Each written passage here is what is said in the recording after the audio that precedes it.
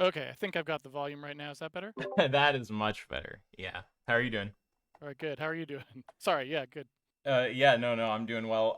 So yeah, I'm not exactly familiar with you, but I mean, I heard like a little bit from Nikula. I think that's how. I'm pretty sure that's how to say his name. I'm not sure, but I guess you do sort of like programming tutorial type stuff. Yes, this is not a topic that I typically would be talking about, but it was by his request. Ah, okay. Yeah, well, yeah, I'm doing a degree right now in software engineering. So I have like a big interest in programming. So that's cool. It's I've gotten a lot of help in a lot of programming discords and stuff. So I appreciate people who put in the time to like teach others that kind of stuff because I've benefited a lot from it personally. So I think that's a good thing that you're doing that. Oh, yeah. Well, I think it's one of those things where it's probably like you guys relate. You have a particular thing that you want people to do or that you think is important, and so you kind of naturally get sucked into things, and then you find that it becomes sort of more of a full-time job, if you will. Yep. Yeah, I totally understand that. Um, yeah, okay. So I guess what's the deal here? We want to sort of talk about veganism. I know that Nicola wanted me to run NTT on you. I'm not sure if you had anything you wanted addressed though.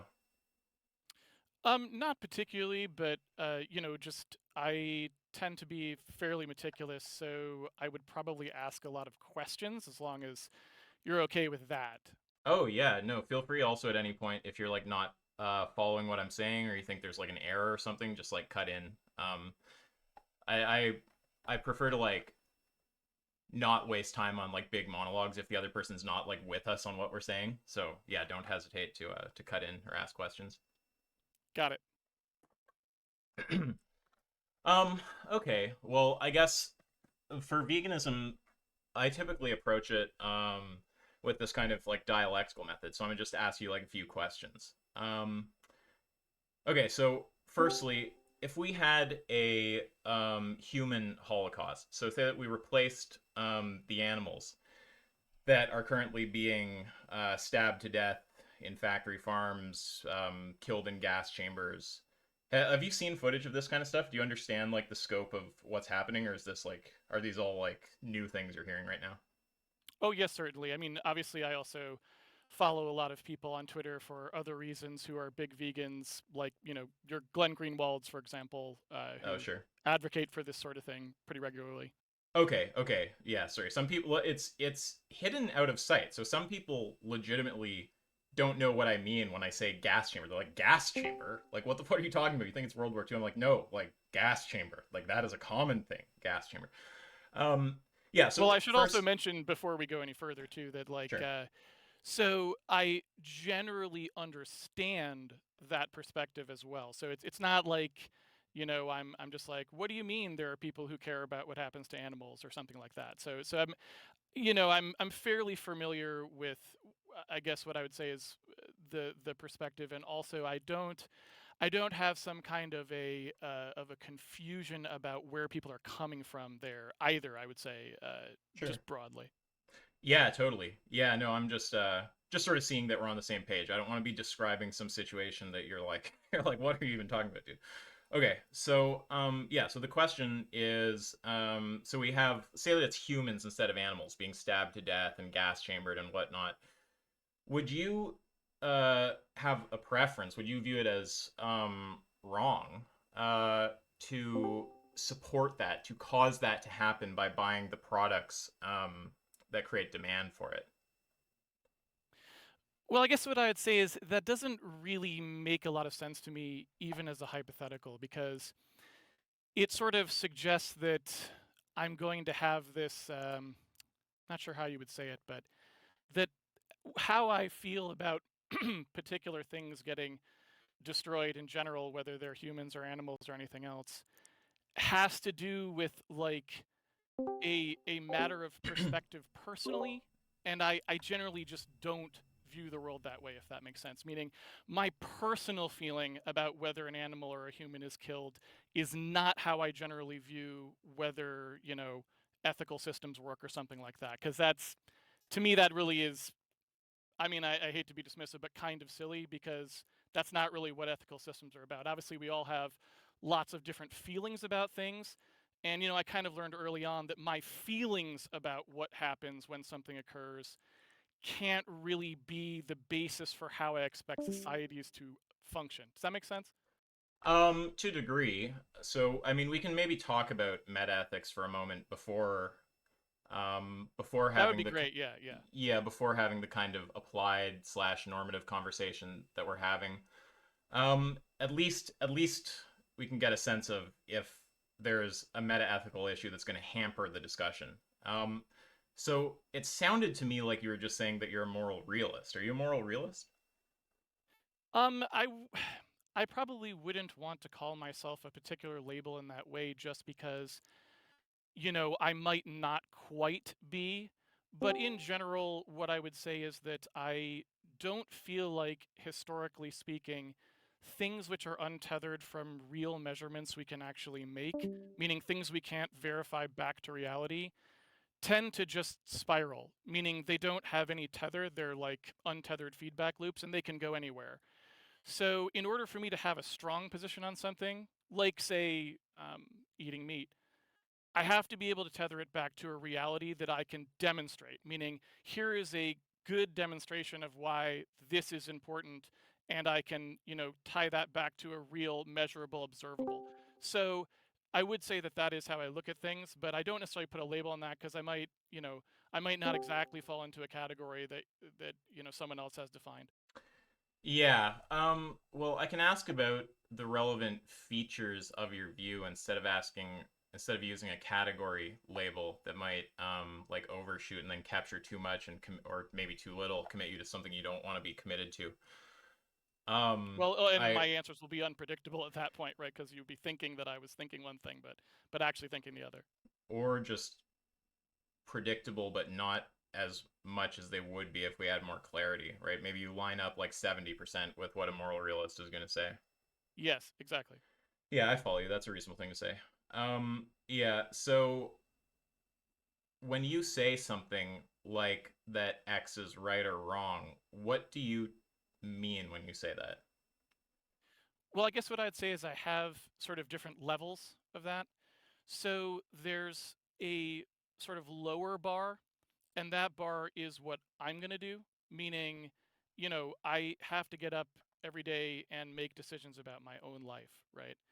And it's important for me to have some way to make those decisions, and maybe some of them can be arbitrary, but sometimes it might matter a lot, and I want to make decisions that I think I'm going to be happy with, right? And so that bar is somewhere, and it's fairly low. But then there's the bar of, like, I'm going to tell someone else to do this thing, right? So, for example, what you're doing right now, or what someone who's I'm advocating gonna cut veganism in might for a want to sec. be. I'm just gonna cut in for a sec. I'm Sure. not telling you to do a particular thing. I have a Oh, I don't mean. preference I'm for what sorry. you do. Advocating for something, like advocating for a particular viewpoint publicly, which I do, right? Not on this topic, but on other topics. Then I need to have some way of basically tying it back to a real thing that I can objectively measure and demonstrate in some way that doesn't require the person to just kind of like accept my worldview and go along with something I say. And so I would say that I kind of have two modes. If it's just, am I going to eat meat or not today, you know it might be easier for me to make a personal decision that I was or wasn't going to do that than it would be for me to come out publicly and start advocating that someone did one thing or another. Does that make sense? Um, I think I am following what you're saying, but I'm not clear how it answers what I asked. Because what I'm trying to understand is Okay, what sorry. you. Yeah. Oh, so yeah, you can. I can also remind you of the question if it's sort of faded. Yeah, so are you asking how I decide personally what I think is right or wrong to do? Or are you asking how I decide if there's something I need to advocate for, like, publicly? Neither actually. I'm asking a semantic question. So I'm asking what you actually mean by the word right or the word wrong.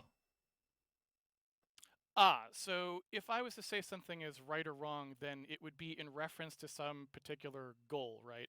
Okay. So first I would define a thing that I thought was important to achieve. Like, for example, an easy one that sort of was maybe precipitated by your question a few times back would be like, I want the human race to continue on, probably, because emotionally speaking, I'm invested in it. I am a human. And so I have perhaps like some kind of a, maybe I have a visceral soft spot for that or something. So maybe I am trying to argue that something is right or wrong. I would first try to state that fact. I'd be like, look, I'm going to say that this thing is the right thing to do, and I think it's the right thing to do for the survival of our species, but I'm telling you up front that the reason I think it's right is traced back to that idea. So if you disagree with me, and maybe you're someone, there's certainly maybe people who think that humans are just horrible or something and they don't want them to exist, Can I cut in, then Casey? they can disagree with me, right? And then I wouldn't disagree with that person. I'd be like, okay, we're not on the same page of what the goal is, so we don't really need to have this. When I say it's right, it doesn't apply to you. Sorry, I meant for people who agree with that underlying premise, right? Yeah, well, I think I agree with the heart of what you're saying, which actually sounds to me like a kind of like relativism or anti-realism about morality, which like that's the kind of view I hold. So it sounds like you're saying when you use moral language like X is right or X is wrong, you're just saying X comports with some given goal. Yes, exactly. Right. And in general, I try to be explicit about those things, meaning I don't try to hide that fact and say that, like, well, I'm trying to tell you that you are or aren't a good person inherently in some, divine way That's right. Yeah. because of this thing, because, maybe we have to pick goals viscerally at some point because, unless you believe there is some kind of a God or some kind of a divine right that you can appeal to, there's not really going to be a way for me to tell you that my goal should be your goal, right? You can disagree on the goal, and then what I say is right really doesn't mean anything. Yeah, I mean the language of picking goals is a bit like I mean I'm not sure if we pick them or if we just kind of get them causally or something. But I agree that's obviously not Yeah, the point of what emotionally you're or saying something. though. Yes. Yeah, yeah, yeah. Yeah, but obviously the point of what you're saying is that you understand moral language in a stance relative way. This is good with respect to this goal set. This is bad with respect to that goal set. So if someone asks you a sort of if someone asks a meta ethical question like which of these two goal sets is the correct goal set, you're going to say that's an incoherent question because the term correct itself is a stance relative term. So if you don't specify the stance, it doesn't even make sense to ask the question, right? Yes, in general, and I would say that this does tend to be something that actually plays out in practice for me in areas I care about, which, for example, in software, Mm-hmm. I'm like, I care about doing this particular thing in software. And sometimes people will tell me, look, they're like, look, I don't care about if the software we deliver is quality software or something. And, the only Right. response I ever have to that is like, okay, I mean, that's a different thing to strive for. And I can't, there is no divine thing I can say that makes it so that somehow I'm right. I'm not, I like, if your goal, if you've already decided that that goal is not that way, then maybe we can try to have an argument about how you got to that goal, and I can try to change your mind about Yes. that. But it's dicey at that point, right? Yeah, but the point is whether you might be able to motivate them to change their goals or to have different goals or whatever, but the point that you're obviously making, at least seems to me, is it's logically possible to have a situation where there's just nothing that can motivate this person. You have separate goals and there's no fact of the matter about whose goals are correct. Yes, exactly. And so, Yeah. I don't try to do that because I don't know. Maybe that's defeatist of me, but it's hard for me in my own head to justify trying to argue with someone once if we honestly Yeah. arrive at the point where I truly believe that they just emotionally don't feel that those goals are correct, then I think that's kind of the end of the discussion. Yeah, no, I mean, I think we agree pretty much entirely about this metaethical stuff. So, given that, and so you got to mute yourself, my guy. Given that, you got that? Okay, yeah.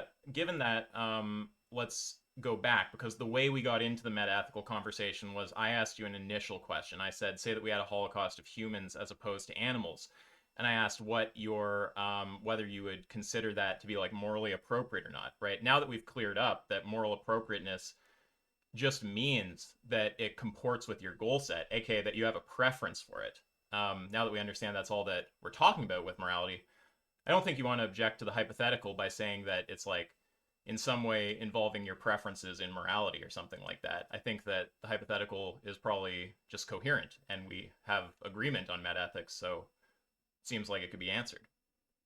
I'm not sure it can, right? Because I mean, I can answer it just personally. I would say like, well, I tend to favor human species. Like, I tend to be a speciesist in that sense, Mm-hmm. because in general, when I look at the natural world, I tend to think that species that favor themselves, it was kind of just a built-in thing. Like, it makes sense to me why that would be, because self-destructing species, maybe they aren't here anymore or whatever. So I am going to be very negative on anything that's about, a bunch of humans dying, because, my first reaction to that is bad for the species, right? Yeah, but before getting into whatever motivates you to have the preferences you have, I'm trying to get some sort of dialectical starting point. So I think that talking about metaethics was legitimate because if I'm asking questions in terms of preferences and you have some different metaethical framework and that's all not computing, obviously we need to clear that up. So I'm not saying that was like an illegitimate path to go down. I'm glad we went down it. But now if we're talking about now what I'm trying to do is just get a few starting points for a discussion about veganism. So the first one I'm not asking you to explain why you have any particular preference or anything like that. We can get into that. I'm just asking, say that we had this holocaust of humans as opposed to animals. I'm asking if you would have a preference against supporting that financially, like paying for it to happen. Well, sure. I mean, and again, I think it would be a much more serious reaction than that, right? Because again, if you're primarily motivated by species-minded goals or something, then we already have things like this where we'll go to war over that sort of thing happening, right? Um, and that's a very natural human thing to do, and humans do it all the time. I mean, sort of what you described is just a World War II thing, right? It's like, I mean, maybe that's not what everyone's motivation for entering the war was on the ally side or something, but certainly that was a big part of it, right? Yeah, but you'd have so to be clear though, but yeah, you'd have a preference against supporting this kind of. In fact, you said it would be stronger than that. You'd have like a very strong aversion to supporting this. You would not be paying for these products. Yeah, I mean, I guess what I'm saying too is paying for products is a pretty strange way to put it too, because again, like if your primary goal is protecting humans or something like that, then you might take even stronger action, right? Sure, but like minimally, you're not going to be paying for the products though. Yeah, I guess I'm just confused why you keep asking about products, because I don't really know why that would be relevant in this scenario, right? Oh yeah, that's totally fine. It'll become relevant. I could explain the whole path I'm going down, or I could just go down it. If you have apprehension about where I'm going, I can take time to talk about the conversation before I do it, or I can just proceed along, whatever you prefer. Your choice. Don't care. Yeah. Sometimes people feel when they're asked a bunch of questions that they're being set up for like the ultimate fucking dunk. And I do have some hard questions, but if there's anything you don't have an answer, you can just go think about it. There's no danger or anything. Yeah, yeah, Yeah. definitely. So, yeah. Okay. So if it's a But I human guess I holo, would ask yeah. again, just for clarity. So why are you asking about financial support as opposed to just in general, right? I mean, it's just to get to an animal question later, or you Um, really care specifically about how someone's financial spending is related to this, as if they wouldn't perhaps be more concerned about that. so for me, it's not that I couldn't just have a conversation about the values. It's that the real thing I'm interested in is whether you're gonna like go and do the action of causing the kind of suffering that I'm concerned with to happen or not. And sometimes what happens is you get to agreement on values, but then someone draws this kind of distinction between like their values and their actions, and then you have to have like another conversation to bridge that. So I just kind of like Ah, to okay. start Uh, from the what all actions right. you'd, yeah. I probably won't do that to you. Well, So no, I don't think people are sure. always being bad faith. Some people are definitely being bad faith when they do it, but some people just have a separation there. It's the same reason I start by asking about preferences and then just clear up the meta ethics if we need to, because if I ask initially with moral language, it often people have different meta ethics, and then there's people objecting, like I'm assuming moral realism, and then I have to explain I'm actually an anti-real. It's just you have a conversation a certain amount of times, and you know certain standard places where things happen, and you just kind of do little preventative measures. Yeah, very reasonable. I can see as how as a first time participant in a conversation like that, you'd be like, why are you doing that particular thing? But yeah, that's like the kind of reasoning. Okay, yeah. So then I guess so yeah, you would not be buying this stuff. You wouldn't support. You have a preference against it if it were a human holocaust. So then the question is obviously presumably you're not vegan. Right now with what we're doing to animals, you do support it. Yeah. So, and again, I think that I can be pretty clear on that point as well. So, I'm perhaps, and I wouldn't even really complain if someone said this person is too human focused, because, that's a fair criticism. And, all I can say is, like I said, my preferences, that's how I read the world, is that, like, species survival is what's important to a species and what motivates them. And so that's kind of just where I lay on that line. So I do actually have some problems with what you're talking about. Not the way you're talking about it, but I mean the situations you're describing. I have problems with them myself. Mm-hmm. And the reason for that is because there is a certain amount of overlap between a human-centric point of view and a broader point of view Thank about you for animals and calling it animal broad. suffering. Thank you for calling it broader instead of animal centric. I appreciate that. It's a Well, very I'm assuming frequent you guys straw don't man hate there. humans, right? I No, mean, but there's a lot of okay. people who come in and start saying stuff like you value humans more than animals, your view is animal sense, weird shit like that. And it's like, no, I value No, no, humans no. more, Yeah. just don't want to kill the animals. No, I don't. I don't consider that at all. And in fact, we can talk about that later. I hope we get to talking about pets, for example, at Sure. some point, because I think that's a good place where I can explain exactly why I use the term broader, for example. But Sure. Some um, vegans have insane views on pets. I'm not, for the record, going to give you crazy views on pets, so I might be a letdown there. Not going to give you crazy views on pets or raw food diets or, there's like a handful of like meme vegan topics that are silly. well, I guess I kind of meant more actually in the I probably agree with some vegans on certain things about pets, though, Mm-hmm. or vegetarians on pets, for example, where, a typical thing would be like, well, why don't you eat your pet? Or why, like, and I Sure. have Oh, okay, very sure. specific thoughts on that, for example, but we can Right. go there later. Anyway, Okay.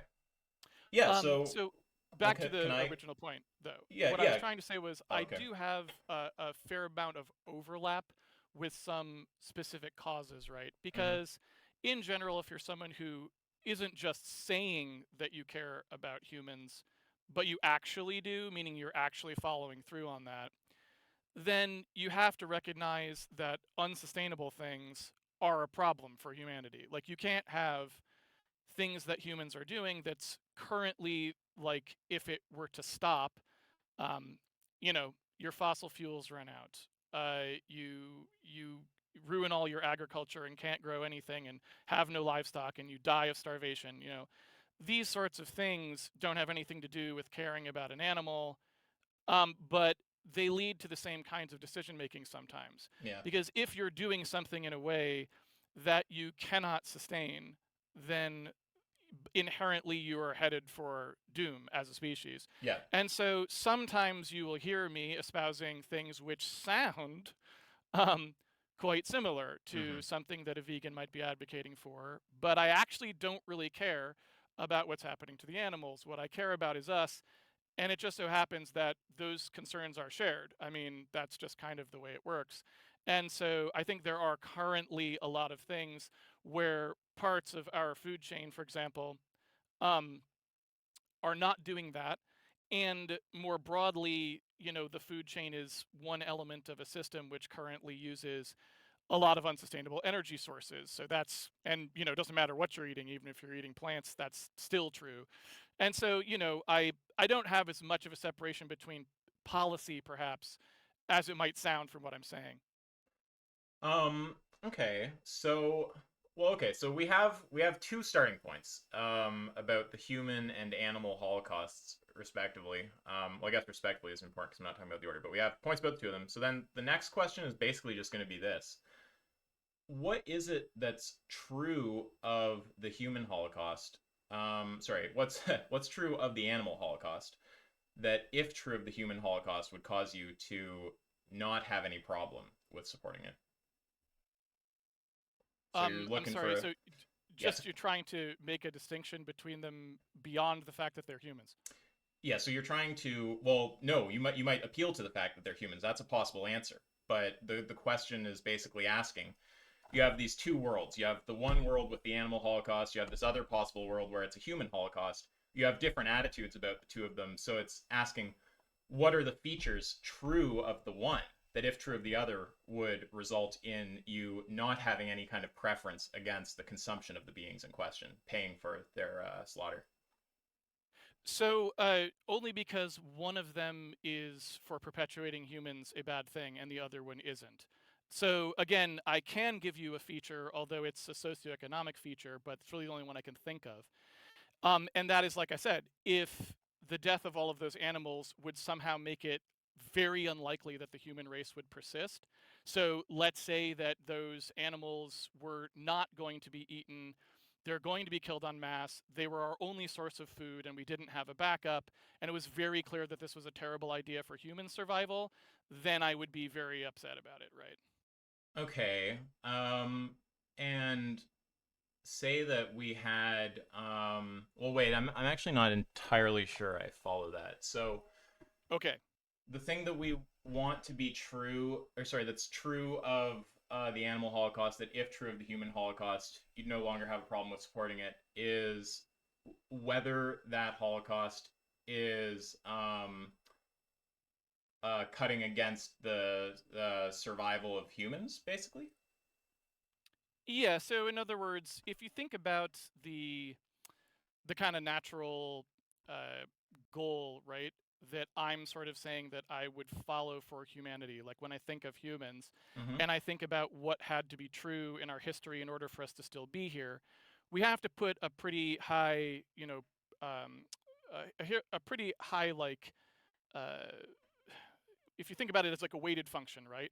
We're weighting our survival very heavily, right? We're going to do a lot of things um, to make sure that we survive, and we're not going to do a lot of things maybe to ensure that some other thing survives, right? So, we're not necessarily, if we're out on the plains and, I don't know, back in the woolly mammoth days or whatever you want to make up, we're not doing a lot of work to make sure that other animals from that time period survive, but we're sure going to do a lot to ensure that we survive.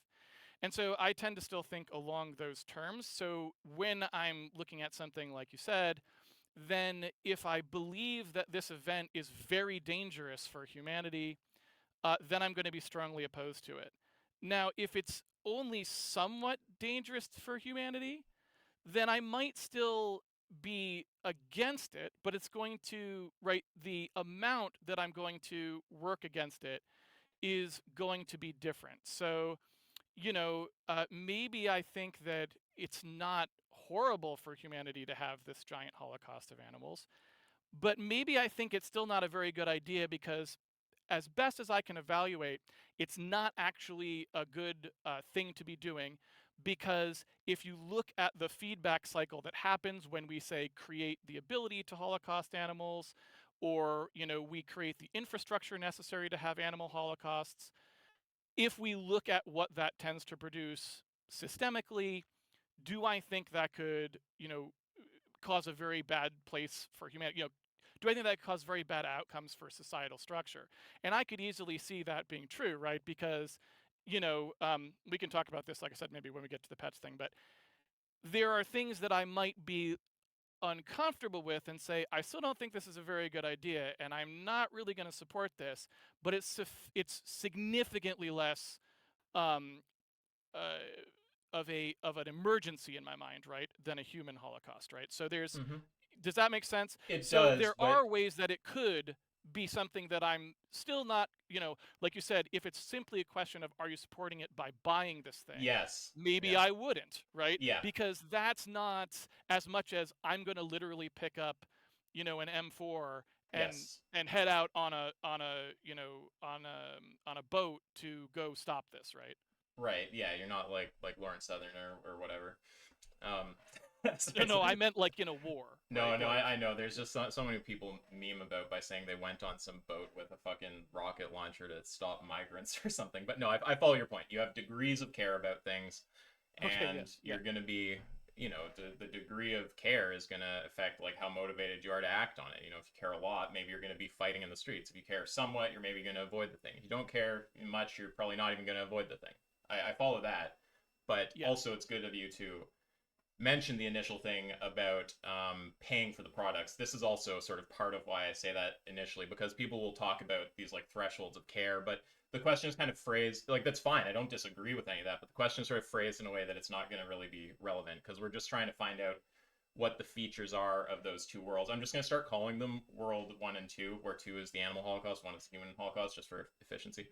Um, we're trying to find out what it is that's true of World 2 and not World 1, such that if true of World 1, your preference would cross the threshold into being against supporting the products to a degree Yeah, that you and I wouldn't kind of already support answered them. this question a Yeah. little bit, right? Because some of the things I said before are actually already answers in a way too, right? So when I mentioned the overlap I have, for example, with things where if somebody is trying to um, push for sustainable agriculture, and that happens to include things like the way that animals are treated being changed, then I may support that, right? Because when I look at it, I'm like, this is a more sustainable thing.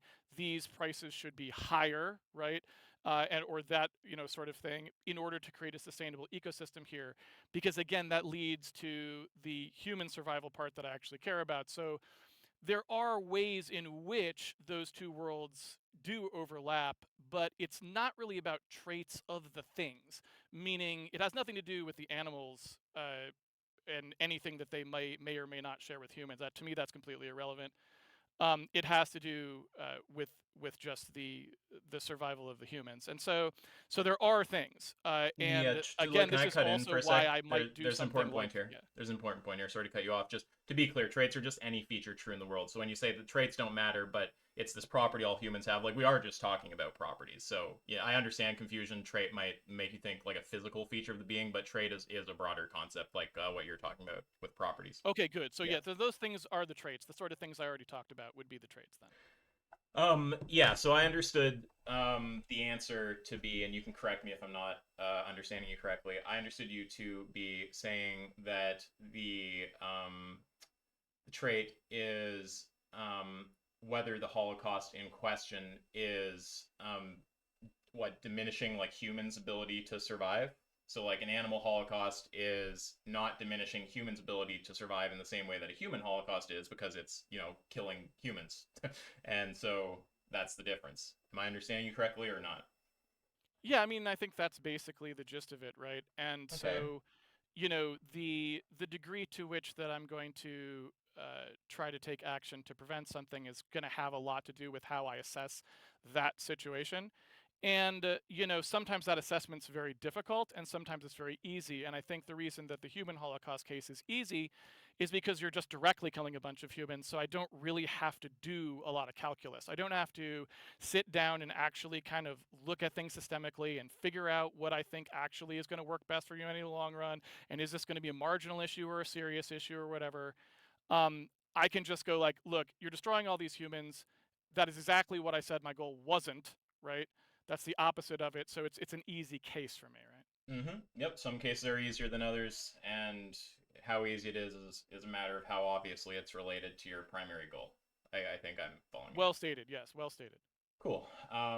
Yeah, so I guess the follow-up question would be, say that we had a bunch of schmoomins, which are they're going to be like hypothetical beings that are identical to humans subjectively, so in terms of their conscious experience, and almost identical physically, save like some minor genetic variation. But it's the kind of being that you would not actually be able to tell whether it's a human or a schmoomin by looking at it or by being it, because the subjective experience is the same, right? So if you were in a schmoomin, if you were a schmoomin, you wouldn't actually know. But there is, in fact, a difference. They aren't literally the same thing. There's some small genetic difference that we're not currently able to detect. If there were a schmoomin Holocaust, would you be paying for those products? So that's like an intermediary world between the two worlds that we talked about. And we've adjusted the property that we had to about the first world, right? There's no longer this like danger to humans happening. Humans are fine. It's a schmoomin Holocaust. So would you support that? So I guess I would say that it's kind of a hypothetical that doesn't really make any sense. So, Can I you ask know, something before you proceed, just to help frame whatever you're about to say? When you say does, absolutely yes. yeah, and please cut in on me too. I don't mind, but sometimes it's useful. When you say doesn't make any sense, are you saying it's logically contradictory? No, I'm saying based on everything I've said so far, I'm not sure why you would think my answer to that isn't going to be exactly what it is. Um, Well, that's because different. It's so wait, just to be clear, it is a logically. There's not actually any problem with it. You're just not sure why I'm asking it or why I would expect a certain response. But there's not some kind of logical problem with what you're being asked, though. no, I mean it doesn't make any sense from my worldview, right? And you can kind of know that already just based on what I've already said. Sorry, just to be clear, when you say it doesn't make any sense, you mean you don't understand my motivation for asking it. It doesn't make any sense if I try to interpret it, right? It's like you're talking to someone who's saying they want things based in reality, and then you've asked a question about something that doesn't exist. But when you say I'm trying to understand what you mean when you say it doesn't make sense. You're not saying So, it's logically contradictory. Are you saying it's like physically impossible or something? no, I'm saying it's not grounded in a reality that I can evaluate because I don't have, like, that's not a thing.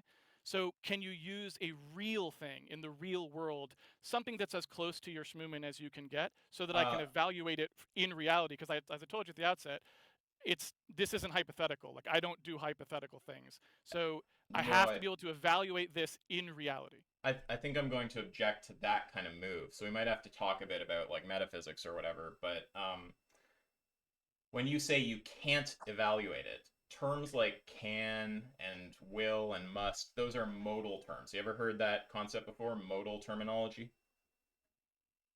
So, I'm assuming it doesn't mean what it means in my world. I mean, unless your world just happens to contain the whatever the standard definitions in like modern analytic philosophy are, probably not. But if it Yeah. does, then yes, maybe it is like No, your go ahead and define world. them first, just so I know. Yeah, so basically modality, it's basically a schema with respect to which we cash out modal terms like can, possible, necessary, must, will.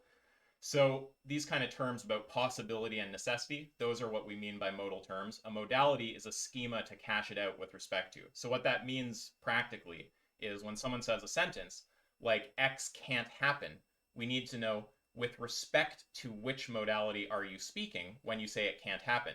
Does the can there cash out as it's logically impossible, as in if this thing were to happen, there would be a logical contradiction? Does the can there cash out as physically impossible, as in if this thing were to happen, there would be a violation of one of the laws of physics? So the main modalities that we talk about are logical modality, where something is possible if it's non contradictory and impossible otherwise, and physical modality, where something is possible if it's consistent with the laws of physics and impossible otherwise. And then crazy people talk about metaphysical modality, but that's just spooky and weird. Does that make sense? It does. So um, let me try to be as specific as I can. Well, can I ask a question to help you be specific about the right thing? Because when you said I can't Sure. think about the hypothetical, what I want to ask now that we kind of share a basic understanding of what I mean by modality, with respect to which modality can't you think about the hypothetical? Are you saying it's logically impossible for you to? Are you saying it's physically impossible? So what Or I'm are you just saying saying you is don't that, want to? Which I'm not saying to be rude, but are you just saying I don't want to think about a hypothetical? oh, I was definitely going to give you an answer. Yeah, of So course. what I was trying to say though was, so when you are talking about when you're talking about something that's grounded in reality, Mm-hmm. details matter. So you have to know everything about this. You're introducing, I think you call them schmoomins. Yes. You can't simply say, well, there's these schmoomins. They suddenly, what, did they just appear? Did they warp in from another planet? Did they co evolve with us? Are they from the same planet? What's our evolutionary history?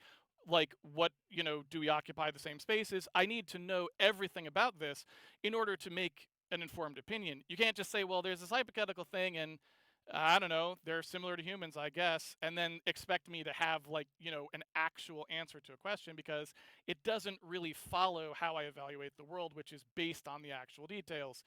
So we could talk about the Schmooman Holocaust, but you'd have to basically spend, an hour laying out for me all the things so I can say, do I think that this is important for our species survival or don't I? And my answer might change dramatically depending on some of the things that you tell me in that story. When you say that I would have to do that, what modality are you speaking under?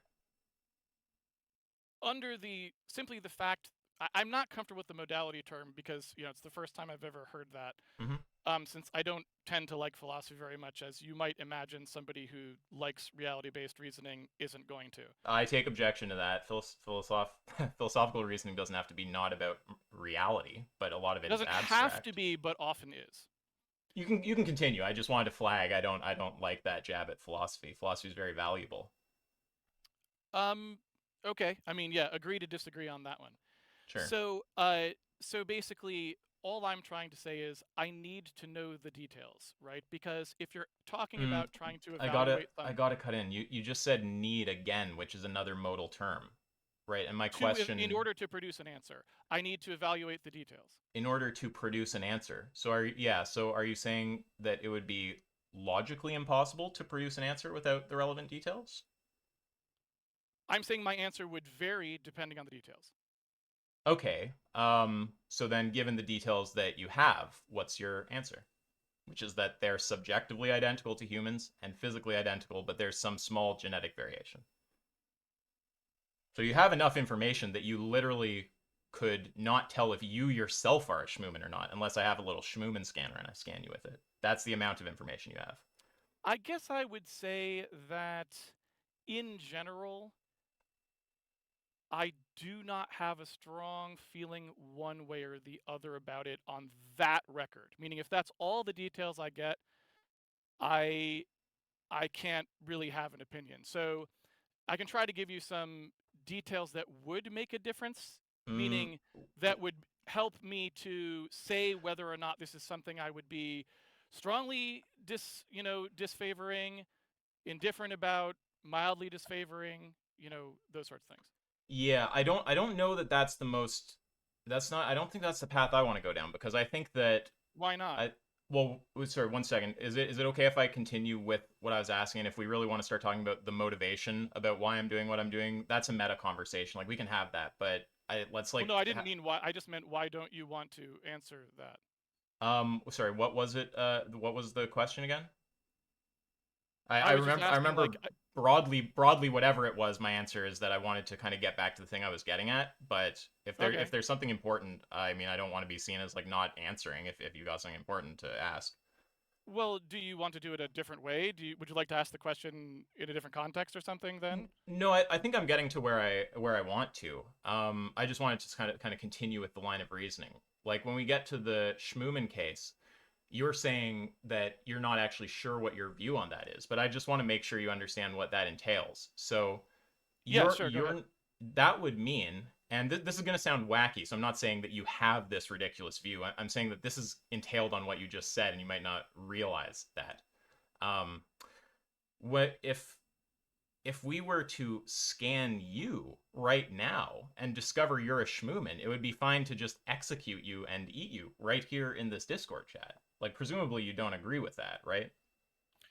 Well, again, this is why I say the details matter a lot because, for example, just to take that hypothetical, um, so if you asked me, would you like to set up a system whereby we scan humans or sorry, we scan anything that could be a human or a schmooman, and then we just execute them? Would you be okay with that as a social system? Obviously, I have a bunch of objections to it. Now, I have a bunch of objections to that even without the schmoomans. Meaning, let's say we make the case much stronger and we say, we are going to scan humans and we're going to find humans who have a gene that is linked to being a rapist and we are just going to execute them. Well, I have a huge problem with that, right? And we could go into why I think courts of law are valuable or all those things or things like that.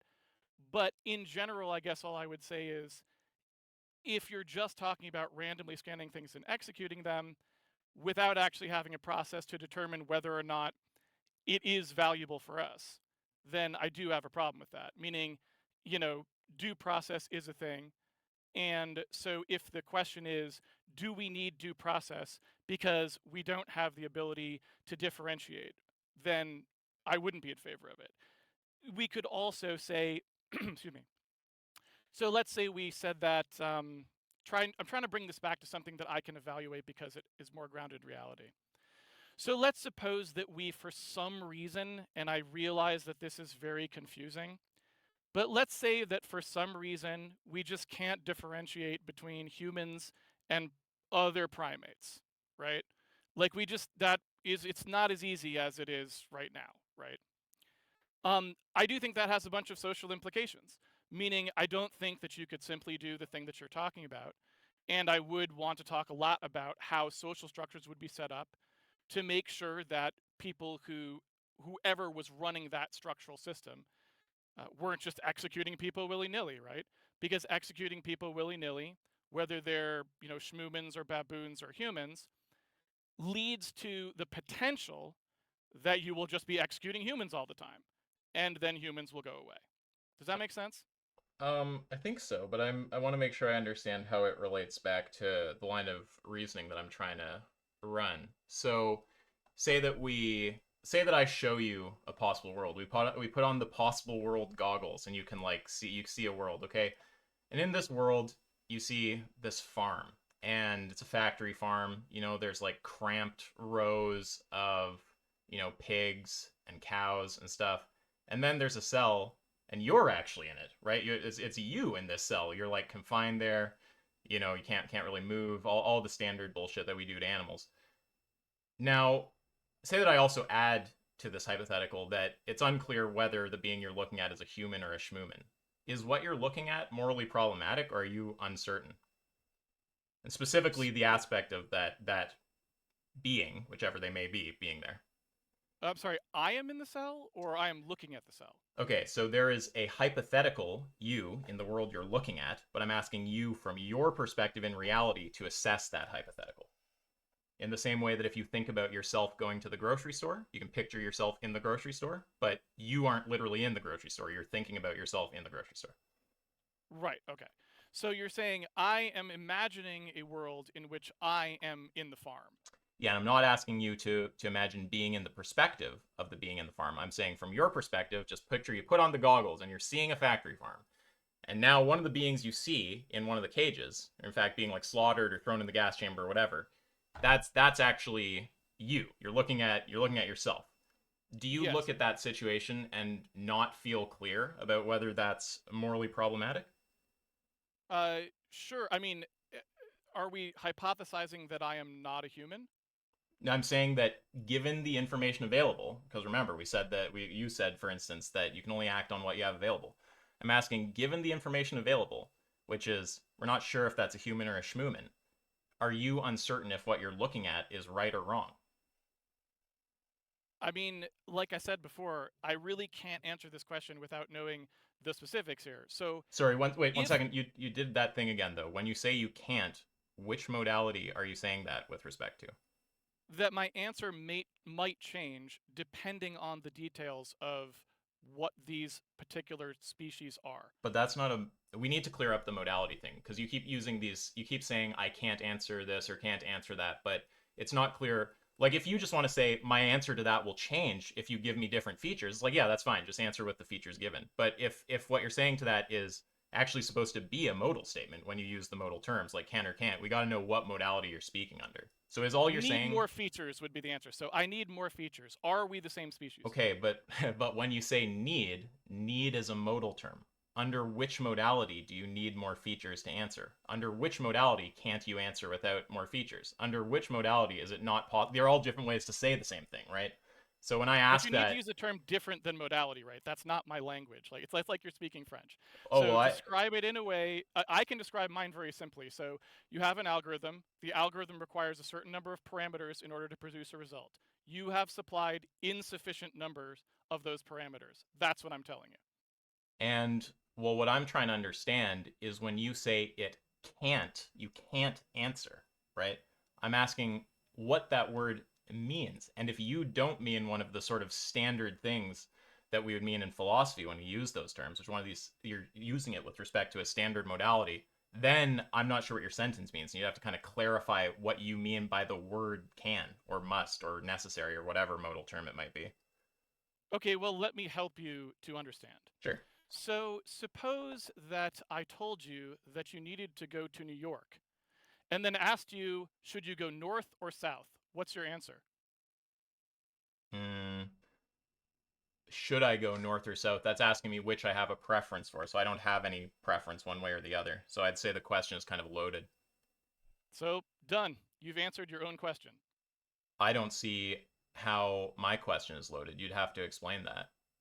Because you haven't given me the information I need to give you an answer.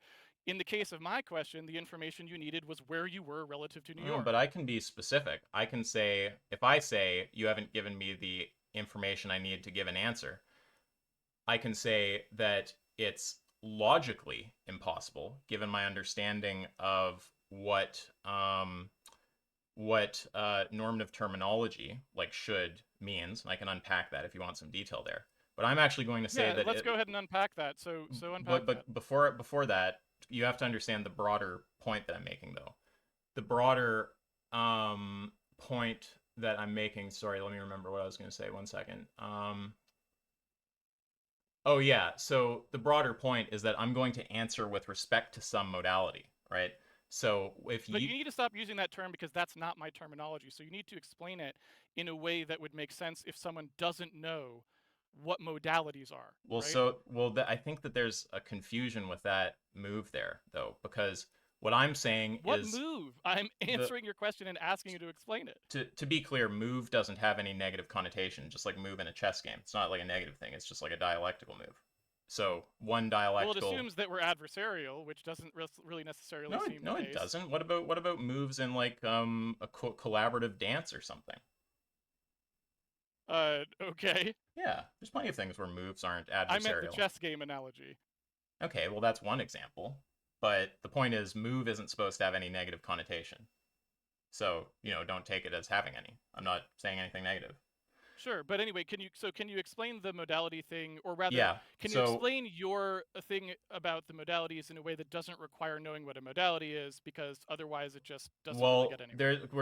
we're getting a little explosion of questions here. So just one second. So there's one question about how I'll say that it's logically impossible to answer that.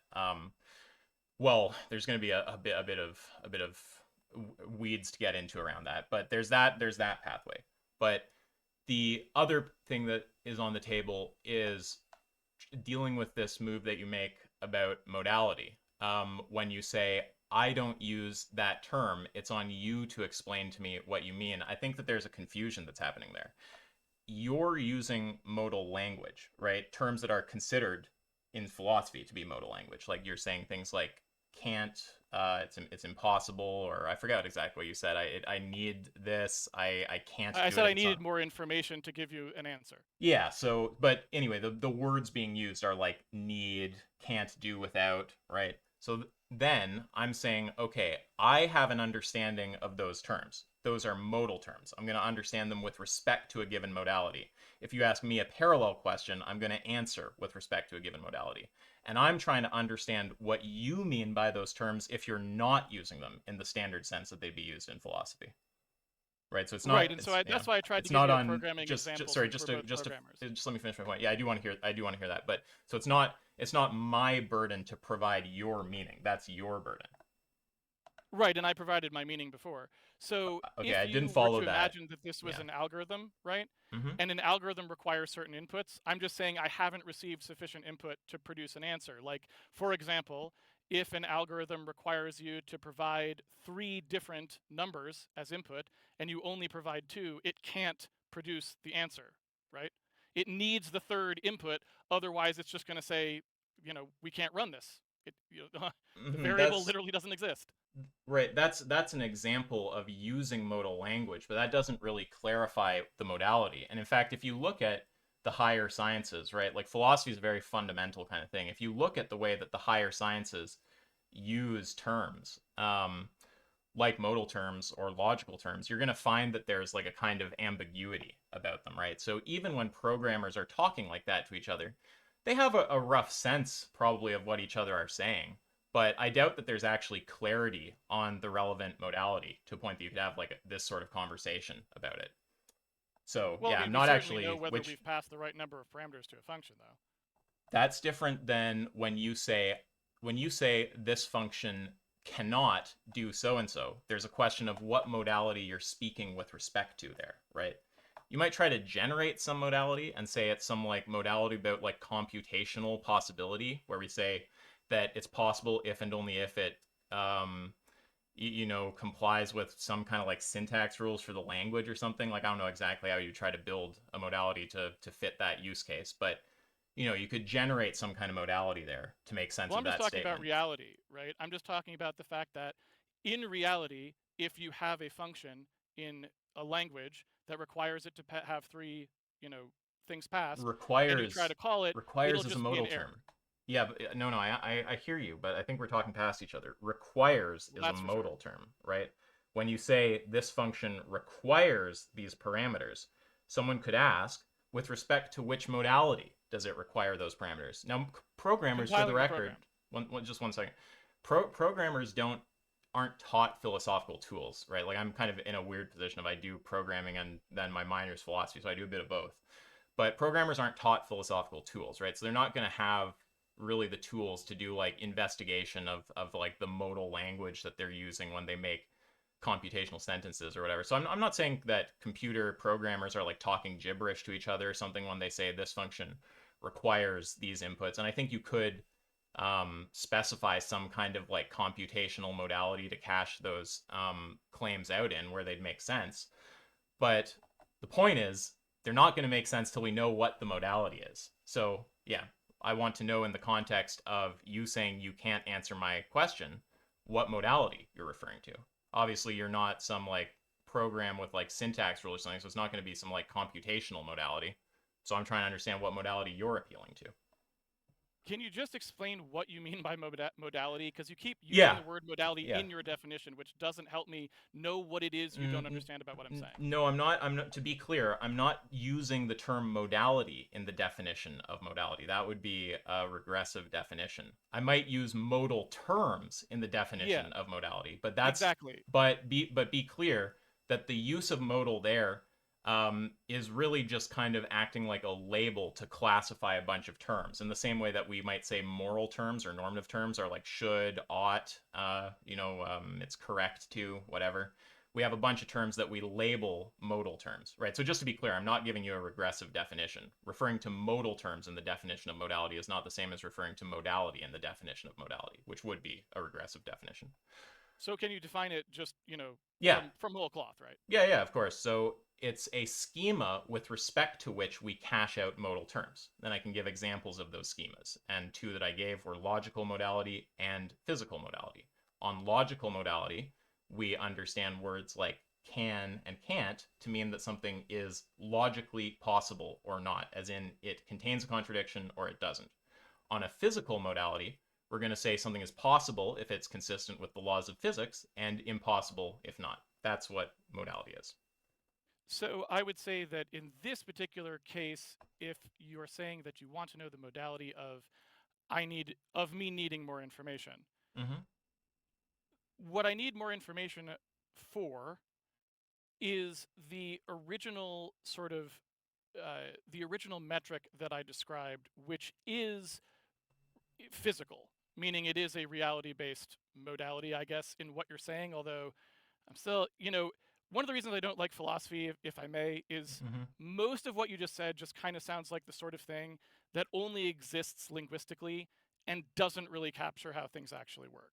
So we can avoid having that argument because it would go on forever.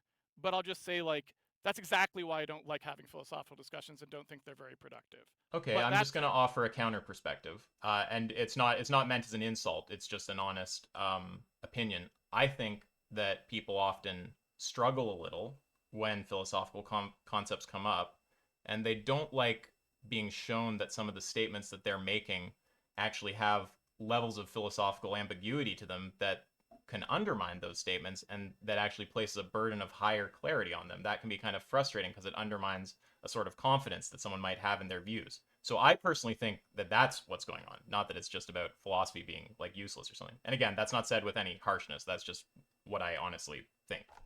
well, I So do that's find it just my insulting, counterpoint. but because it assumes that somehow measuring things against reality is not as good. as philosophical terminology, which I fundamentally object to, right?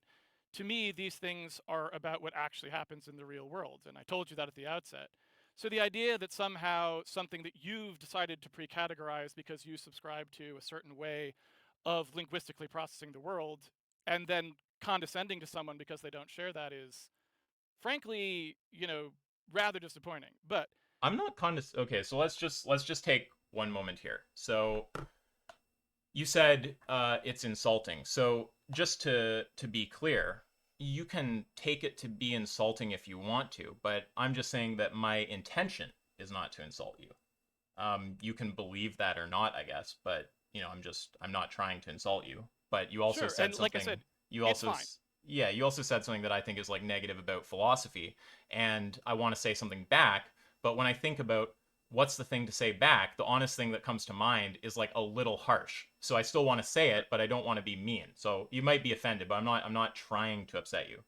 totally fair, and we can Yeah. ignore that, right? So just it's fine. Um, So and then the other was condescending. I don't like, the thing is, once these words enter, people get on the wrong page and it can hamper the discussion. So to be clear, I am kind of taking a view that there's like a level of like not understanding on your part that's happening here. And you can disagree with me about that. You can think it's on my part and we can disagree. But me voicing right, that honestly is not, again, like you can say you interpret it as condescending, but it's not, there's no intention to condescend. That's the important thing is I want you to understand my intention is not to okay, condescend. I'll take it. All right, that's cool then. I Yeah, appreciate that. like yeah, I might So randomly take it as condescending when you start invoking programming concepts I don't understand, but like I wouldn't, right? I would, yeah. oh well, I'm happy to try and explain them as Me best I me can too too, though. right? I am too. Yeah. I'm the same with philosophy. Yeah, okay, but as long as, okay, so the intentions are good. We're not, there's no bad intention. Okay, So so yeah, yeah, but back to the original thing. sure. So what I'm trying to get at, and I guess I'm just missing where I'm not connecting. Hmm. So that's like, yeah, I'll try one more time, but it's obviously not satisfying. So, Hmm. um, Can so I if try I'm, to offer some clarity to because I think I know what's being Let's I think I let's know what's let being got at by both. Okay, well, I just let's let him speak, but just for the record, C. Muratori, that's Avi. He's like a vegan medical doctor. He's a smart guy. I would consider him like a reasonable person to involve if you want to hear from him too. If it's overwhelming, you can obviously say you want to stop hearing from him or something. But after you I was complete your just going to point, give an account. I was just going to give an interpretation of what I think he's saying, and he can sign off on that or not because I well, think if I he if understand what he he's saying. yeah, if he wants you to come in, sure, no, sure. that's totally fine. Yeah, go for it. Yeah, from what I think he's saying is when he invokes the term need, he's actually not referring to a modal claim in the way we would use the term. In the dialectic that just happened when he says, I need this XYZ, I need more information answer, I think what he's just trying to say is that my answer would depend on a clarifying question. Yeah, but I Avi, don't did you? think he's using, yeah. But I suggested that as an interpretation earlier. I don't know how much of this conversation you were here for, No, no, That but is I that is heard what I that. was I saying. heard you suggest that. Yeah, but I heard you suggest that, but it didn't seem to. It didn't seem to. He didn't latch onto that, but I still think that's what he was saying. okay, yeah, because obviously I'm saying what I need is to understand what's meant by the modal terms. Mm-hmm. Now, if they're not being used in a modal way, if in fact all you want to say is when I say that you need to give me more information, all I mean is that my answer might vary if further facts are given from the Uh, answer that I'd give based on the current facts. But that's, yeah, that's fine if you but want to take, I yeah. literally said those exact words. I said my answer might change based on the details. Yeah, I am aware that you said that, but I want to know if that's what you mean when you use modal terms. When you say I can't answer. That is what I mean, yes. I Okay. mean that I would like additional details so that I can give a correct answer based on the information. Yeah. Okay, so under that pathway, the follow up is just given the details that you're aware of, which is that this is a being that is physically identical to humans, save some small genetic variation, and subjectively identical. You look into the Holocaust goggles and you see yourself in the cage. The question is, are you looking at something that's morally wrong or not? So we are the same species. When you say small genetic variation, you mean, you know, the there that we interbreed and have children and such like that.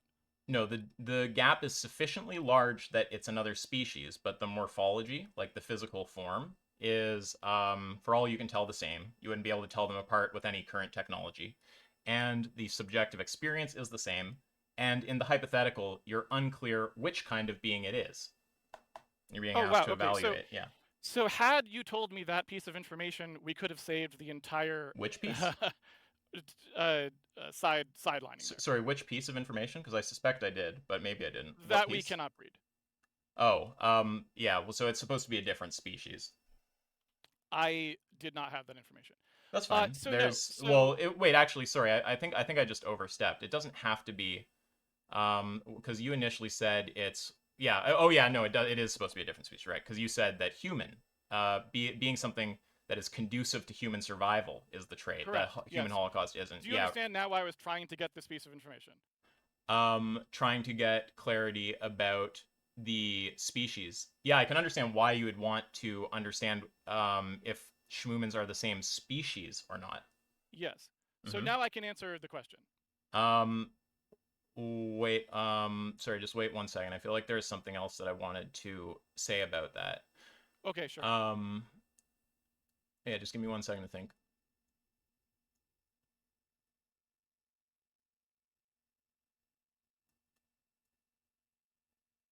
Right. Yeah. So no. So I just want to be clear that I still think the majority of moves being made there were like not legitimate, right? So if you say there's actually some feature that I'm not clear about in this situation that I need in order to that I need in order to, sorry, let me just think about how best to say this. There's an answer that can be given at a certain level of clarity without knowing every detail about a situation, right? You don't know how many like hair follicles I have on my head or something, yet you can still probably answer moral questions about me, right? Right, So yes. the kind of thing broadly that I'm resisting is some like weird pressure to like add characteristics to the situation that like I really don't need to in order to, like, I want to know, given this particular set of characteristics, what your answer is. Now, if you actually say there's something in this particular set of characteristics, the set under consideration, that I'm unclear about, that's a reasonable thing to say. But that wasn't obvious to me. It was sounding like you were saying that you need further data under the assumption that we both had a mutual understanding of the current data, right? But if you want to say it's not that you Right. needed further data, it's that the current data that's supposed to be on the table, we're having a misunderstanding about what one term means. That's a reasonable thing. So I just want to distinguish those two so it's not seen as if I just wasted time for the last like half hour, because the first is illegitimate. Misunderstandings happen. So Totally. yeah, it's not a waste of time either way. You thought you had to do what you had to do, right? So Mm-hmm. okay, so I think I have all the information that I actually wanted now. Sure. So this gets into basically what I would call something that is. And thank you, Avi. I appreciate that. Yes, actually, thank you very much. So this gets into sort of, I guess what I would say is a two-part answer. So the actual answer to whether or not I have a problem with a species that is similar to ours but not the same species being treated in this way is that I don't have a problem with it if it was actually some kind of a guarantee that that was only happening to that species. So in this case, I might actually have a problem with it. And the reason is because I don't know, or can't think of offhand anyway, what kind of social structures we would be able to create to avoid people effectively killing humans by claiming they were schmoomins. Does Let this me make just sense? it does, but it's a very standard thing that sort of again, not like condescension, but that sort of people who don't do philosophy will do, which is start adding like a bunch of pragmatic details that aren't like really necessary to answer the question. Like we don't Well, it's very important to me though because it's a real thing, right? what specific part of that were you saying is important? So there's a concept. So Because can I just, sorry, I should have finished my point. Because the thing is, you're saying like, well, we have to think about like the social structures that would result if we had like a particular world like this. But the whole idea with philosophy and hypotheticals is just like hold everything else constant. So don't assume that there's any like weird downstream consequences. The rest of the world is identical. It's just the particular features we're talking about are what's different. well, right. So can you just, in that case, in order to proceed on those grounds, Sure. can you go ahead and warrant to me that basically this cannot then in any way affect humans. Oh yeah, it's just stipulated in the hypothetical. Great, then yes, no, it's not a problem.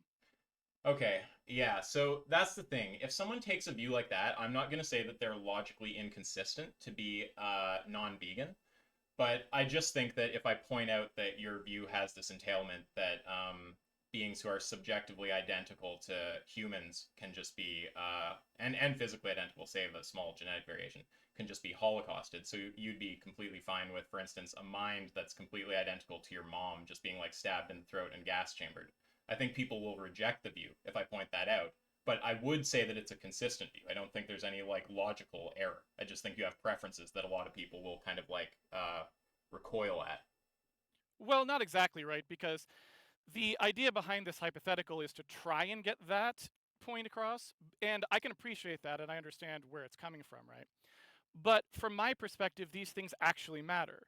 Meaning, the reason which I gave you why I wouldn't actually do that in practice is specifically because you have a moral hazard. The reason that you don't do this is because if you were to actually have a system where you could do such things, they would easily be turned on your own species. Mm-hmm. And this is, in my opinion, again, because we don't know, in my opinion, this is specifically why we have evolved to treat things that look exactly like us in a specific way and things that don't in a different way because of exactly that moral hazard, right? So it's not actually a view that someone would recoil at, I don't think, when explained properly, because the idea that you are species affinity or that you have a certain species affinity and that one of the big ways you do that is by identifying whether or not something is that species or not is a crucial part of humanity. And trying to reduce it to some kind of a gotcha question like that is, not I really going take to work on objection. me. I And I take don't think it would work on that many people either, right? one second. I take objection to the idea of gotcha question. Not only did I make it clear at the start that I'm happy to lay out my whole methodology before going into the conversation, right? Which is literally the opposite of a gotcha. It's like here I'm offering to explain to you the end point of my reasoning. That's the opposite of a gotcha, right? Now you might say it's a thing that when you answered, that answer is very likely to make you look bad. And that will probably persuade a lot of people. That's fine, but gotcha implies something underhanded, right? It's not underhanded to just honestly tease out the consequences of a view. And just to be, Well, just wait, just sorry, just let me finish. yeah, Just sure. just to be clear, and this I want a quick answer to because I just want to continue, unless the answer is no, in which case we'll talk about it. You don't actually think I've made any logical error in my reasoning with you here, do you?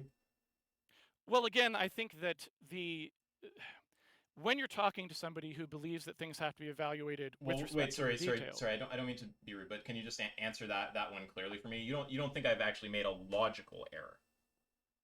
I think you have made an error in what I would consider reasoning. But if you're just talking about like pure logic or something, no, I understood the questions as you asked them. What's the reasoning error that I've made? Well, I explained it. I think that there is a actual reason in practice why people would not adopt that scheme, which I explained, but you wanted to reject it. Like you had to pre-reject it basically because you needed me to answer something without the context, What do you right? mean pre-reject? And I'm not sure I understand the reasoning error here. So I wanted to give you a complete answer, which is that in general, I don't care what happens to that species, but I do actually care about the problems that we would have creating a system in which we did exactly what you just said. Mm-hmm. But you wouldn't accept that as my answer, right? You forced me to give a different answer by saying you can't add any context to this thing. Yes, we do want to right? get clarity without the what we would call like pragmatic hedging, basically. That's But it's right. less clear, right? It's less clear No, answer because you didn't accept my full answer. no, it's a clear answer to the question that's being asked, right? You're answering a different question about how do you act in a world where the hypothetical is like different, right? Where there are downstream consequences, right? That's a different question. But So, then you're using people's reaction in the real world to that, meaning you're not similarly constraining the people who are having a reaction to it to have to constrain their answer to your weird hypothetical world. They're having a real emotion in the real world that you set up by having a fake world that doesn't really exist. Do you see why that's a problem? No, I'm not sure that I see the problem there. Sorry. So I give a hypothetical, and the hypothetical is just designed to see what kind of position you affirm. Yes. I do want to talk about the whole the move of talking about the downstream consequence, but I just wanted to deal with the like reasoning error stuff because I don't think I've made any reasoning errors. So to be clear, yeah, I give a hypothetical. That hypothetical is determined to designed to tease out a certain feature of your view. But what's the reasoning error? So the reasoning error is that you're assuming that people's reactions or the way that they would feel about things would be the same in that hypothetical world as it is in this world, which I am arguing they wouldn't. Sorry, would be the same in the hypothetical world as the real world. What do you mean by that? So in other words, when you create a hypothetical world and Mm-hmm. you're basically saying, okay, I won't let you Oh, give oh, a sorry. I complete. think I understand. You mean Okay. sorry. Just I think it clicked into my head. You mean that there's hypothetically a Holocaust, and if I tell someone about the hypothetical Holocaust, they'll say what their reaction would be, and that reaction might actually deviate from what they would, in fact, in reality, do if there was a Holocaust. Is that what you're saying? No, that's not what I'm saying. What I'm saying is Okay. that you're hypothesizing a world in which we have these uh, creatures that are humans and then creatures that are schmoomans, right? And they can't interbreed, but they look the same, right? That's what was the hypothetical, if I understood you correctly, right? Is that the hypothetical? Yeah, it's a different species. So if species is Right. defined with respect to interbreeding, that's going to be, yeah, different. Yeah. And so that world doesn't actually exist. If Mm-hmm. that world did exist, what I'm telling you is the way that I would behave in that world is I wouldn't be okay with the Holocaust in that world because there is no way to create a social structure that actually allows that to happen without endangering humanity greatly. Wait, But okay. you wouldn't let me give that answer, and you then made me just have to say, Yeah, okay, if you could guarantee that it would never harm humans, what would your answer be then? right. And my point is that world doesn't exist. There is no world in which you could somehow guarantee that it doesn't affect humans. So when other people Well, yes, hear there is. that, Sorry, yes, there is. You can say what's that world? it's just stipulated in the hypothetical. It's a condition for the hypothetical. Right, but I'm saying that world doesn't exist in reality. That's right. And what's the And reasoning so there? that's why I'm trying to say that people then have a reaction to what you say based not on as if they could put themselves in that actual hypothetical world and live there in a way that they have lived through an entire history of human evolution where humans were not in danger from that kind of social behavior, they wouldn't have the same emotional response. Yeah, I'm not That's asking. your reasoning I, problem, right? I don't see the reasoning here, and I'm not asking them to do that if I understood you correctly. I'm asking them with their current preferences, which were shaped by being in this world, to evaluate that world. Right. And so let me go ahead and maybe I can ask a question here that will help Well, wait, clarify. I'm pressing you a bit on something because you've made a claim that I made a reasoning error, and I'm saying I'm not convinced of that. Yes, I want to ask you a question to illuminate the reasoning error. Sure. Why do, like, take it as a given that most humans do not feel comfortable seeing other humans die? Mm-hmm. Why? Some complicated causal reason about like evolution and culture and stuff. If we lived in a world where humans could not die, would they have that same emotional response? I'm not sure, but very possibly not. That is what I was trying to say. But what's the reasoning here? The reasoning error is you hypothesized a world in which humans could not be affected by Mm-hmm. the kinds of behaviors that would very clearly in the real world lead to their harm. Meaning, Mm-hmm. in the real world, if we really did imagine we had schmoomans, right? Mm-hmm. If we really had schmoomans in the real world, there's no way we could possibly set up a social system in practice that would somehow not harm humans, but that would allow schmoomans to be harmed. Well, not quite. When you say there's no way, again, that's like modal kind of talk, presumably. It Well, is. I couldn't figure out a way to do Yeah. it, let's say. So if you Yeah, sure, asked sure. me Yeah. to do it, right? Mm-hmm. And so humans, their emotions are based on those truths. It's Mm-hmm. based on the fact that human evolution has already easily determined that we can't do that, right? So the reasoning error is you're saying that people's emotional response Mm-hmm. to what someone would do in the human schmooman world is valid, What's is valid mean not there? true. What's valid Is mean a there? valid emotional response to this hypothetical world I when don't- they have not evolved I in don't that know. hypothetical I don't know world. what you mean by valid emotional response. What's that mean? Because you're telling me I made an error of assuming that it's a valid emotional response, whatever they're having into the hypothetical world. But what do you mean by valid? What I mean is that if you are forcing someone to answer a hypothetical question, Well, just to be clear, by forcing, all forcing means here is when you give an answer that's not the thing I'm looking for, I just say, I mean this question. This is what I'm trying to get an answer to. Just to deal with that language. 'Cause forcing sounds very like invasive. well, it was because I gave an answer and you said that I couldn't answer that way. Well, if you didn't give an answer, you gave an answer to an adjacent question. This is not the same question, right? Those are two different hypotheticals. The world where you don't have any downstream effects and the world where you do or may. Those are different hypotheticals, and hence you're answering different questions. Yes, but look at what you said when I finally answered the question the way that you had wanted it phrased, right? As opposed to giving the more complete answer. What you said was Wait, that sorry, you did not. I object to that terminology, more complete answer. I don't mean to be rude. It's a non-answer. It's answering a different question. It's not a more complete answer. It's just answering a question I'm not asking you. Well, either one. So, okay, Well, there it's were an two important questions. difference. There were two questions. Yeah. There were two questions, right? Mhm. And the second question, the first answer goes to the first question, second question goes to the second question, let's say. So the answer to the second question, how did you respond? You responded that you thought my answer was very logically consistent, yes? Mm-hmm. But your objection to it, or I shouldn't say your objection, but what you suggested other people's objection to it would be, was emotional. It wasn't logical. You said that they would feel, I guess you can recharacterize your answer. So I think they what will. was I what think they will not share your preferences and will probably be kind of like revolted by them. Exactly. So that's an emotional sort of revolted, right? Mm-hmm. And what I'm saying is the reason that that is true is because they are having that response in the world that does not protect humans the way your hypothetical says that they will be protected. Do you understand what I'm saying now? I understand what you're saying, but I don't understand how there's a reasoning error. A reasoning error is something like you said something false, you said something contradictory.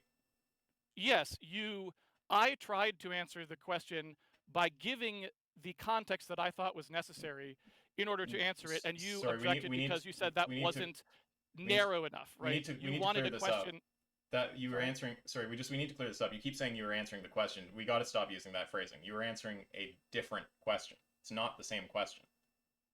But it was, right? Because No, you were asking you how just I agreed would. they were different. There's one question where the hypothetical has no downstream consequences, and there's one where it may or does. Those are different questions, not the same question. Well, the question is how I would behave in the original situation, and I tried to give an answer that said what I would do in both cases, right? And I gave you both cases, not just one.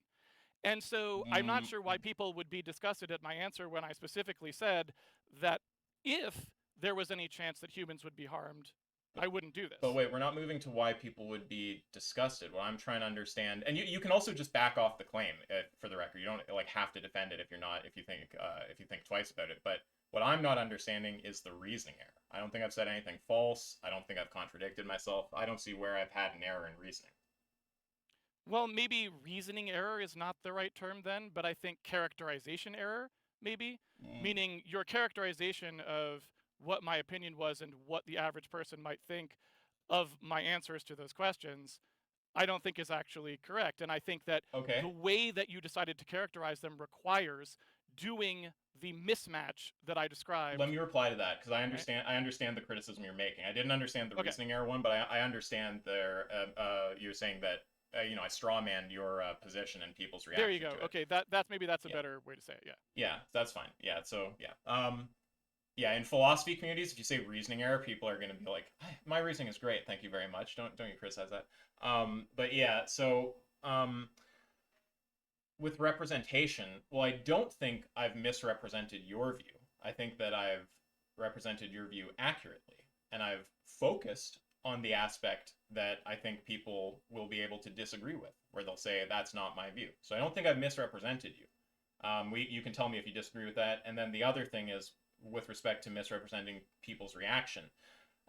It's possible. I could be wrong about how the typical person would react. So I'm not going to say that I can justify this claim. This is my suspicion.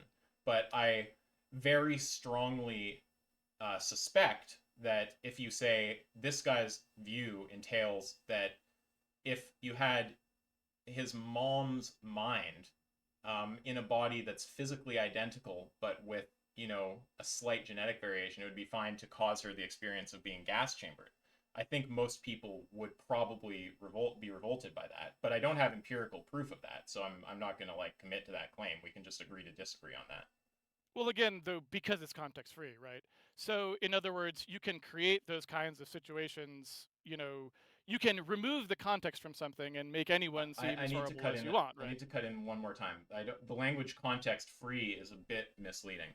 It's giving a specific context. You're giving a different one. So I'm giving a context where I think people can tell that your view is saying something that they're not going to agree with. You're giving a different context where it's saying something that seems a bit more agreeable, right?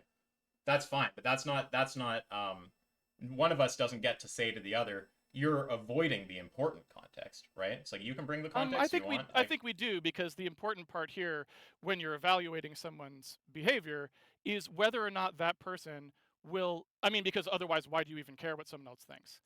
You must need to. You must want to assess them based on whether you think they're going to, cause problems for society or do something bad. No, no, That's why you're going to evaluate, right?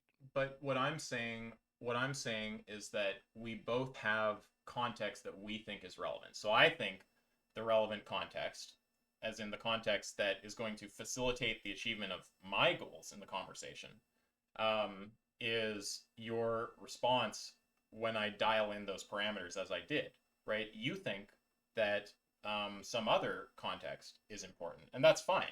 We can disagree about what we consider to be important, right? Maybe I'll phrase it this way instead. We can disagree that each other are focusing on the important thing, but we don't get to say the other guy is leaving out context, right? That sort of assumes, well, you'd have to explain what you mean by something like that, but I don't think something like that is going to make much sense when we cash it out. I think we're just focusing on contexts that are relevant to the two of us. No, I think it does matter. So, for example, Well, what does it if you mean then before you say why it matters? I don't even understand what you mean when you say leaving out context. What does it mean to leave out context, if not just to not focus on the context you're focusing on?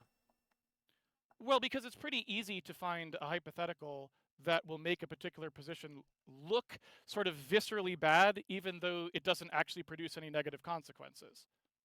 But when you say that you're leaving out context, what is that supposed to mean? It's supposed to mean that you are trying to contextualize someone's opinion on something, ergo, how they would behave in this particular case. And so, if they would never actually behave this way because they already gave you the full explanation of how they would reason through the situation, but you were like, well, assume that none of the things you care about will actually occur in this hypothetical, then of course you can make someone's position seem extreme because you've removed the parts they care about, right? And the reasoning, the reasons they make moral choices. It's kind of like, if you just said, well, give me all the things that actually you care about and why you wouldn't harm another person. And I said, well, pretend none of those matter. Of course, then you're going to say it, right? Because it's, at that point, if you're honest intellectually, you would have to say, well, then I would harm the other person because you just said that none of the things that I normally are the reasons why I won't do something can I use. Make What's sense? yeah, I'm gonna raise the same criticism, but Avi's giving more commentary here. Why not just say, I suspect that most people would be revolted by your view, even if they were told it only applies with your stipulation, they would not have downstream effects of harm to humans. Yeah, I mean, I agree with that too. But yeah, sorry, just to return to what we were talking about. No, I'm just objecting to the language of leaving out context, right? Because it just sounds like all you're saying is that there's context that's important to you that I'm not mentioning. And if that's all you mean, that's fine. But yeah, leaving I out mean, I has think this that's like sort of what I mean, because the that's point fine, here is, but you understand leaving out has like it implies an error. Like if I told you, "Hey, you're leaving out the context," right? Because you're not talking about this case that's of interest to me. That seems like it would be kind of unfair, right? Like you're talking about the case that's relevant to you. It's not that you're like, you're not doing anything like unreasonable.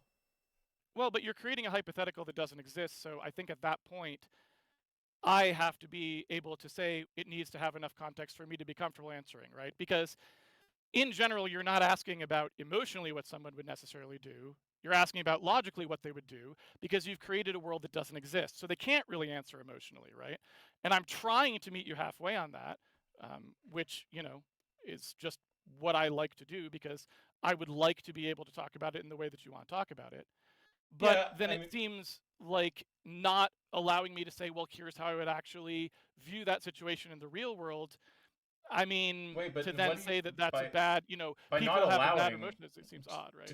I'm just objecting to your language because your language keeps framing me with the connotations of the terms in a weird way, like not allowing. By not allowing, do you mean just saying that's not an answer to my question? I'm asking this question? Because see, Yeah, I mean, because yeah, because I not don't really think allowing it's a. sounds like I'm possibly sounds domineering, and it sounds like I'm missing something that's like really important, right? Yeah, well, I mean, I wouldn't say that you're missing something really important or anything. I'm just saying that No, but it's a to me, I connotation. thought my answer was quite complete, but It's you not an didn't. answer. Wait, sorry. Well, to We need you. to no. It's we need to agree this is not an answer, right? If I ask you about situation X, what would you do in situation X? And you say, well, in situation Y, I would do so and so. That's not an answer to the question that was asked. We both Well, agree it's about not that, an right? emotion either. So, in other words, my argument to you I didn't. is the same Wait. Sorry, thing. just one second. I didn't ask if it's an emotion. I'm just asking you to agree with me that that's not an answer to the question that's asked. You're answering a different question. In exactly, I agree to that to the same amount that I would say that it is not fair to characterize someone's emotional response to an arbitrary hypothetical question as a real emotion. Sure. I don't but just to be clear, I'm just kind of asking you like a yes no. Like you There agree, isn't a yes no answer to that question. you're not sure, you don't think it has a yes no answer whether those are the same question? You Yeah, don't think because a there's a fact of the question, matter?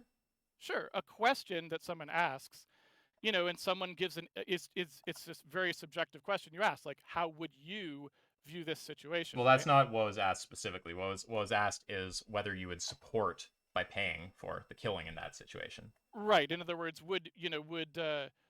how would you behave? If I say, would you go to the store and get Oreos if there's no chance of anyone mugging you? And would you go to the store and get Oreos if there's a 99% chance of someone mugging you? Those are not the same question. Those are different questions. Right, but my answer may be complicated. They may not be That's yes or fine. no, That's fine. right? But you agree those are different questions. So that's what I'm trying to get a concession on. Well, I'm trying to highlight something that I feel like you keep actually avoiding, honestly. I hear you trying to highlight something, but you have to appreciate it's a tiny bit frustrating to me because I'm trying to get a concession on a very obvious point. These are not the same question. I just want you to agree to that. I agree that there are two different questions, Right. certainly. I mean, Okay. one has So the follow up to that. Sorry to cut you off, but the follow up is so you were not answering the question. You were answering another question. well, If I can give again, you a formal argument, if they're different questions, right? If they're different questions and you answered the one but not the other, then you didn't answer. I would Yeah. ask you why that was important, right? So in other But words, that's a different question. What I'm trying to get is just for you. So you've agreed they're different questions. Now we're just one step away. I think it might just be resistance around like not like wanting to say well, that you are not I agree answering or they're different something. questions. What I'm asking you is And why does further, it matter but to there's a you further that point. they are different questions? There's a further point. Well, I mean, actually, that it gets at the further point.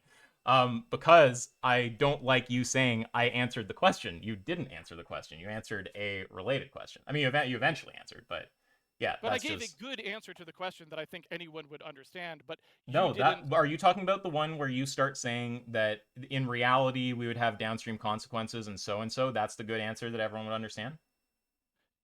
Yes, and the That's not reason an why answer. No. That's not an answer to the question. That's an answer to an. can I finish, please? Yeah, that's not. Yeah. So the reason that should have been sufficient is because in theory, right? So let me talk about a couple of things that you know happened so far.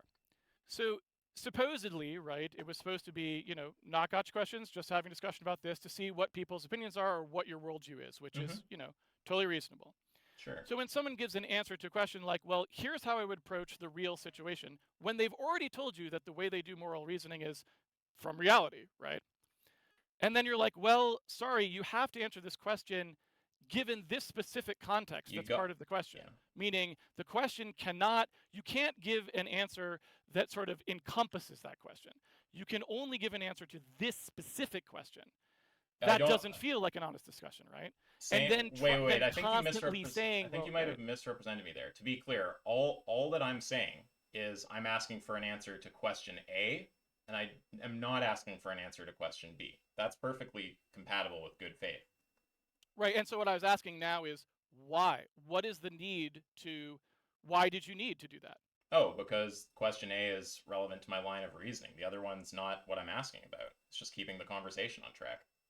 So why wasn't the first answer relevant to your line of reasoning?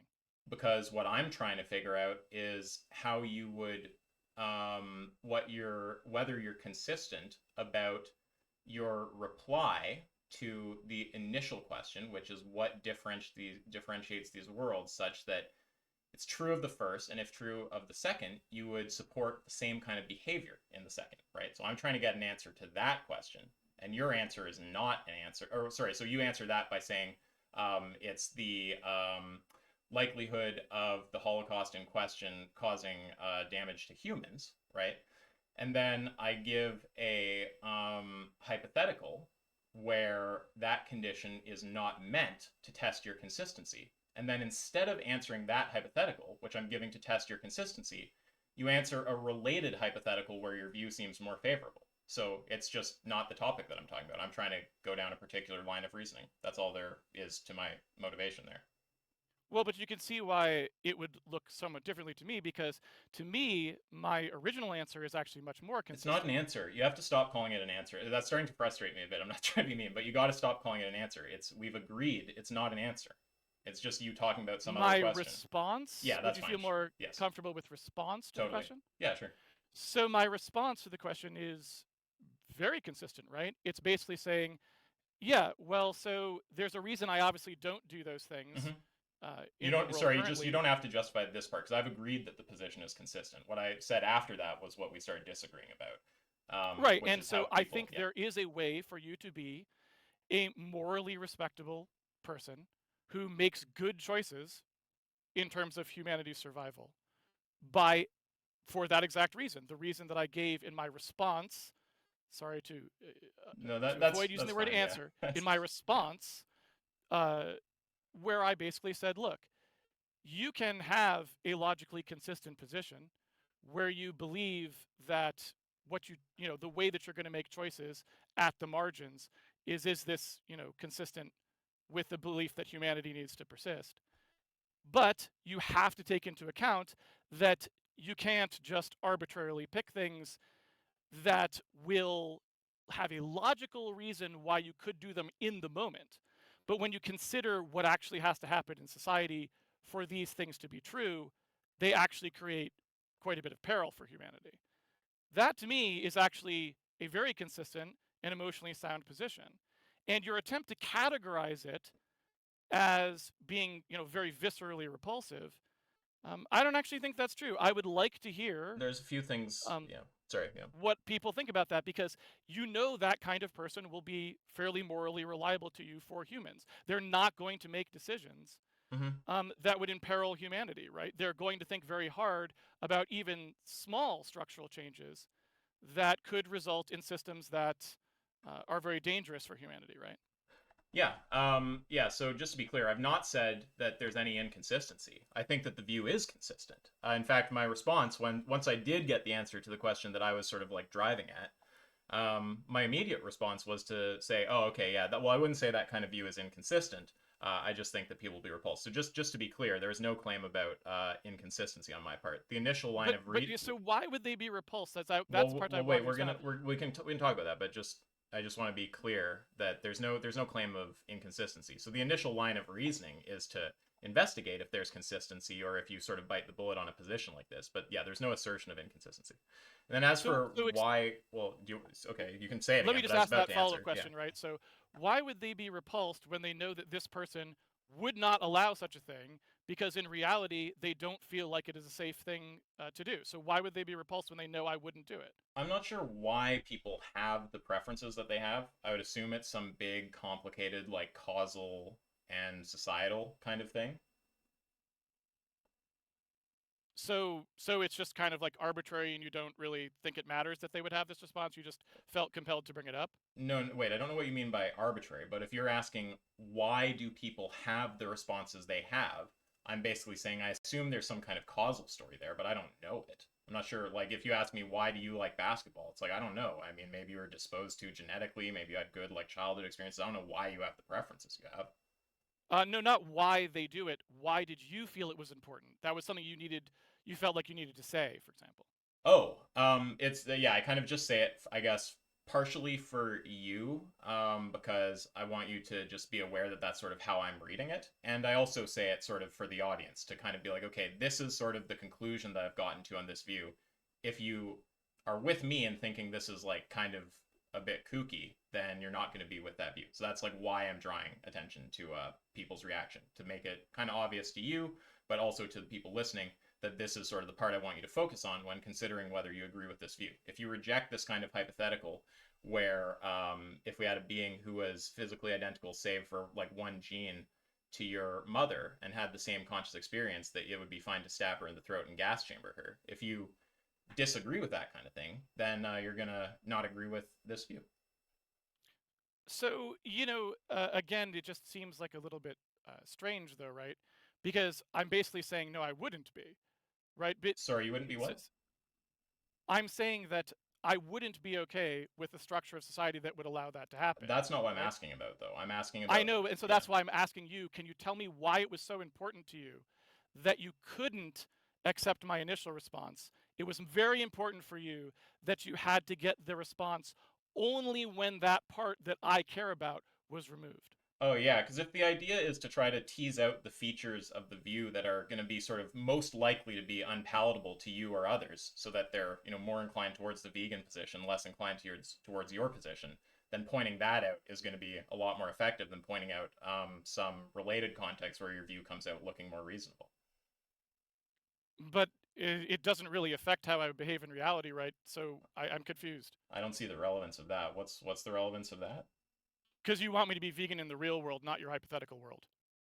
I'm not sure I see the relevance of that either. Like, what wasn't the original thing you asked me? Why didn't you ask me why I'm pointing that out? Why is it important for me to point to get an answer to the question as I phrased it, and not your slightly different question? Yeah. So the question was, Do you get why my did you reasoning? want to point that out? Can And your can answer to that question yeah. was because you felt like maybe that would, be something I would reflect on. You But or since the I already said I audience. wouldn't, To be clear, sorry, what? to be clear, you or the audience, right? Not just you. You might be immovable. You might just genuinely be a consistent anti-vegan who really does hold values like that.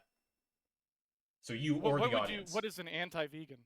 Oh, not non-vegan's fine too. Just someone who's Oh, okay. logically. There's a lot of people who are not vegan who aren't logically consistent and do crazy mental gymnastics, and then there's people who are not vegan who actually legitimately bite the bullet. I don't know you well enough to know which you really are, but Well, my answer yeah. was very genuine.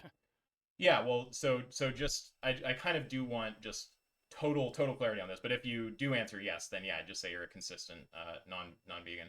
When you picture that hypothetical world where there aren't downstream consequences, but it's the same mind. Mentally it's identical. This being remembers raising you, this being remembers like giving birth to you and loving you and all of this stuff. They have the exact same mental experience, and you have these like perfect clones of like everyone you care about. Do you think really that it's fine to stab them in the throat and gas chamber them?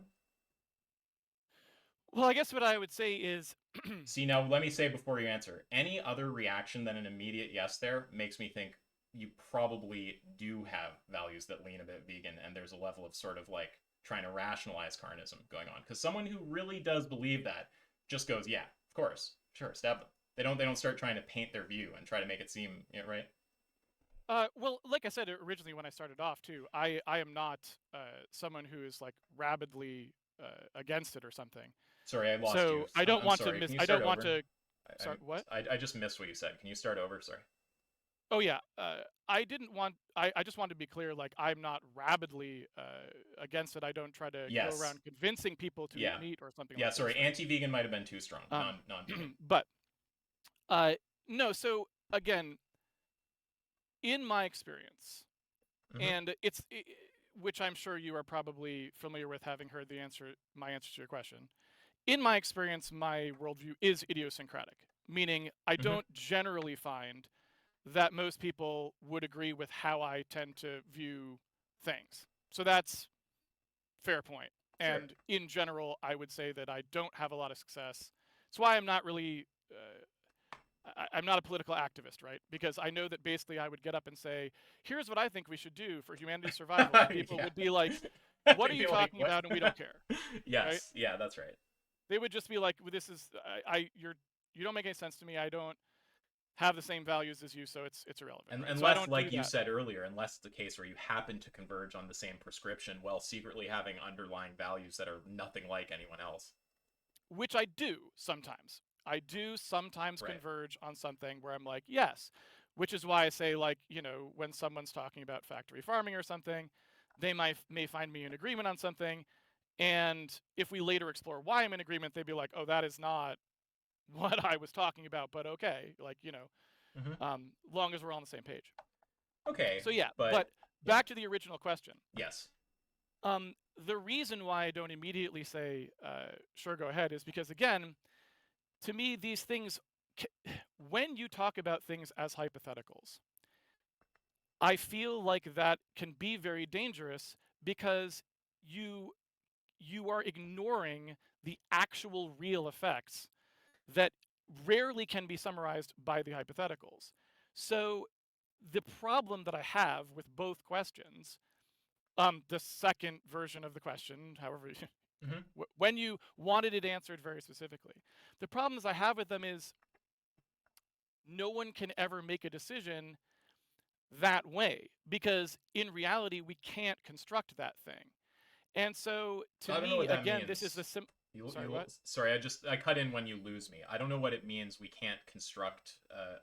What did you say there? We can't construct that concept. We can't or something? produce that hypothetical world. What do you mean we can't by validate? Yeah, so like when you're somebody who believes in that things have to be validated in a real way, right? In a reality-based way. I don't know. Sorry. That's just there's like multiple terms coming up in this particular part that are like all like I would need to unpack like reality, validity, what kind of things we're checking for validity of. So this line of explanation is gonna get heady here. Yeah. So when I want to try and come up with how I'm going to act in a real situation, not a hypothetical one, let's say, I try very hard to consider the details of that. Sure. There are a lot of them, right? And they're never a hypothetical. A hypothetical eliminates most details that are actually important. And I believe that this is true in programming as well. It's probably why I have this opinion, is that you can't just look at the high level. The low level is what actually matters. And so with questions like this, it's like, well, first of all, I can certainly tell you that emotionally, you can watch a television show where somebody is, killed or tortured or something, and you can have a very strong emotional response to that and be like, oh, that's horrible, right? Even though it's not actually happening. It was something that was created for television. And similarly, in a hypothetical, you're trying to say, well, what about these sorts of things? What if we created a world where X? What if we created a world where Y? And I can appreciate why the way you look at the world, those things are relevant, meaning you believe that to actually be getting at some truth that is important to you or important to other people. I get that. But it doesn't for me. The specifics that would actually have to occur in order to make this situation real, meaning in order for me to actually have to experience this in the real world and make a real decision, which is the only reason why we're having this discussion, is what would my decision be, right? Would I support it or not was example, right? So it's a decision I'm making. It doesn't really work, right? These hypotheticals don't work because they're not taking account of the parts that are how I make decisions. They've basically removed the information I make decisions on, and they're asking me to make decisions about things that are not what I make decisions on. Does that make more sense? I mean, I understand what you're saying, which is that in the real world, you consider a range of factors which aren't like laid out in the hypothetical, because hypotheticals are often kind of simplistic and focus on certain features that are important, to the reasoning at hand. Like I understand that, but I don't understand how it undermines anything I've said. Like, I mean, my point is just your view commits you to the like. I mean, actually, we still haven't totally gotten clarity on this. This was the question that I had asked. Without hesitating or starting talking about the reason why you answer like you answer or whatever, there's a world of minds that are identical to the minds you love, right? Your mother's mind, the minds of your family. If you have children, there are minds identical to your children there. These minds can't tell they're in some parallel world or something. It's just the same mind. All the memories of being your mother and giving birth to you, all the same experiences. The question is, do you think it's fine to stab those beings in the throat and gas chamber them? Well, I mean, at some level, you kind of have to be, unless you're sort of assuming there is a world in which, we could never go to war with these things. We could never, like, we would have to somehow also posit that it's a world of universal peace and there's never, right? I mean, are we assuming all this is all just you're just doing it for um your own amusement, basically? Like they're kind of like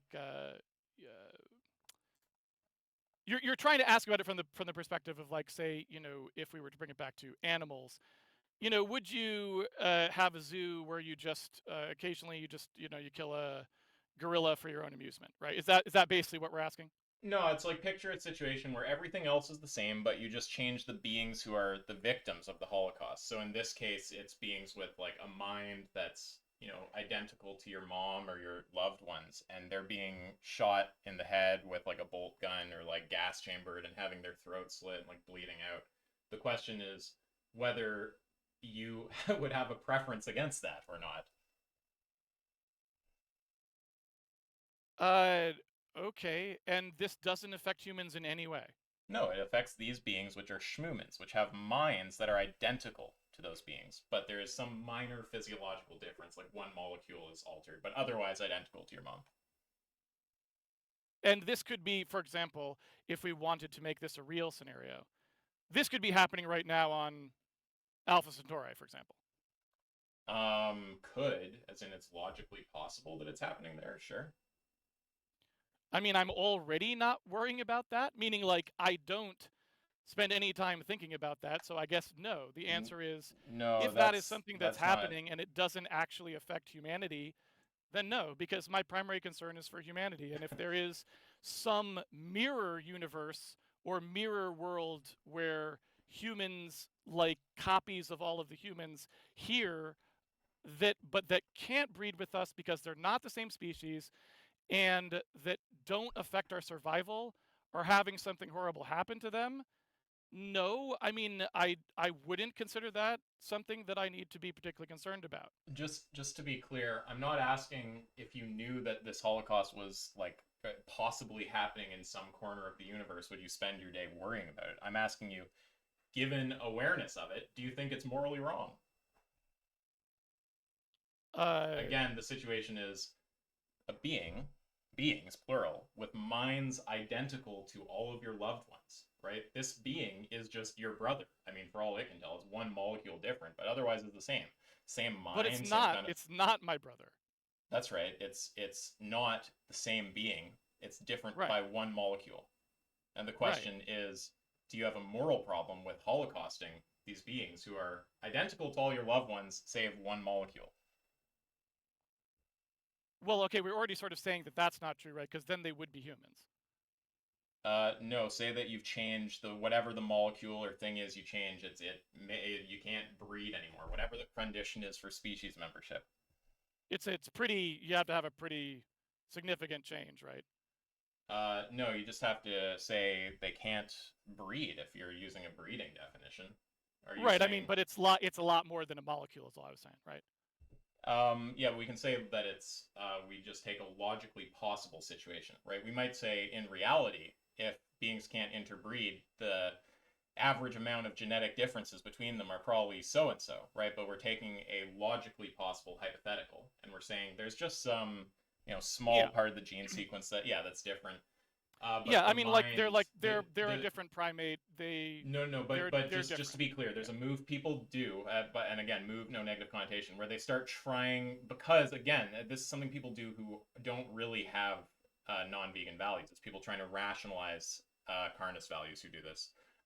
So I'm implying something about what your values might be there, but there's I'm a not trying to move. rationalize. I just want to make sure that this is not affecting human survival, No, right? no, no. That's fine. I mean, I'm just telling you my reading. I'm sure you have a different reading, but and I'm also saying it partially for the audience. It's like I want people to kind of notice like the kind of way that you're reacting. I just want people to sort of take stock that like this is sort of the reaction someone will give if they're not actually like a serious like non-vegan. But I'm sure you disagree. That's just me narrativizing a bit for people watching. You can feel free to do the same.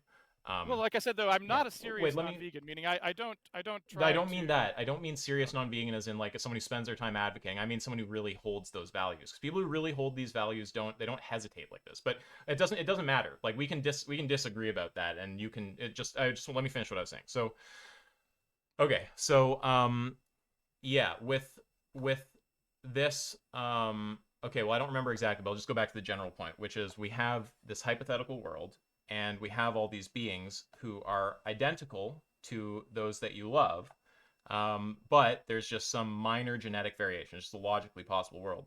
And the important part, same minds, right? Whatever that mind is, that subjective experience that you care about in your loved ones, right? Like presumably they're not like flesh robots to you where you don't care about their minds. Presumably you care about their experiences. You're like that being that like has like all that compassion and love and who cared for me as like a child. That's like a beautiful being who's like hopefully you don't have some horrible relationship with your mom and none of this is landing. But That's a good point. No, no, if you so, didn't accidentally step on a landmine because then people would be like yeah. very angry. They'd be like, no, don't talk about my Yeah. mother. Yeah, because if so, well, I just pick family members because it's just you got to picture people you care about. It's like relevant to do. But yeah, yeah. The thing is, like, picture that being and all the things that you care about and value in their conscious experience, right? It's like all these qualities about them and their values and all this stuff.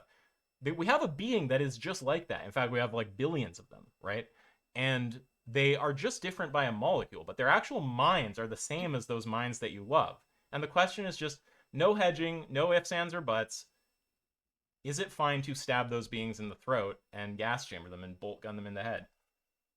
Yeah. So, two-part answer. First part, yes. Second part is I do have one slight problem, which is that the way you described their capabilities, basically, right? So you were basically saying, they uh, they are as capable as a human, right? Was kind of the I don't think I used the word capabilities, but they're going to be the same in like basically every single yeah. So I mean, respect. Yeah. they can do math, they can Yes. write all these sort of things. Well, some of them, So, not all of them. so I do have to caveat that from a human survivalist standpoint, you may actually have a problem there, and the reason for that is those people would be very useful, right? That would be something that humanity, you know, it might be much better for human survival for those people to be in your workforce, right? Say that it makes no So, difference to just because again, I know it's like a tendency people have when they don't do like philosophy, so you got to point out, but you're kind right. of notice how Well, the that's why I whole just want to make sure. So but caveat that just like they're useless for some reason. Like they literally just can't for well some reason cannot have an effect on human survival. yeah. They just don't. We don't know why because that's the weird hypothetical. Yeah, it's just Um, stipulated in the then yeah, no, hypothetical. it's not something that is not something that I think about. That is not the kind of thing I'm not asking if you because think about it. I'm just asking you, are you okay with the being that has the same conscious experience as your mother experiencing a knife going through their throat? That's just a yes or no. well, not only am I, but I have to be. I mean, if you weren't, you wouldn't really be able to do things like support a war, right? You'd never be able to do Yes, you could. um You think that I can't support how? a I okay, what's the logical contradiction between me saying I support, let's just take a hypothetical where I don't actually support it. I support the World War II, like stopping the Nazis. Well, I do support that one Yeah. actually. That was a good one. Oh well, I thought your um description was that I like. Would you be okay with someone getting stabbed? No, it's And but keep in mind, right? I'm not. You want to avoid like notice how look at the chat. Like you see how there's this reaction you're getting when you do the pragmatic thing of everyone's like, no, not the pragmatic skin. You want to avoid adding features to the situation that are not stipulated in the situation, right? So if I'm But talking about why because I'm is talking it about killing better to someone, talk about yeah, things in but non-pragmatic terms? well, I didn't say non-pragmatic terms. I'm saying you don't want to add details to the situation which aren't specified in the hypothetical because then Why not? because then you're answering a different question.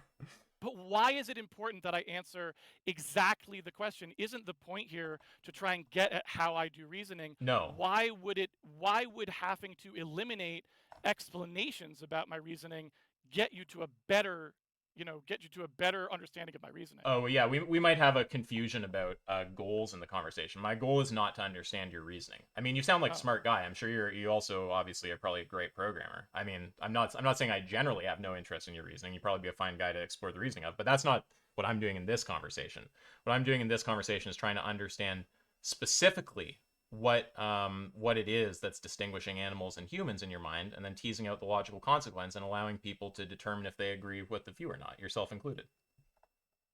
Right, but I think I've already been really clear on that, right? And Yeah, I'm you have yeah. I mean, I shouldn't say eventually. That sounds kind of mean, but like with the right, like us working together to get to the answer. Yeah, like eventually we did get clear yeah. about what the view is for sure. Because to me, it's like, and you have certain emotional reactions to things, like I said at the outset, where you're like, yeah, I might have an emotional reaction to something. Hmm. And I might even say, okay, I'm not willing to do this thing, or I am willing to do this thing. And I also might think that reasoning isn't grounded enough for me to take a public position on it either. So there are different bars. I think I talked about that before as well. Sorry, my voice is pretty hoarse. No, that's I okay. do recording for a living, so yeah. Yes, I once did. There was a time when I did a lot of recording. Maybe I'll return to Yeah. it. But yeah, I mean, so okay, well, I don't think that we are really disagreeing. No one's accusing anyone of, like, I'm not saying you've made any reasoning errors. You're not saying I've made any reasoning errors. I hope we're not sticking to the claim that there's been a straw man here, because I don't think I misrepresented you. I think I highlighted the part of your view that's relevant to me to point out. So yeah, I mean, and Yeah, then as I for think it was pretty fair, but again, the problem that I have with these kinds of discussions is I don't understand why you don't want to talk about the other parts of it as well, right? Like, why don't you want to talk about the kinds of structural things that I was talking about? Those seem valuable, well, right? there's a misunderstanding that it's not that I don't. It's just not the particular kind of conversation that I took this to be. Like Nicola wanted me to run NTT on you, so that's like a separate kind of thing than running NTT. Oh.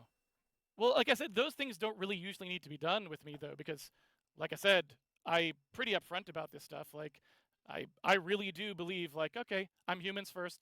That's just how it is. I am the kind of person who, will cook a lobster.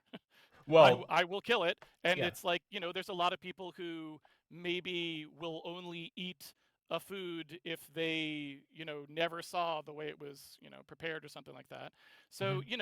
I understand where people are coming from. And I do also understand why people would like to, maybe make sure that someone has actually uh, thought about it, right? But in this particular case, like, yeah, again, could have saved you a lot of time, because that is really how I think about things. And I do think that I'm a little bit disappointed just in the fact that we couldn't go there, because it makes it not a very productive conversation for me, but that's okay.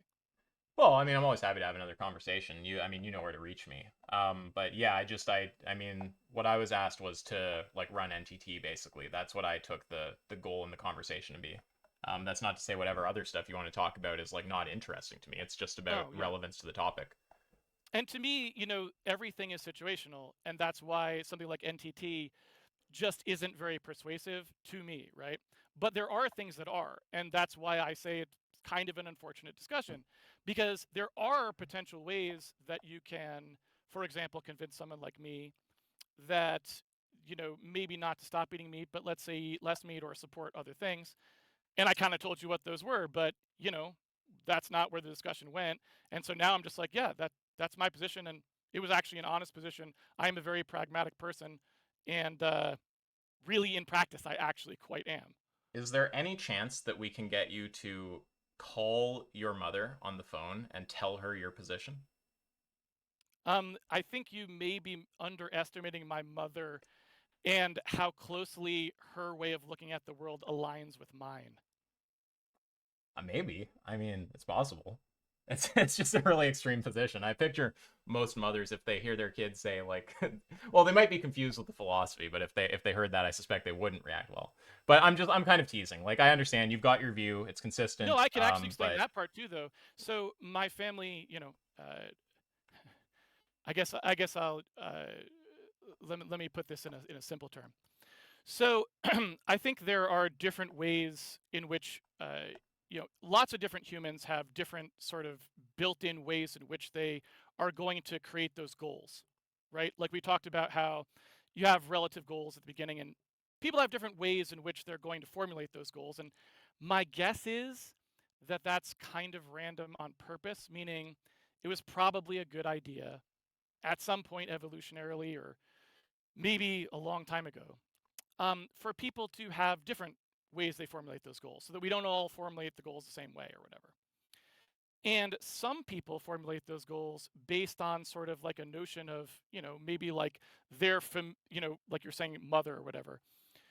Your family being this thing where you like identify your family and you're very protective of your family, but you have no problem, going to war against some other family, even for stupid reasons that don't make any sense. History's filled with stuff like that, right? So, oh, sorry, I thought it was rhetorical. sorry, what? No, it's just I thought your question was rhetorical, so I didn't answer. I'm listening. Oh, yeah, it is rhetorical, right? It's just, that's just the thing. Yeah. And so, in general, like, I can probably imagine my mother's response to that, if you will. And it would be very similar to mine. It's like, are these people sort of in the group that we have decided that we're protecting going forward, right? It's a very specific thing, and it's like, I can understand why some people might not like that. They might not like that there are people who draw those kinds of boundaries that are not based on, for example, use the term traits. They're not based on traits, right? And maybe the world would be a better place if there weren't large numbers of people who are that way. But I think the bottom line is there are large numbers of people who are that way. Wait, Because sorry, the that's how. trait thing. Sorry, there's confusion there. I might not have heard you properly there, but traits are. Remember, we agreed on that being a broad concept. We're not just talking about physical features. I mean, any value difference is going to be down to some kind of trait, as in some proposition that's different between the two things. Right. Inherent traits, Yeah, traits that right. are about the construction, of the of the Sure. of the being. Yeah. Someone might care about might make a decision to support one Holocaust but not the other based on some external trait, not something about the being in question. That's right. Yeah, exactly. Right. Mm-hmm. And so the onus is on you, and in this case, let's say me, right? When Mm-hmm. you think through how you're, emotionally reasoning about the world, what are the things that you should not do, or what are the things that you should prevent yourself from having your random emotional response to, because it's better for society if you didn't, right? Meaning it's better for society if you don't just do what you would want to do, let's say. And so, for example, when it comes to something like eating meat, um, one way is to just go like, well, I'm just going to eat whatever I want, and I'm just going to go out and buy whatever I want. And I guess we don't even need to use meat, but like anything. I'm just going to go out and eat and buy whatever I want or do whatever I want because I don't have any particular connection to any of this stuff. It's just, I'm familial centric, or I only care about my town, or whatever. But at least for me, I try to think past that and go, well, okay, just because I don't have a visceral reaction that I know other people are, to, for example, killing an animal, that doesn't mean that I should automatically just assume that it's the best for society if we do, right? The Um, hypothetical. Oh, sorry. sorry. Sometimes when you do that level of delay, I'm not sure if it's rhetorical or not. Sorry. Go ahead. Yeah, sure. Feel free to jump in. But all I was trying to say is, Yeah, sure. so to me anyway, I try not to really reason based on the things that you were saying. Meaning, I don't try to go like, oh, how do I feel about whether or not something is happening that I might dislike specifically because my reaction to it is bad. And I also try not to do the opposite. Meaning just because I'm not having a reaction to this thing doesn't mean I'm going to say it's okay. Doesn't just because I'm not repulsed by it, right? Yeah, so there might be something that you don't have a particularly visceral reaction to, but you still think it's worth like thinking through and trying to figure out what you feel about. It's not all about Right. the emotional reaction. So if you actually wanted to convince me to take different actions when we're talking about eating, right? The way you went about it was really bad, right? Because to me, it's just a validation that, like, yep, that's pretty much exactly the way my mind works. To be clear, Um, that's not necessarily my, in fact, it isn't really my goal in the conversation. It's something I'm open to if it happens, but that's not my primary goal. So failing with respect to a goal that I'm not trying to make there. I wasn't suggesting you were. I was just No, saying no, I know. if I'm just pointing it out. Yeah, if one cared, sure. right, about that, meaning one wanted to try and convince people. Well, not people. I think it is persuade. I think the people listening are probably all, or at least a lot of them are probably going, that guy has a view that I can't align with. So people, I don't agree. But for persuading you, sure, it might be that my approach to conversation is just like fundamentally not persuasive to you. Right, yeah. There are actually ways, right? So you could actually do that. And again, that's just demonstrating how organizing society around the other way produces better outcomes for humans, right? Um, okay. Well, I mean, I don't know how much more there is to say. Like, maybe I'll try to wrap up, and you can kind of wrap up too. But the way it's looking to me is basically neither of us think the other is guilty of a logical error. I don't think either of us think that there's been a straw man. I think we've been fair about each other's views, generally speaking. And I think that actually, I still am not 100% clear on your answer to this. You are giving a clear yes answer that it's fine to stab these beings that have the same mind as like your mother or like siblings. Yeah, I mean, I'm like I said, I really mean it when I say that, like, I'm humans first. That is a yes, just to be totally clear, unambiguous. That's a yes, right? Yeah, as long as you Okay. are, I mean, as long as your hypothetical is guaranteeing to me that this Yep, no has humans get hurt. literally Yep. no possibility for harming humanity in any way, Yep. Yeah, right? that's right. Mm-hmm. So that pretty much satisfies my concerns, right? Okay. You've addressed the Yep. concerns I had. Okay, With, in that case, let me wrap up because I got you on that. Okay, so yeah, what it seems to me like is that no one's really no one's made any like logical errors here. It doesn't seem like we're disagreeing about any of the actual facts. It seems like we have different values, and all I would do is just point to what your values entail. Um, and I'll point out that people will disagree with your view on the basis of that, even if you can point out other contexts where it generates a response that they'd be more happy with. So yeah, that's all I really have to say, and I'm happy to talk about more stuff at some point if there's other topics that felt important to you that didn't get addressed here because we had a specific focus. No, not really. I mean, like I said, I think that's a fair characterization. I don't feel like um I don't feel like there's any mischaracterization, and I think I've explained how I reason through things, and I think I've also explained why I don't think there's anything particularly problematic with that reasoning, specifically because um, of the more sort of complete responses that I gave, which I think, even if people are like, well, I still don't agree with that, they at least make sense, meaning they're not like gibberish or something.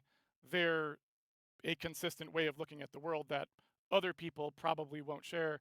Because, like I said, in fact, you probably didn't see this, but in the chat I said nobody ever understands what I'm talking about. They're always just like, that's a very strange way of looking at the world, which it is, right? Mm-hmm. A lot of my opinions work this way. They are things which are very logically consistent, but which do not comport with the way people viscerally like to view the world. That may be because I just don't have strong visceral reactions to the world. And so I find it very important for my morality to make sure that I do things that are good for humans, because maybe that's the thing that I do have a visceral response to, is just that humanity. Um, but I don't really know, right? I can't actually know why that belief system works well for me, because I mean, I don't really know how you tell something like that. Okay. Well, I mean, I thought it was a good conversation. I'm happy to chat again.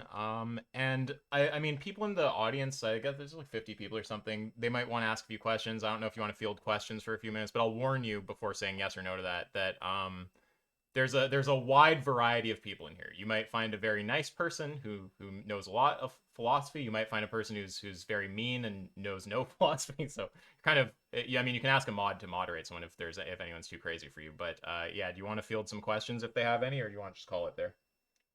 I would say if there's a polite question, I would field it, but based on what I saw in your Discord, um, it's very unnice. So I would say that if there were going to be that kind of thing, no, I wouldn't take a question.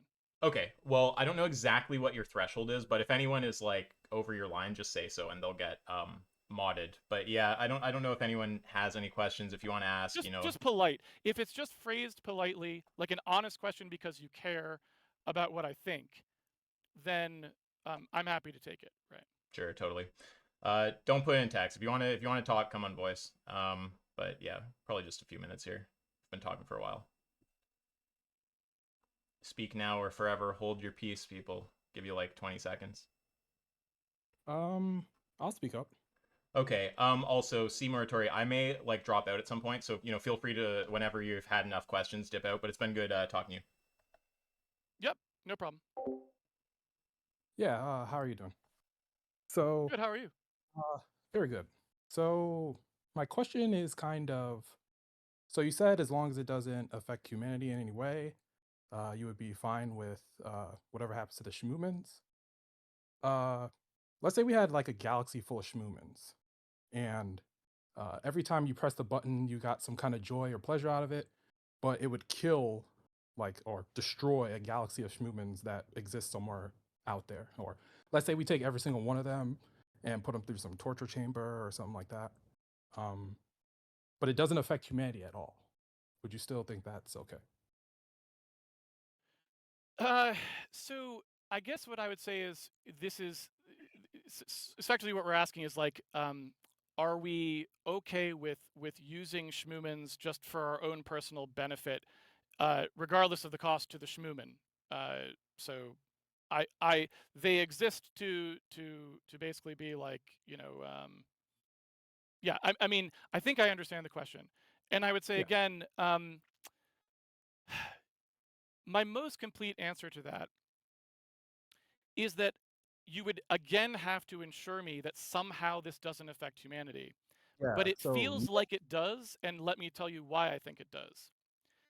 So if you have someone who is okay with um, with pushing that button, you had to have some way of ensuring they wouldn't do the same with the button if humans were on the other side, right? And I don't know how you do that.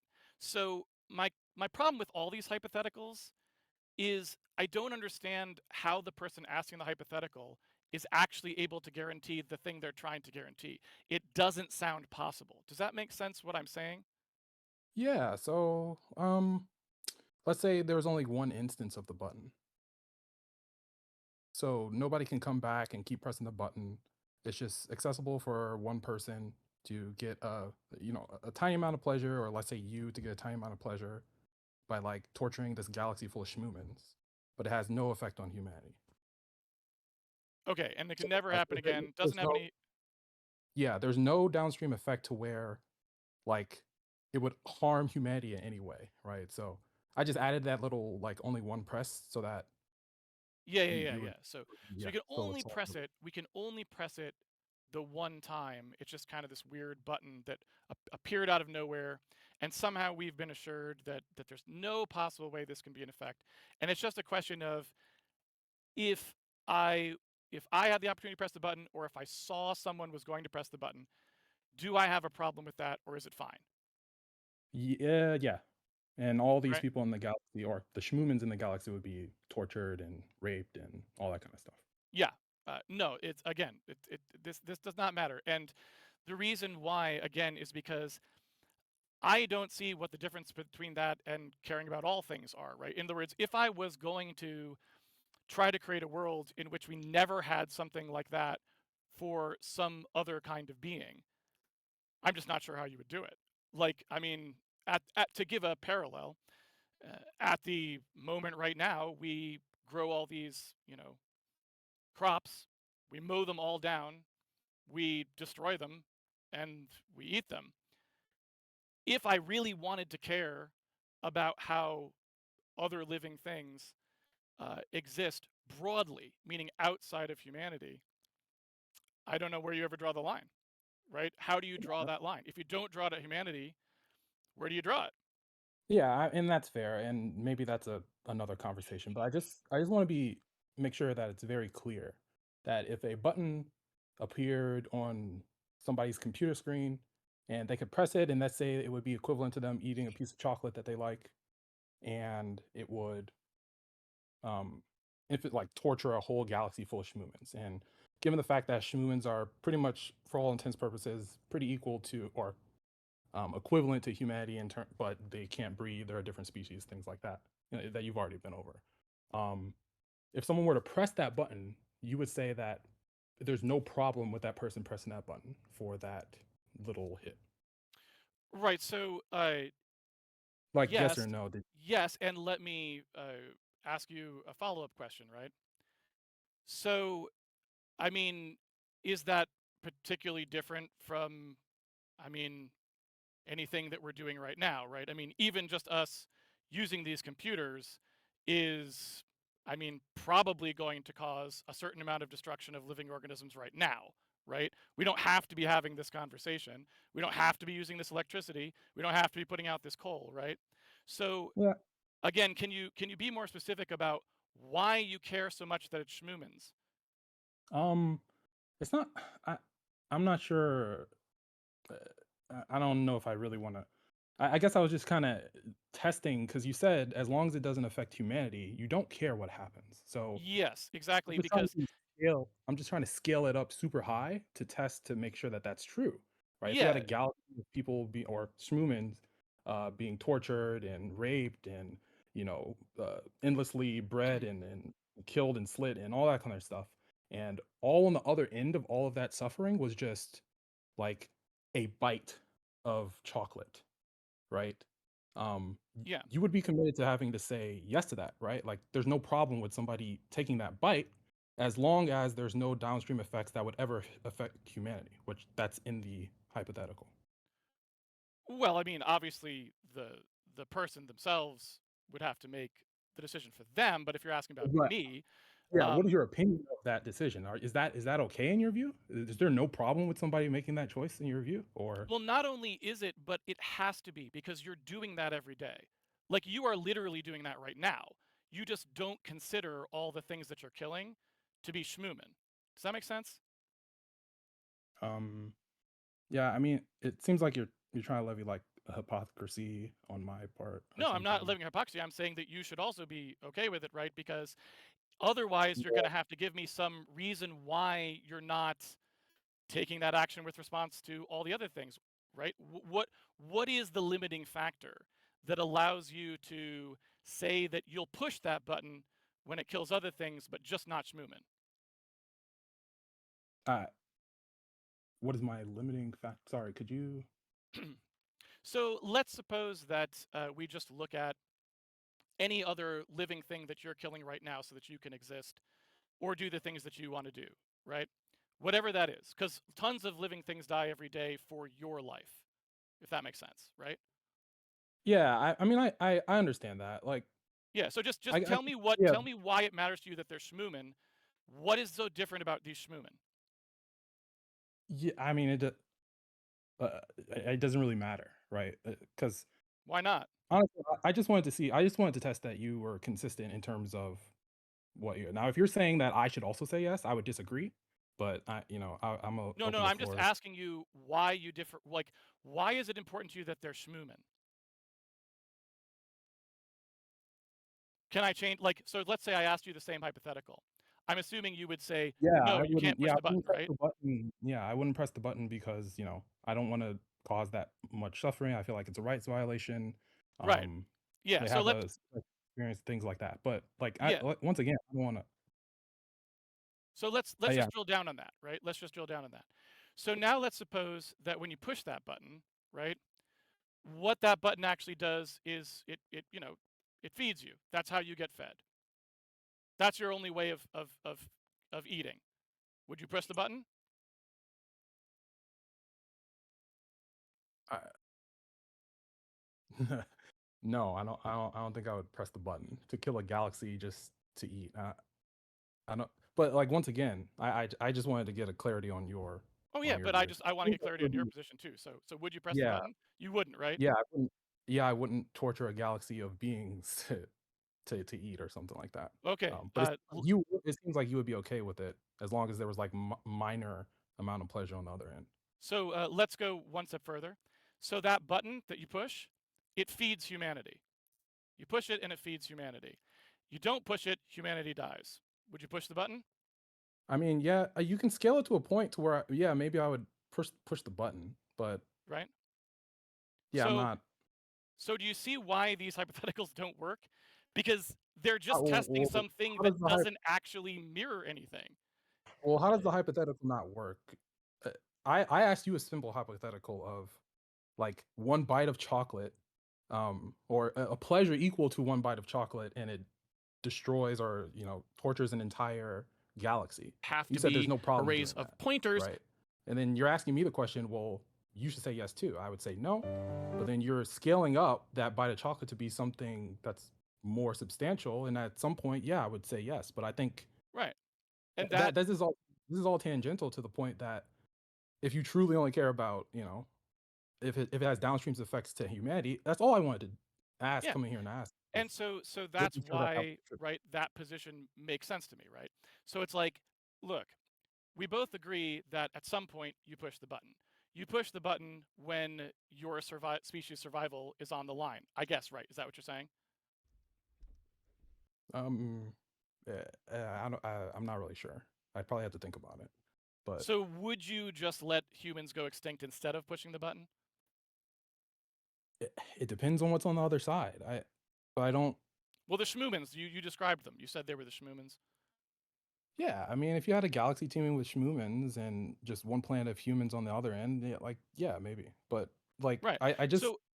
So this just I- tells you, like, this is all you really need to know, right? To understand where our differences are. So I am the person who wants the humans to survive. So I would push the button. That's a true thing about me. And you don't Well, have to like it, no, that's right? not what you signed off on, right? You signed off on the bite of chocolate to press the button. You didn't sign Oh off yeah. on No. the And like I said, human's survival but case being oh yeah. yeah. But what I'm saying is that's why. It's the same reasoning the entire way. It's that I don't place value on the suffering of non-humans the way you do. That's the Okay. difference. That's it. Okay. And that's fair. And that answers my question. And that's So also thank you. why I find the hypotheticals kind of objectionable, because they're trying to get you to sound like you're saying something very negative about humans, but you're not. You're saying something very positive about humans. You're like, I will do just about anything to protect humans. You wouldn't, right? You would let the humans die if it came down to it. And to me, that's the thing that I would find kind of viscerally objectionable, that you wouldn't push a button to save humanity because it would kill some schmoomans, or a galaxy of schmoomans, or whatever you described. And so I think that illuminates the difference in thinking, better than any of these other ones do. That's fair. I just wanted to make sure that Make you're sense? pretty consistent on that. Yeah, yeah, Oh yeah, yeah. yeah. C. Muratori, do you mind if I ask you a few questions? No, go right ahead. I'll try to make it quick. Do you have any sort of like preference as far as like not wanting to kill like so many animals, like if like say if someone were to like reduce meat a few times a week, would that be better in your view or not? I don't think I would personally care about that from an ethical standpoint, like as in the way that a vegan, uh, a ethical vegan, meaning someone who didn't want to hurt the animals specifically, meaning not supply chain, not anything else. I wouldn't care about it the way they care about it, meaning I wouldn't do it because I was worried about the animals. But I would be willing to live in a society where we did that if that was sort of the way we decided, if that was a good compromise, right? Because again, I recognize that everyone has different values and they have different visceral responses. The idea that a cow is getting killed somewhere may mean nothing to me, but it may be incredibly traumatic to somebody else. And so it's not fair for me to say that just because I don't care that that happens, that you shouldn't care, right? So I would be willing to live in a society, and I would not find it objectionable, where a different compromise was struck than the one that we have today. Does that make sense? Okay, so for example, like at some point in the future, if like 75% of the population said, "Hey, we're going to make it illegal to farm cows," you can still have chickens, but you can't have cows. So you would like totally respect that and be okay with like not eating cow meat.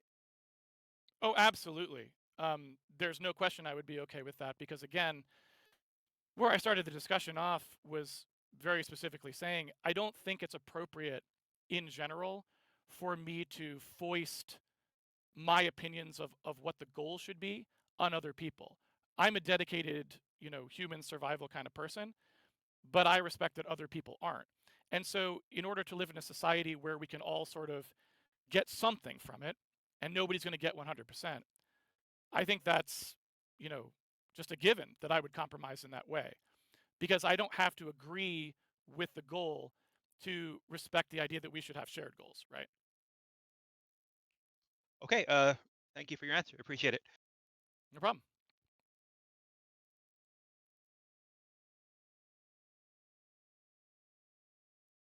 That it?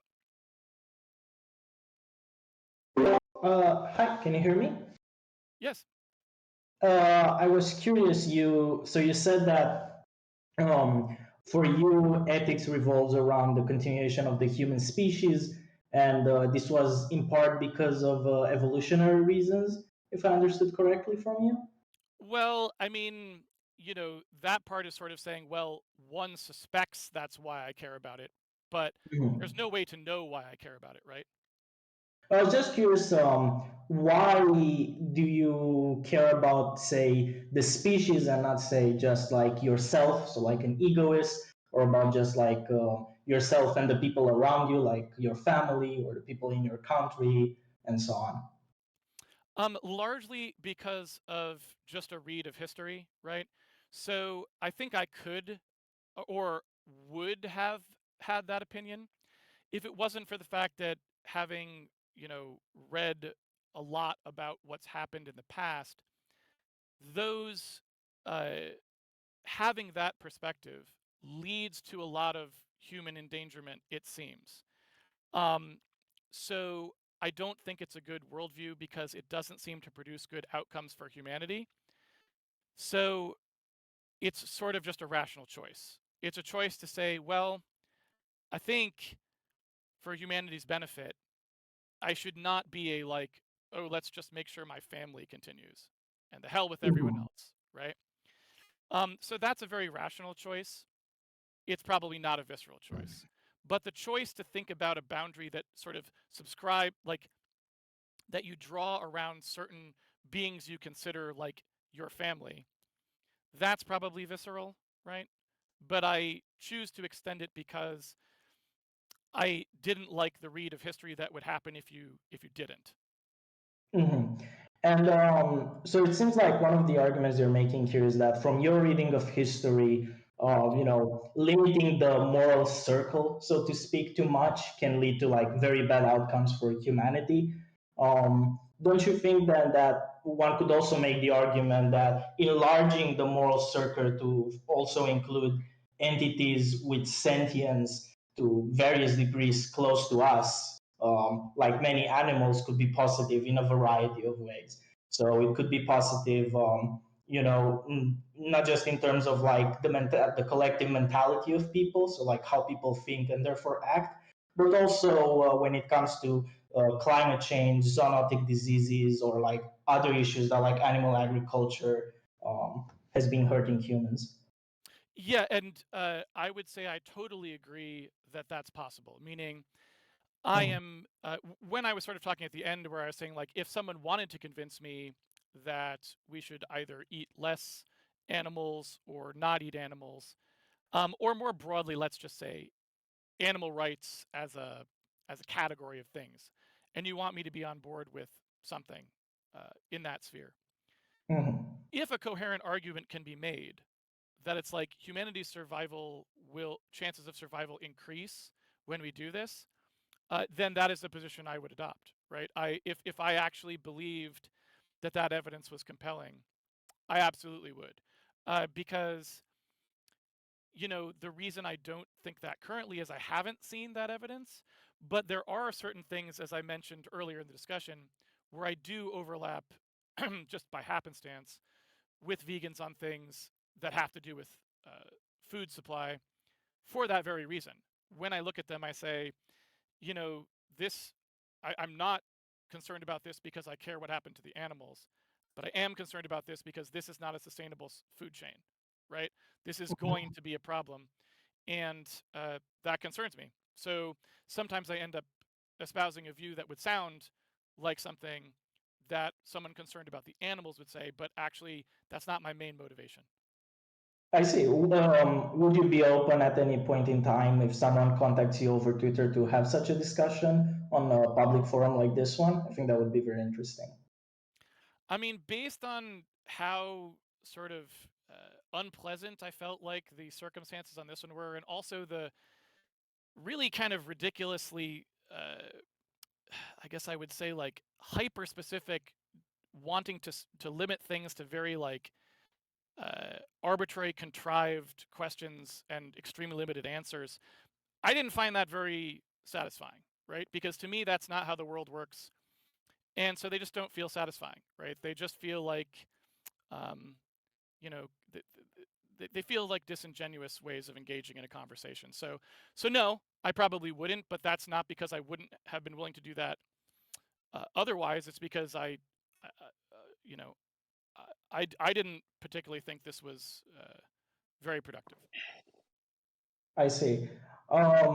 Regarding the hypothetical thing, one thing that I thought maybe would have been useful to mention when you were discussing that with Ask Yourself was that at least the way I perceived it, because I followed you, is that your pragmatist view is you're looking the world at sort of optimizing for this goal, as you described, like the surviving of the species. Yes.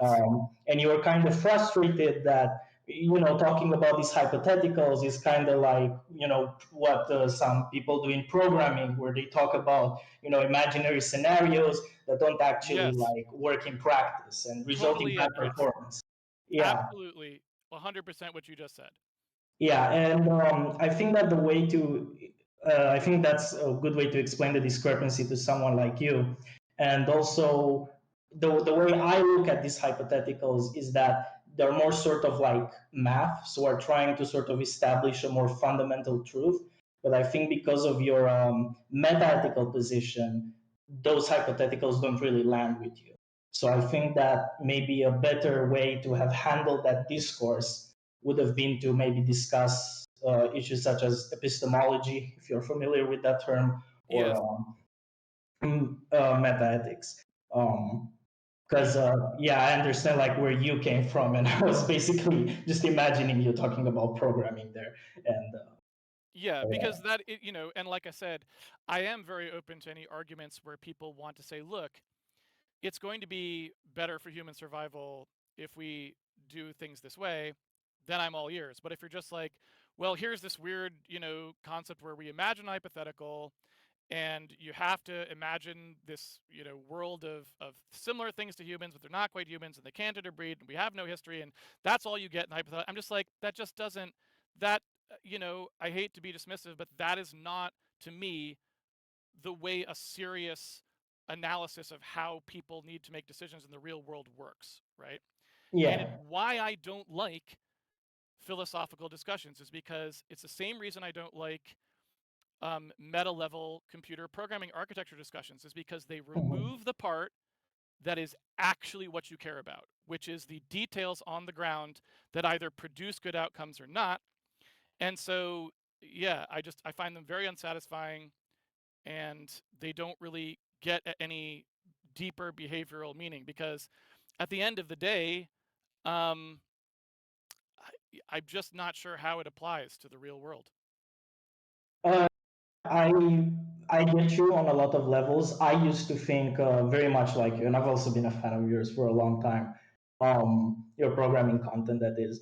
What made me reflect more on this and change my mind was sort of diving into what I think is like a very low level in terms of philosophy, which is epistemology. So, like, how do I build the foundations for what I believe in the first place? And do I believe that what I believe is actually true, mind like independent of my mind, or do I just think it's like that's just how I work and there's no underlying truth to it? I'm a bit curious. Like, do you think there is when you're talking about your views, do you think there's like a truth maker for it? There's like a fundamental, something like a mathematical truth to it, or is just like a very pragmatic, look, I'm just like a computer. This is what I perceive, and that's how I interpret the world, and it is what it is. Um, well, that's a pretty broad question, but I guess what I would say is I tend to see the fact that humans generally have different goals or seem to have different goals and behave in very different ways as generally a benefit and not a and not something to be fought against. Meaning, I think of humans as being a tool for exploring the space, if you will. They are like a particle tracing search of the space, if you will. And so their randomness and the fact that they don't um, ascribe to a universal truth in the way you're describing is a feature, not a bug. Mhm. So this is also why I don't, for example, go around telling people to try to behave the way I behave unless I have a very, very good explanation of what the goal is, finding out whether they agree with the goal, and then argue about whether or not it's the best way to achieve that goal, right? Because the differing of goals that is inherent or appears to be inherent in humans, I think is a value. I think that's important. So I don't really think of the way that I view the world as being more or less true in some absolute sense, because that to me is not what worldviews are about or do. Mm, I mean, would you say, for example, that something like mathematics is talking about like a deeper truth about reality, sort of independent of our minds? Do you think it's also sort of just a pragmatic kind of thing? Well, I mean, we know it's a pragmatic thing, right? Because there's certain parts of it that don't really work. So, I Hmm. mean, yeah, it's a thing that we have pragmatically created that lines up with the way the real world works in a lot of places, and that makes it very useful. I guess I'm not sure exactly what the nature of the question is, but uh, I see. I think other people want to ask questions as well, but I appreciate your answers. Thank you a lot. oh, sure, nice talking to you.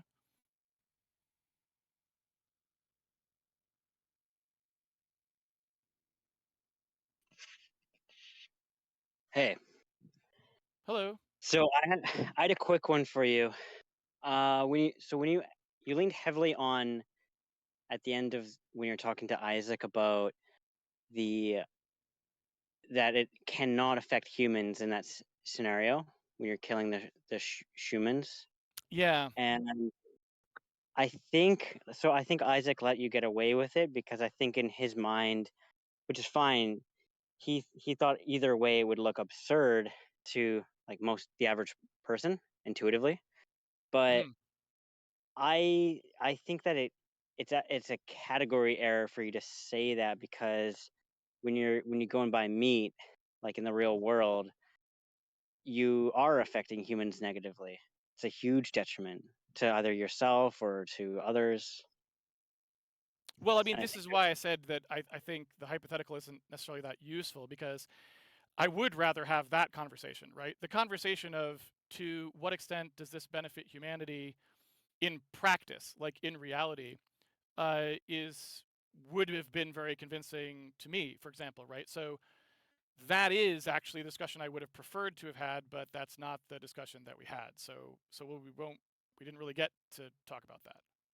Yeah. So I feel like in your convo with Isaac, maybe I don't know if you thought it through enough, but I feel like if you reflect on it, you probably wouldn't have access to bring that up as a caveat at the end to head to the answer, because it's actually true of the world you're already okay with, unless of which case, like, you could always just change your answer to say that it's not okay to kill animals on that basis, because it does affect humans.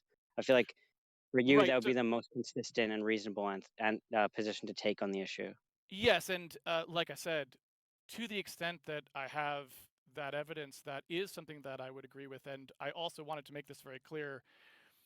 I thought I did at the beginning of the discussion, but maybe I didn't, which is that it's not going to change whether or not I personally am bothered by the animal killing, right?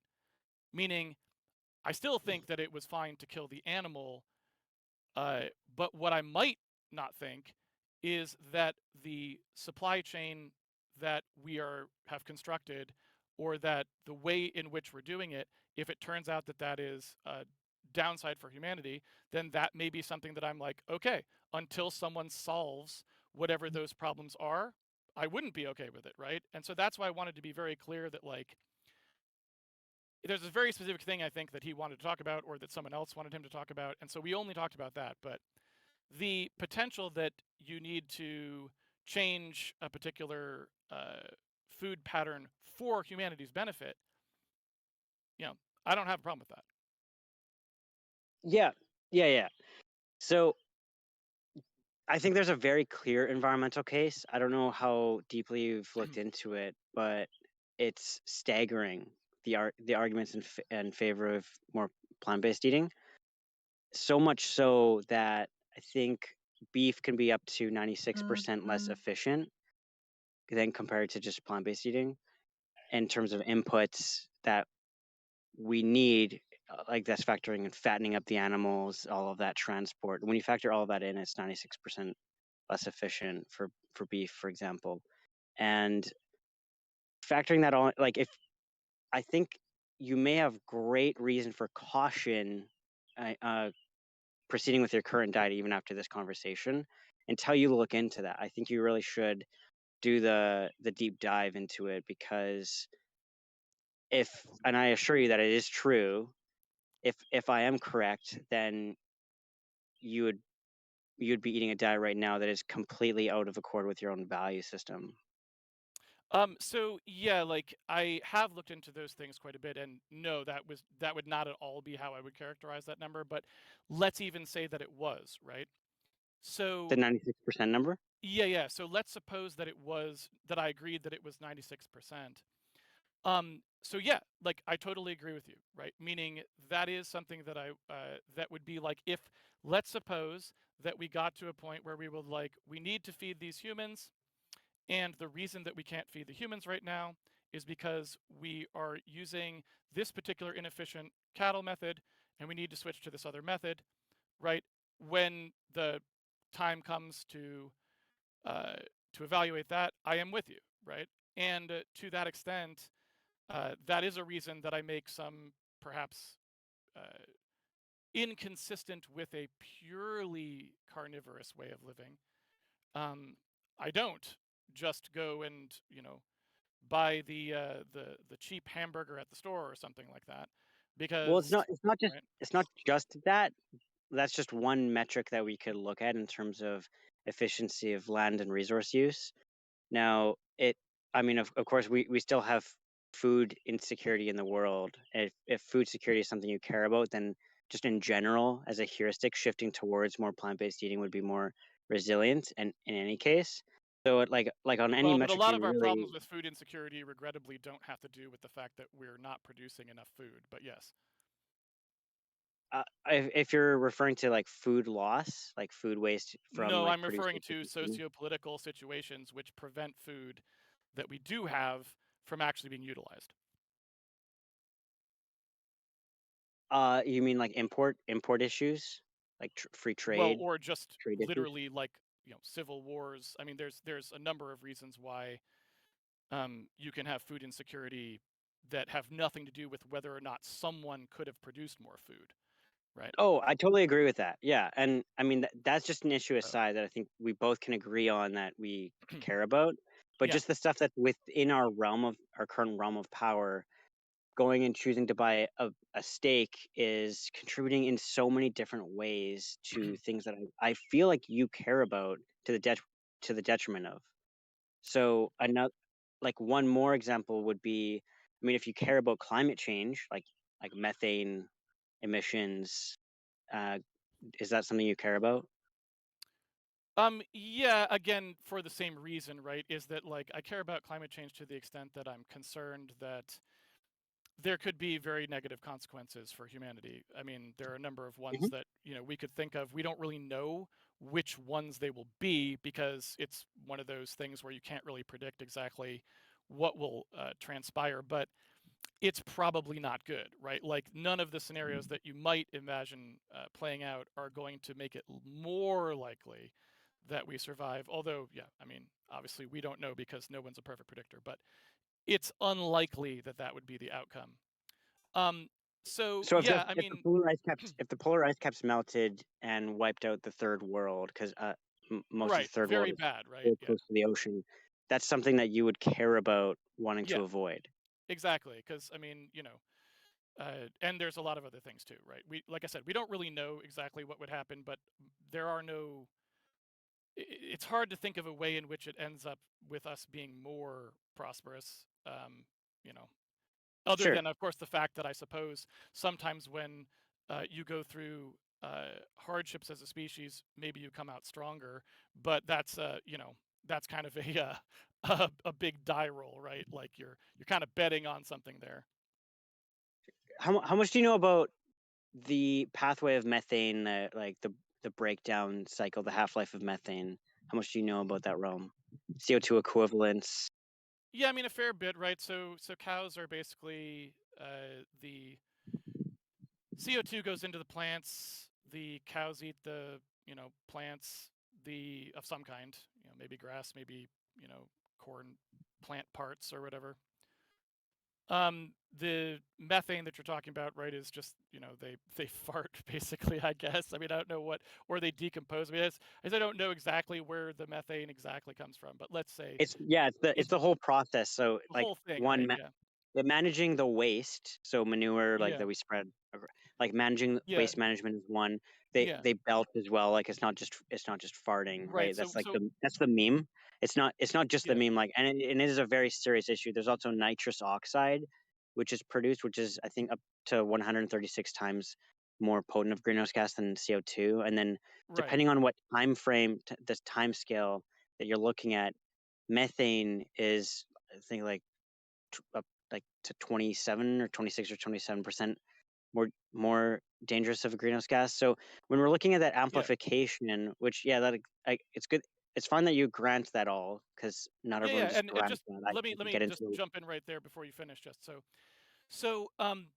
when I look at something like that, I'm like, yeah, I get that cycle, and I get the idea but I think it's important to recognize, right, that you're talking about a short-term implication, right? Because those things do break back down, which I think it's important to distinguish. The lifetime of that cycle is still relatively short.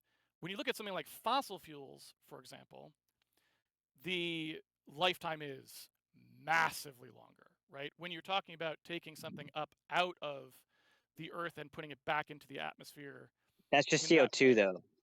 That's just CO2. So like transportation, if you look at FAO data, transportation in terms of CO2 equivalents, it's already in CO2. Otherwise, you have to add a multiplier to it for But like for example for it's a methane. non-cycle is my point. Or it's a cycle that Yeah. doesn't happen on a scale that we care about. It's so long, right? So when you actually do a fossil fuel extraction, you are permanently, if for our time scale, adding to the carbon in the system. Whereas the Yeah. cows don't actually do that, right? They produce a temporary Well, concentration, right? they do, like the methane breaks down into CO2. Right, but then that CO2 goes So back into the plant that the cow eats, right? So it's a well, it's just cycle. It's the same carbon, right? Like Yeah, but like it's from it's a transportation it with doesn't methane. increase the amount of CO2 in the atmosphere long term. Do you see what I'm saying? Well,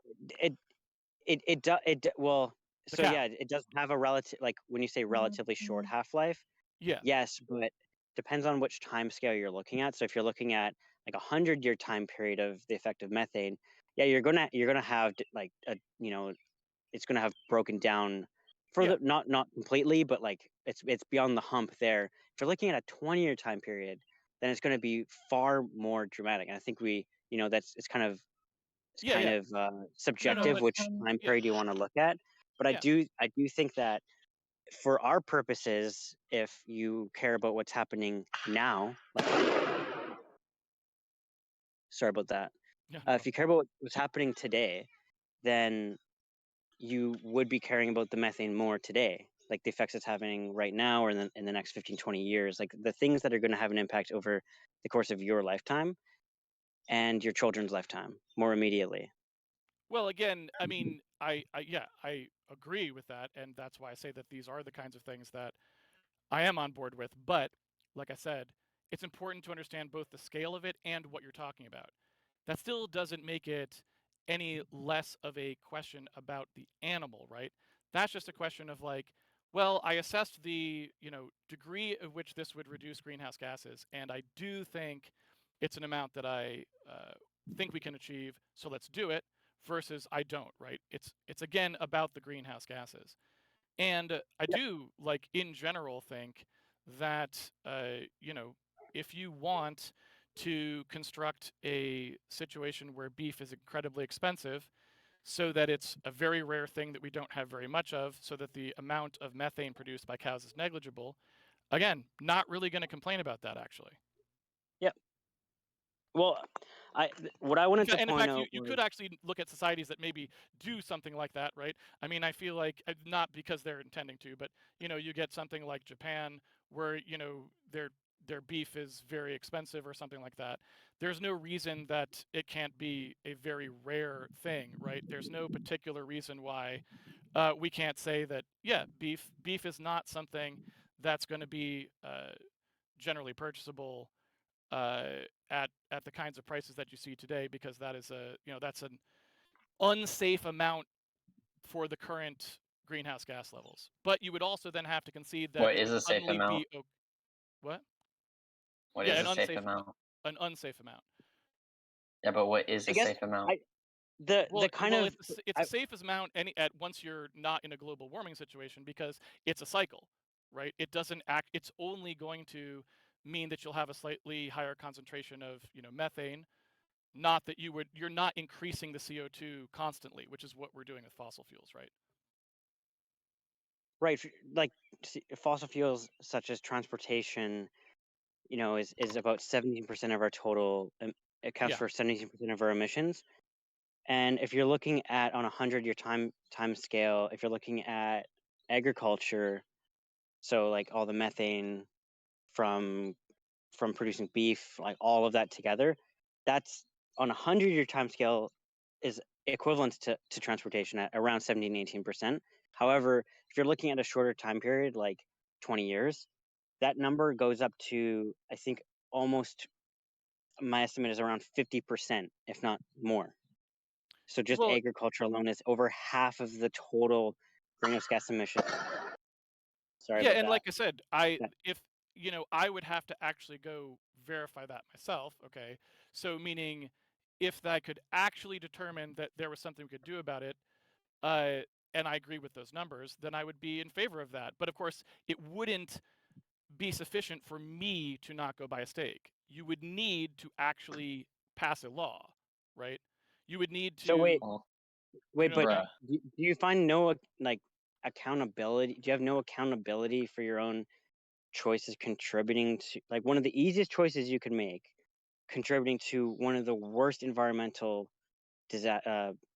and worst outcomes for humanity as a whole? Like, you're contributing to that, and then the only way you're saying you would stop is if someone made you. no, I'm saying it should be, if that is actually something that we could do that would have the provable effect, then we would need the law to get that effect.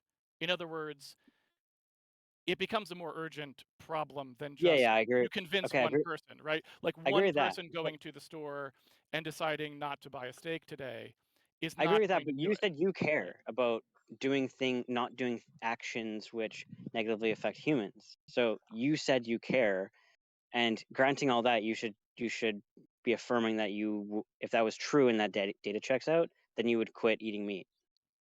Well, I would quit eating the steak. Sorry, you'd have to prove it to me the complete way, meaning that I can't go buy this steak from some place where it would be okay, right? So you're like, okay, here's what the emissions are. It just happens from the cow. Always, there's really no way to get around it, and we need. If you actually did this, it would make a difference. Meaning, you could get enough people to agree to it, then yeah, no, like I said, I'm totally willing to look at that Why would data enough for sure, people have to agree to it for you to change? because otherwise my choice is ineffectual. Can you No, it demonstrate that? it is effectual though. Like if you look at if you add up your carbon footprint, right? Because it's kind of like the Beyond, just get him to prove that. He said it's ineffectual. Okay, demonstrate it.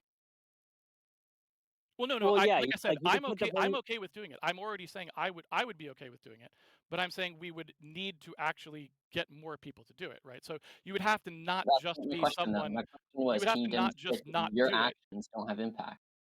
No, I'm saying you'd have to not just not do it. You'd also have to advocate, meaning like it wouldn't be sufficient to just okay, yeah, I'm not gonna do it. I would also Well, probably no, try because to I can tell easily people not to demonstrate do it. that by boycotting certain products, you don't have impact at all if they're an inelastic production. Well, If no, it will produce the same amount every year, no matter on what consumers buy. Certain no, I'm saying cholesterol, something slightly medication, stronger than and a that. lot I'm of saying fuels that are I produced would in do that more way. than that. So you can very easily demonstrate in those cases that your impact is nothing.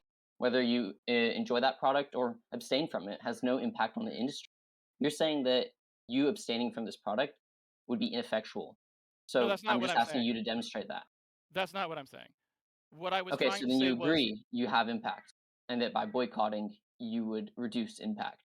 neither of those things. What I'm actually saying is that if I looked at what was laid out as described previously, and I actually determined that there was some chance that we could get enough people to actually do this in this, like, so your hypothetical boycott, however many people we need to get 1,000 people to stop doing this, 10,000, or we need whatever. And I thought that was actually something that I could do. I would not just not eat the steak, but I would actually help with that process, meaning I would be happy to say, I looked at this stuff, I found the math very convincing, and I think we should all do this. I think that's going to end up It's gonna happening. be, and in other words, it wouldn't be sufficient for me if I was actually convinced. I wouldn't just not eat it, right? I would not eat it, and I would say, look, this is something we have to do. It's an emergency. I would probably explain my position. I'd be like, I'm not a vegan. I don't have a problem eating meat at all, but here's the situation. I looked at this stuff. I was, I thoroughly went through the evidence that I was presented with, that and was convinced. And so I think this is what we have to do, right? I am very Do you want to go reasonable in through the that way. evidence now? What? Do you want to go through the evidence now? I mean, you can literally just, if you've already gone through it all, just literally send it to me. I swear I read things and I read them very carefully. You can just send me Sure. paper It's PDFs. going to be a copy pasta kind of dump, so it's going to be a lot of links. But Yeah, just send like PDFs of technical papers or whatever it is that you've got. And when I get a chance, I will read it and I can send back to you, like, here's what I did or didn't think about it, right? Or questions that I have if I'm like, send me another PDF. People yeah, always think, I mean, honestly, people, and this is why I said this has been a very unpleasant conversation, because it constantly feels like people are trying to play some kind of game of gotcha, but I'm a very rational person. And all you really have to do to convince me of something is show me that in reality, what you're advocating aligns with my goals. And if it does, I don't have a problem with that. I'm never going to come back to somebody and say, oh, but it's like, no, like if that actually turned out to be the case, and I was very satisfied that, this is what the math says, then, and I'm going to be posting more than just environmental studies. I'll be posting health outcome study, mental health outcome, socioeconomic effect of slaughterhouses in areas, and land use, water use, and pollution and zoonotic disease as well. Yeah, and if you did that, I mean, there may not really be a way to do this, but if you do that in a way that is, well, never mind.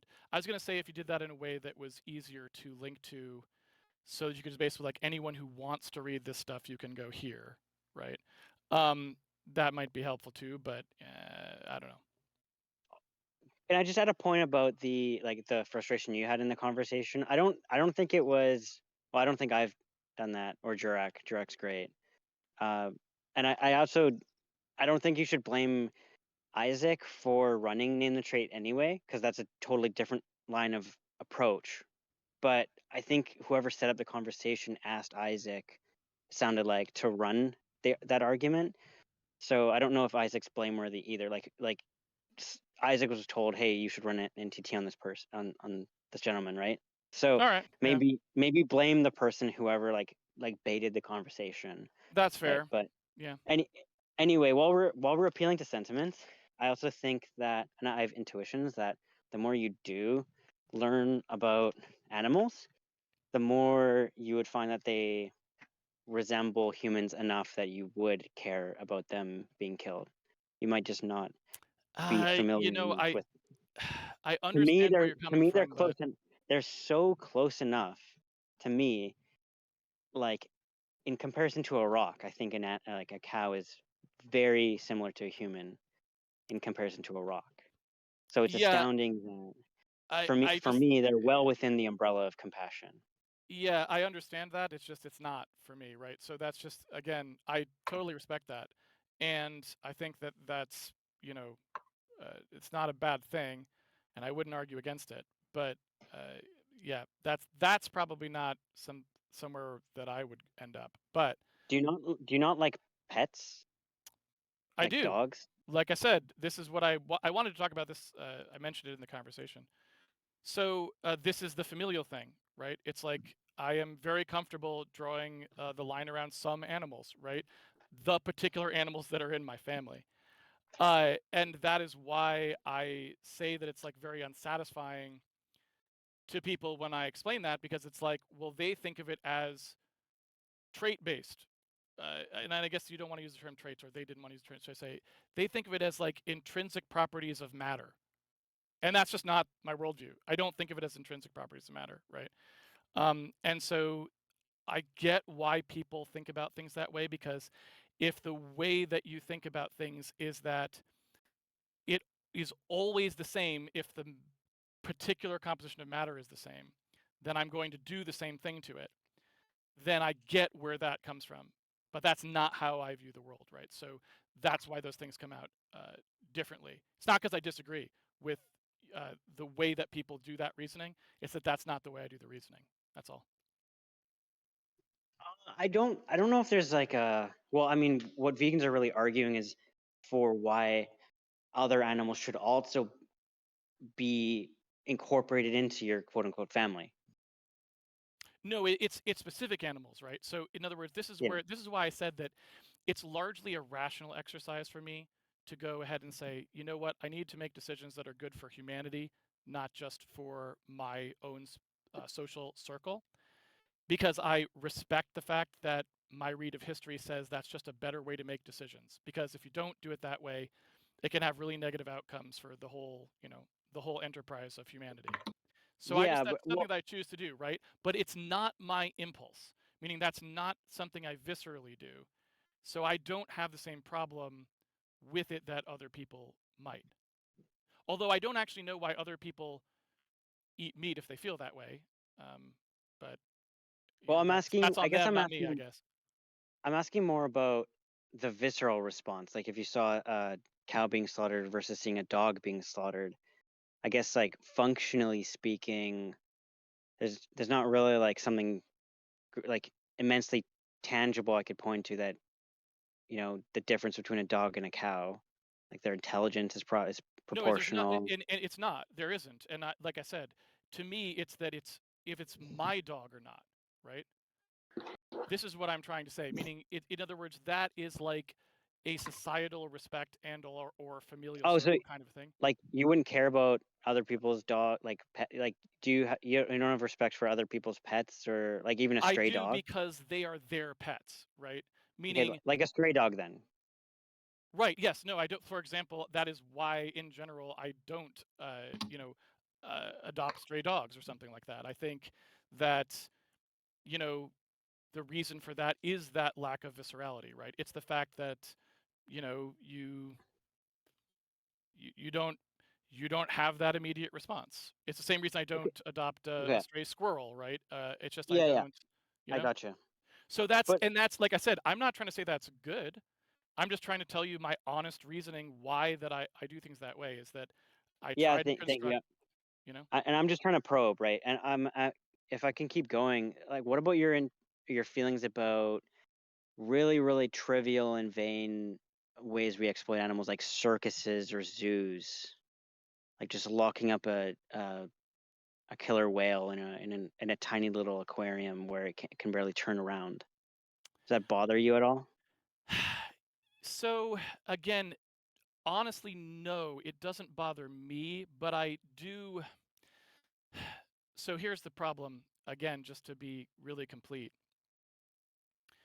So I do also think that there's a degree of should I worry about what people will do if they are doing these sort of arbitrary acts, right?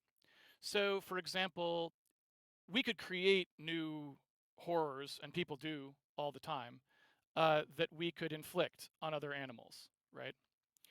And we could ensure that those aren't really bad for humanity directly, meaning like, all right, you're going to go torture this dog or something. However, it has generally been the case that if you look at people who do those sorts of things, they often have similar feelings towards humans or will do similarly very dangerous things with respect to humans. So Yeah, I yeah. People do, who don't care about animals, typically that's a warning sign that they might be a psychopath. yeah, and Like so one, interrupted. yeah, exactly. And so one of the things that, sets me a little on edge there is that I'm like, well, I don't know how safe this person is for humans either. Meaning if really you're just doing this I mean take an example that I know that kids did in the past because I think it seems like something that's in old movies or TV shows. They will use a magnifying glass to burn an ant, right? You know what I'm talking about? Yeah, yeah. Do I feel any visceral repulsion to the fact that they burned an ant with a magnifying glass? I don't, but I am a bit concerned about this person now, right? I'm like, well, okay, like that is what they were choosing to spend their time on. And so now I'm like, so I do have concerns about animal cruelty sometimes, but again, they tie back to the same things, which means sometimes I land in the same place as a vegan would about some things. Like you're like, this is animal cruelty, and I'm like, yeah, it is. And actually, honestly, I would probably support investigating this because I don't think that augurs well for humanity in general. But it's for a slightly different reason. So again, sometimes you would see me advocating for something that appears uh, suspiciously the same, and it No, I got the yeah. advocacy is the same, but I'm People. I'm concerned about it from a different angle than perhaps you are. Yeah. Well, so is it just when you care about humans? Is it just the evolution, kind of like the continued thriving of the species? Do you know why? Is that just like in No, I don't know why. with nothing underpinning it? It's not even really humanity. Like I said, that's a rational thing I Because extend to. here's Like in other words, here's a question. yeah. Let's just say we're not talking about veganism for 1 second. Let's say that you go into an ethics class and your professor asks you whether it's wrong to just kick a baby. Let's just say no one would find out. There's no negative for you. It's just if you kick the baby, you can take their lollipop. So you just really want this lollipop. Is that wrong? Like the baby's gonna cry, Right, the right, yeah. baby's gonna be hurt. Most people, like if asked for their reasoning there, they're not going to give some like long-term evolutionary reason there, right? Well, yeah, I mean, I wouldn't kick the baby probably viscerally, meaning the thought wouldn't have crossed my mind.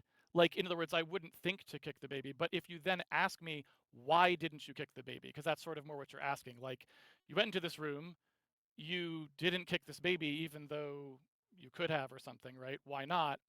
And my, my first answer, of course, is, well, it never occurred to me to kick a baby, because evolutionarily speaking, it's highly unlikely that any human would evolve to kick a baby, although some apparently do. But when asked to sort of come up with a framework I can use that encompasses that, because that is important, because I need to make decisions that aren't as clear-cut as do you kick a baby or not, that is the most consistent thing that aligns with all of my things I don't do, right? In other words, it's like, this is an actual logical process I can use to extend the things I don't do to things where I'm not sure if I would do them or not. Does that make sense? Right. I'm not asking necessarily whether you would do it. I guess I'm wondering, is there a reason to not kick the baby? Yes, because obviously injuring humans is very bad for humans. Like, I guess I'm not fully understand. Well, it might be bad for that baby, but like, let's just say that you can guarantee that that's just in a bubble. It's not going to affect humanity as a whole. Is But you is can't, there? right? You can't. I mean, that's simply not true. How could you guarantee that? Let's just bake it into the question, and like, that there's Here no we go again. downstream consequence. Here we Well, go with like, the well, what that seems untethered. kind of strange though, because look, I'll put forward the most simple answer. That I think the answer that most people give is just that they shouldn't kick the baby because you'll hurt the baby. Yeah, but then why? Like, ask them, why was it wrong to hurt the baby? Yeah, I mean, they're having their own experience. They don't want to be kicked, right? Like, so by whatever like metric you're going by. Well, no, but I'm asking you. So let's assume that you're saying that this is somehow a more common reasoning. So why, like, what is the moral framework or whatever that you're using to say that the reason not to kick the baby is because the baby will be hurt? Well, that's just the simplest answer. That's the But answer it's not most an people answer. It give. doesn't say why. It just says that the baby will be hurt. Well, that's why. Why is that? Why is it? You have to still have an answer why it's unethical or immoral Well, to hurt the baby. well, if you want to get into it, like, I Yeah. mean, that baby's a moral patient, like someone whose experience could be made better or worse, and you're choosing, by your own volition, and totally not out of necessity, to make their experience worse. So So most people aren't satisfied with that line of reasoning. They find that sadistic and they find that unpalatable, because if you're they find going what to make unpalatable. to take either a moral patient and make their experience worse for purely sadistic reasons. Right. So, is moral patient the thing that's doing the heavy lifting there? Meaning, suppose that someone was going to kick a tree. Uh, I'm assuming the reason that is not immoral is because it is not what you called a quote unquote moral patient. Yeah. So why is moral patient important here? Can you unpack why that is an important characteristic? Why isn't it equally wrong to kick the tree? Just so I know Well, why moral because patient is important here. the pain means something. So when I utter these words, they mean something to you, but if I just uttered them into oblivion, they would just be vibrations. They mean something to you, and likewise, if you kicked a tree, it would just be, like a blunt force. It just wouldn't mean anything. But when you kick the baby, that pain means something to the baby, and so I factor that into my reasoning, and I think most people factor it into the reasoning as well. That, hey, if factoring all things considered, that's something that's weighs negatively. So if I don't have a good enough reason, I probably shouldn't kick the baby. Okay, so let's say we have a hypothetical baby that just doesn't feel pain. Then it's okay to kick the baby? If they don't feel pain, Yes. then like let's say that they got some condition where they have no nerve endings. Yeah, Then they I would won't just be injured and they won't feel the pain. yeah, then I would be going off their will, what they desire, because they could still desire to not be kicked even if they can't feel it. So in the way that you're framing this is that a tree cannot have desire, meaning the fact that the Yep. tree doesn't have a way of expressing its desire to Well- grow and Well, again, maybe reproduce trees or do have something? desires, but I'm Okay. let's just suppose they don't, right? But yeah, since the tree in this, for granting that they don't have desires, they don't have the prerequisites to have desires or a will or autonomy or anything, whatever word you want to use, sentience is what vegans generally use. Then they're not going to have, they're not going to, there aren't things that can matter to a tree, for a tree. Like there are things that can matter for a tree, but not to a tree. Well, it might. 'Cause I It could might. Oh, okay. So basically, if I may, the way that you kind of draw that loop, right, is you're basically saying, look, if something, I mean, for lack of a better term, cannot perceive things like the way that we can, meaning they can't form a perception about either what they want or perhaps about what is happening to them, then you can do anything you want. But if something can form a perception about what's happening to them in some way, then you can't. Yeah, I guess so. Is that I'd an have to accurate? think more about the way he phrased it. Yeah, but yeah, like generally, yeah. Okay, so I don't ascribe to that view, meaning I don't think of things that can't perceive as being inherently lesser in that way.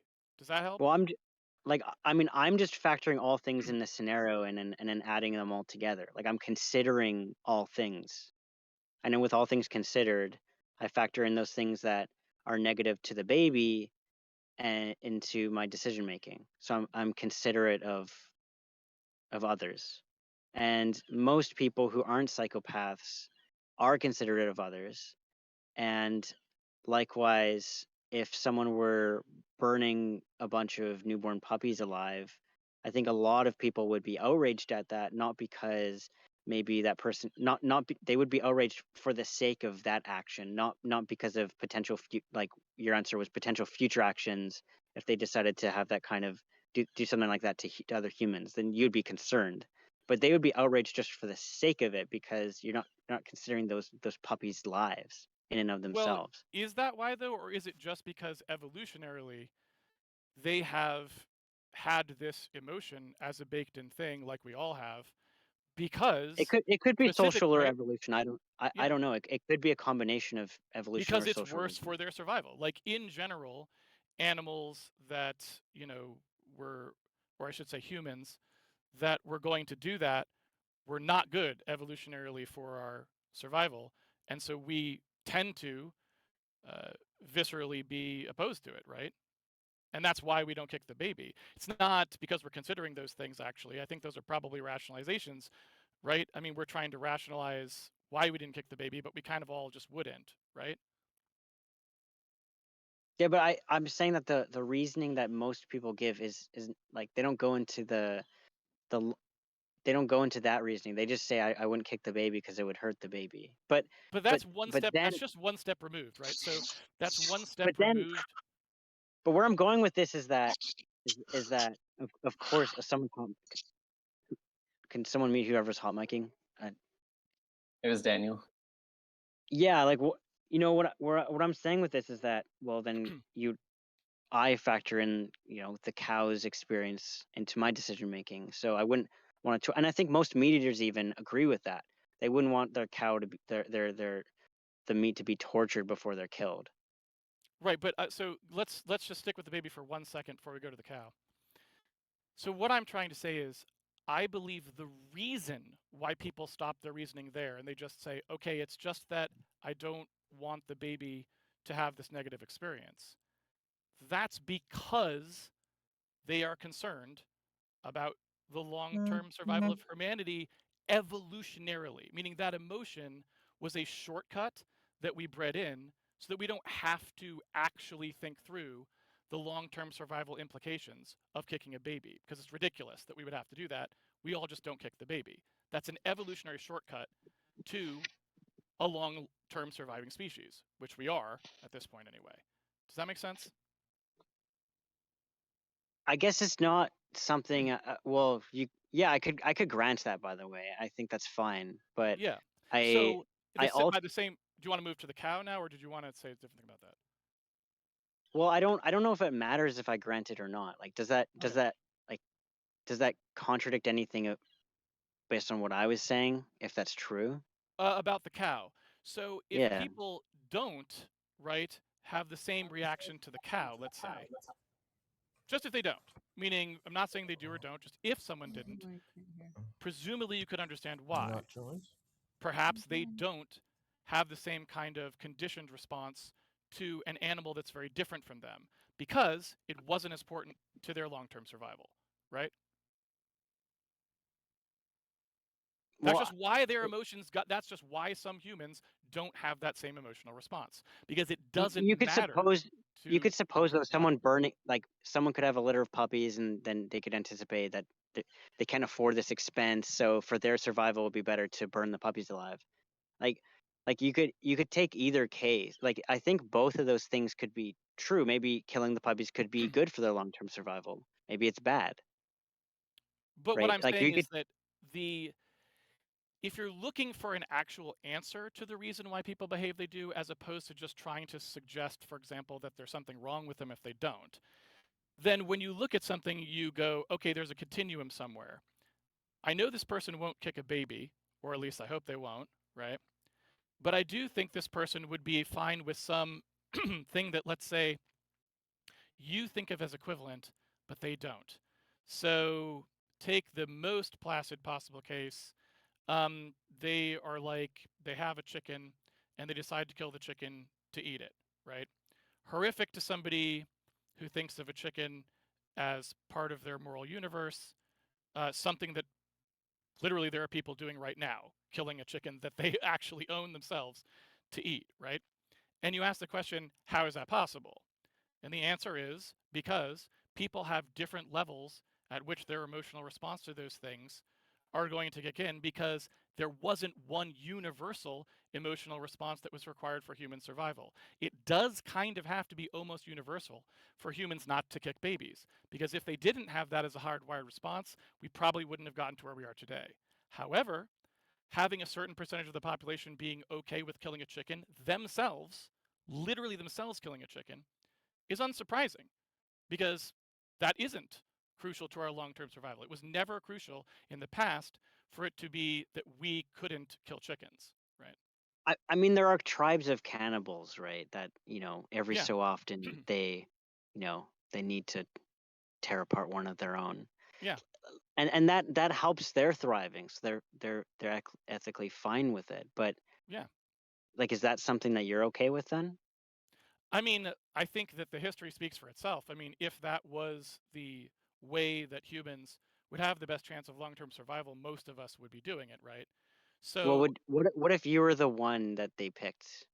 Would you offer yourself up to be sacrificed for the survival of the tribe? I mean, if that was my belief, meaning if I believed that the survival of my tribe required eating me, then I mean I kind of have to, or And I'm also, basically saying I want my tribe to die, which I seems weird. I think in some tribes even it's not even for survival reasons. Like with when it comes to survival, right? Like it makes it more understandable why they would do it. But sometimes it's even just for a small little grudge, and one of Right, them which just wants I to be in wouldn't because control. I don't. He's just gonna say that small little grudge or some evolutionary baked into the cake that had at some point beneficial survival. Is it okay if you're done? I don't know. I don't mean to be rude by cutting in. Is it okay if I just ask what's your name? See, Just Casey's fine. Casey. Yeah. Beyond, is it okay if I ask him a question? Yeah, you can go for it. I gotta go soon anyway, so Yeah. thanks for chiming in. Casey, do you think I'm Avi, by the way? I'm Hi, on Avi. not on my account, but that's me. Do you think that do you think most people, when presented with this analysis, so most people saying, okay, I have this visceral revulsion against kicking a baby, or I have this visceral revulsion against doing X, do you think that, and you point out to them, okay, well, the reason that you have this revulsion against doing X is because in some evolutionary history, you there was some survival advantage for you to have for this revulsion to be. Maybe there was. I can't. No, no, You know, yeah, sure, I sure, sure, sure. Yeah, but let's say there was. Let's just say there was. okay, so there actually Yeah. is. Yeah. Yeah, and there was some survival, there was some fecundity benefit in their ancestry. So, Yes. during Yes. some Yeah. point, yeah. Okay. Sure. Yeah. Um, do you think presenting that to them would somehow diffuse the revulsion? Do you think that in other words, do you think presenting that fact would No. somehow, yeah. Well, and that's why I say, like, you know, when I opened the discussion way back when, I said that I think it's, you know, this is why I don't generally argue with people about this, because yeah, I can respect the reason why they want to argue with me about it, because they see me as doing something, or they see other people, maybe not me, doing something that they feel like they need to stop. So it makes perfect sense why they would need to argue with me. But the reason that I don't feel the need to argue with them is because I do think humanity has a lot of variability there. So if someone has a visceral response to the idea of harming a particular animal, like the cow, I don't think they should be talked out of that. Like, that's Well, not it's right. more about it's more, the point I'm getting at is not really that. The point I'm getting at is just, if we're asking the question of what most people would find morally abhorrent or morally wrong, Yeah. I don't think it's going to be very, if that's what we're trying to seek, I don't think it's going to be very relevant to try to say, well, the reason that they find it is morally wrong is because of this mechanistic explanation. Um, in the sense that I don't think that's going to change, even upon reflection, that that's the case. Whether they find it morally wrong. I mean, for example, like I'm sure in my ancestry at some point, like people have, some of my ancestors have been raped, and that, Yeah.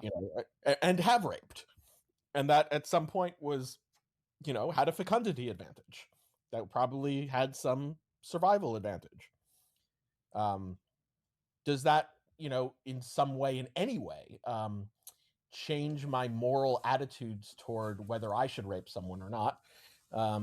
Well, the Even if I opposite, in can, fact, right? Because the reason that I at least assume most of us has a very visceral response against that is specifically because there were a very small number of people who did use that as a survival advantage, and it wasn't better for our survival that they did that.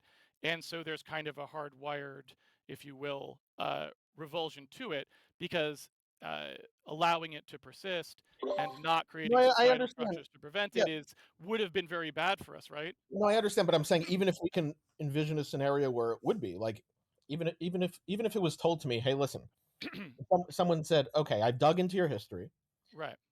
and it turns out that you specifically, your ancestors, were raped, and they raped, and it turns out that your ancestors were the ancestors that did get a fecundity advantage from their rape practices. Um, it turns out that, it may be the case that most people have a revulsion against rape because it was not advantageous.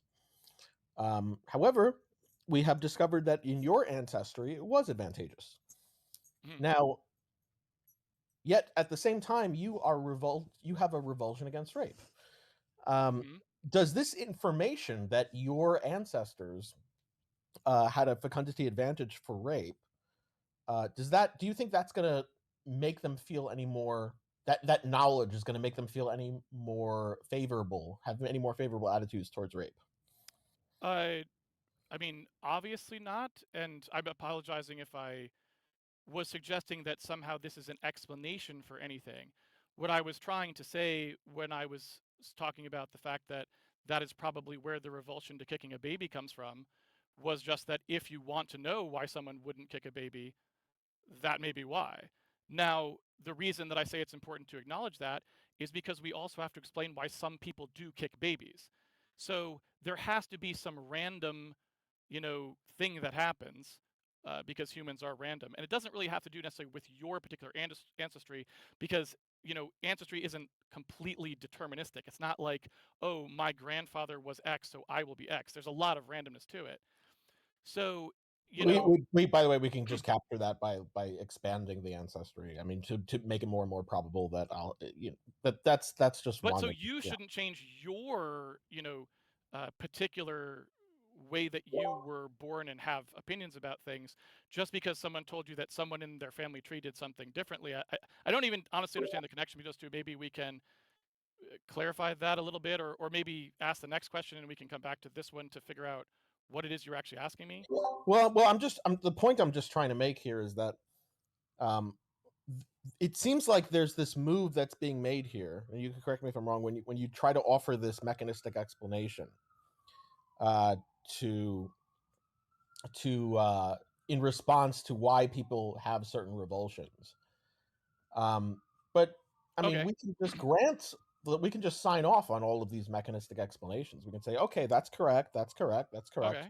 Yeah. But then if what is moral to an agent is just the attitudes that they have towards something, I'm not sure. I don't think for most people this explanation is going to matter to whether they have this attitude towards something. It's not going to turn on that. It's not going to change their attitude they have towards that. Well, so I'm not really trying to change anyone's attitude, though, so I don't know what you mean by that. Then what's the wait? But then no, but it's not that you're trying to change them. It's that it's almost like you're trying to. It almost seems like you're trying to offer an explanation as some sort of a deflation of the fact that most people find this horrific. In other words, when someone says like, oh, well, you just feel this way because you're culturally indoctrinated to feel the way, or you just feel this way because you were in this society and society put these values to you, or you just feel this way because and it's like that similar kind of thing. Oh, you just feel this way because you were evolutionarily favored to have these characteristics, right? It's almost like this type of diffuse, like it matter, like as if it would matter less to them. Or I'm not. No, I wouldn't try to diffuse it. I'm not trying to suggest that it doesn't matter to the person or would matter less to the person about kicking a baby. I was just trying to say, like, well, that's presumably why we have those things, so that you can understand why someone who doesn't, because we all know that there are people who will kill a chicken, right? So the question is why? Why will they kill the chicken when we also know that many people in this chat, for example, wouldn't, in fact, would feel very strongly that the chicken should not be killed? Why? Why are two people having such a different response? And my assumption is because that is how those, evolutionarily somewhat random things ended up getting drawn. Not every person gets born with the same visceral reactions to different kinds of behaviors. And because some people are going to have like a strong reaction to this, they will be very upset about that. And maybe society can culture them to not have as severe a reaction, but they're going against their reaction. And other people will not have a reaction to that, but maybe society can culture them to still be unokay with it, right? So all I was trying to say by that was evolution seems to be kind of a little bit of a you're offering a partial account, a partial explanation about why certain people have certain you're offering a partial explanation or a partial account about why people have certain potential explanation. It's just saying like maybe that's why, because we don't have a very good answer for why that is. There's no way we can really know why. That's fine, as long as you're not, as long as the explanation is not being used in a way to imply that upon realization of the explanation there's some less of an importance to these very same people, even if they were to reflect on that. No. I mean, because I think if you viscerally don't want to see a chicken killed, I mean, you don't. I mean, that viscerality is going to be there.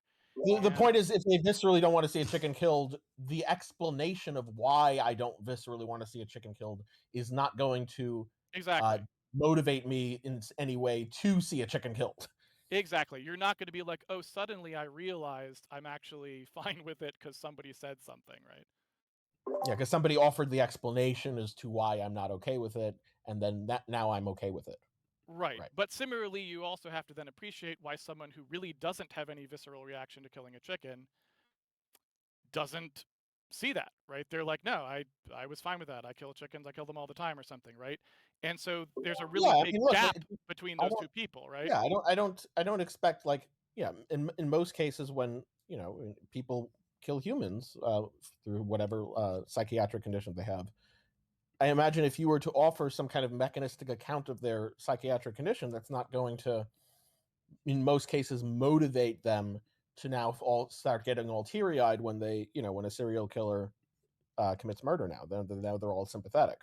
Well, Just and simply because similarly, yeah. even if it was justified, that may be the case. So, meaning someone takes another person's life in self defense, and maybe we all agree that it was justified, that person may still have pretty significant mental impact from that because, just again, there may be a very strong visceral repulsion to the idea of killing another human, Yeah, right? justification does more though. I mean, that's a little bit different. But Because I'm just saying there still might be residual there, meaning sure. even if you justified something, it doesn't mean that the psychological effects of it don't potentially linger on the person if they were going to have a visceral or emotional response to something. Yeah, for Yeah, sure, it's there. Sure. Yeah. I do think justification is a little bit different. Yes, I agree with what you're saying. Justification is a little bit different than the point I was making because that I do think that is something that generally resonates more emotionally with people. But I would more apt example there would be if someone were to kill someone in self-defense and they feel really bad about it, if you were to say, well, you have to understand the reason you feel bad about this, even though you killed in self-defense, is just parasitic Yeah. on evolutionary characteristics Yeah, from your not going to help. ancestry. Yeah, that's not going to Yeah, help the not going to person. help. I mean, Right. maybe it helps in that, talking through things is a thing that humans do, and maybe it makes them feel a little bit better. But yeah, like in In fact, general, the that's considered. visceral psychological part of that is there, and really it's not. There's nothing you can do, right? In Essentially. fact, that's one of the I don't know how familiar you are in psychiatry. That's considered one of the immature coping mechanisms called intellectualization. Right. I mean, you're Yeah. trying to figure out a way to stop having that, negative feeling or whatever, but it doesn't, it's there. What are you Yeah. gonna do? Okay. So I think we're in agreement. Okay. And the other thing I wanted to ask, there was a point. So I don't know. I was at the gym, so I ended up dropping the call while you were talking with Isaac. This has been a There very was long conversation. Yeah, I understand. There was a point. It seemed like you were getting to an empirical disagreement about what most people would consider abhorrent when he Yeah. framed. Yeah. So I don't understand why he didn't just say at one point. I mean, he did when he read it, but it seemed like what he was saying was okay. Well, if you have someone had the same mind as your mother, um, and everything else was equal, you would be okay with killing them. Most people find that abhorrent. Your response is, well, that's just presenting it context free. The context that I'm concerned with is adding in certain important elements, such as, well, we have to understand that in this condition, it's baked into the cake that it's not there's going to be no potential or downstream harms for humans in any way. Yeah. Okay. Now, I hear that, and like my immediate response would have just been, and I think you two, but and Isaac did sign off on this. It's just the empirical disagreement is still there. So, in other words, if you were to present this to most people and say, "Hey, listen, by the way, here is the situation. Mother, same mind, except they're schmoomans and not humans. Okay to kill them, but we have to make it very clear in this situation, there's no potential downstream side effects for humans."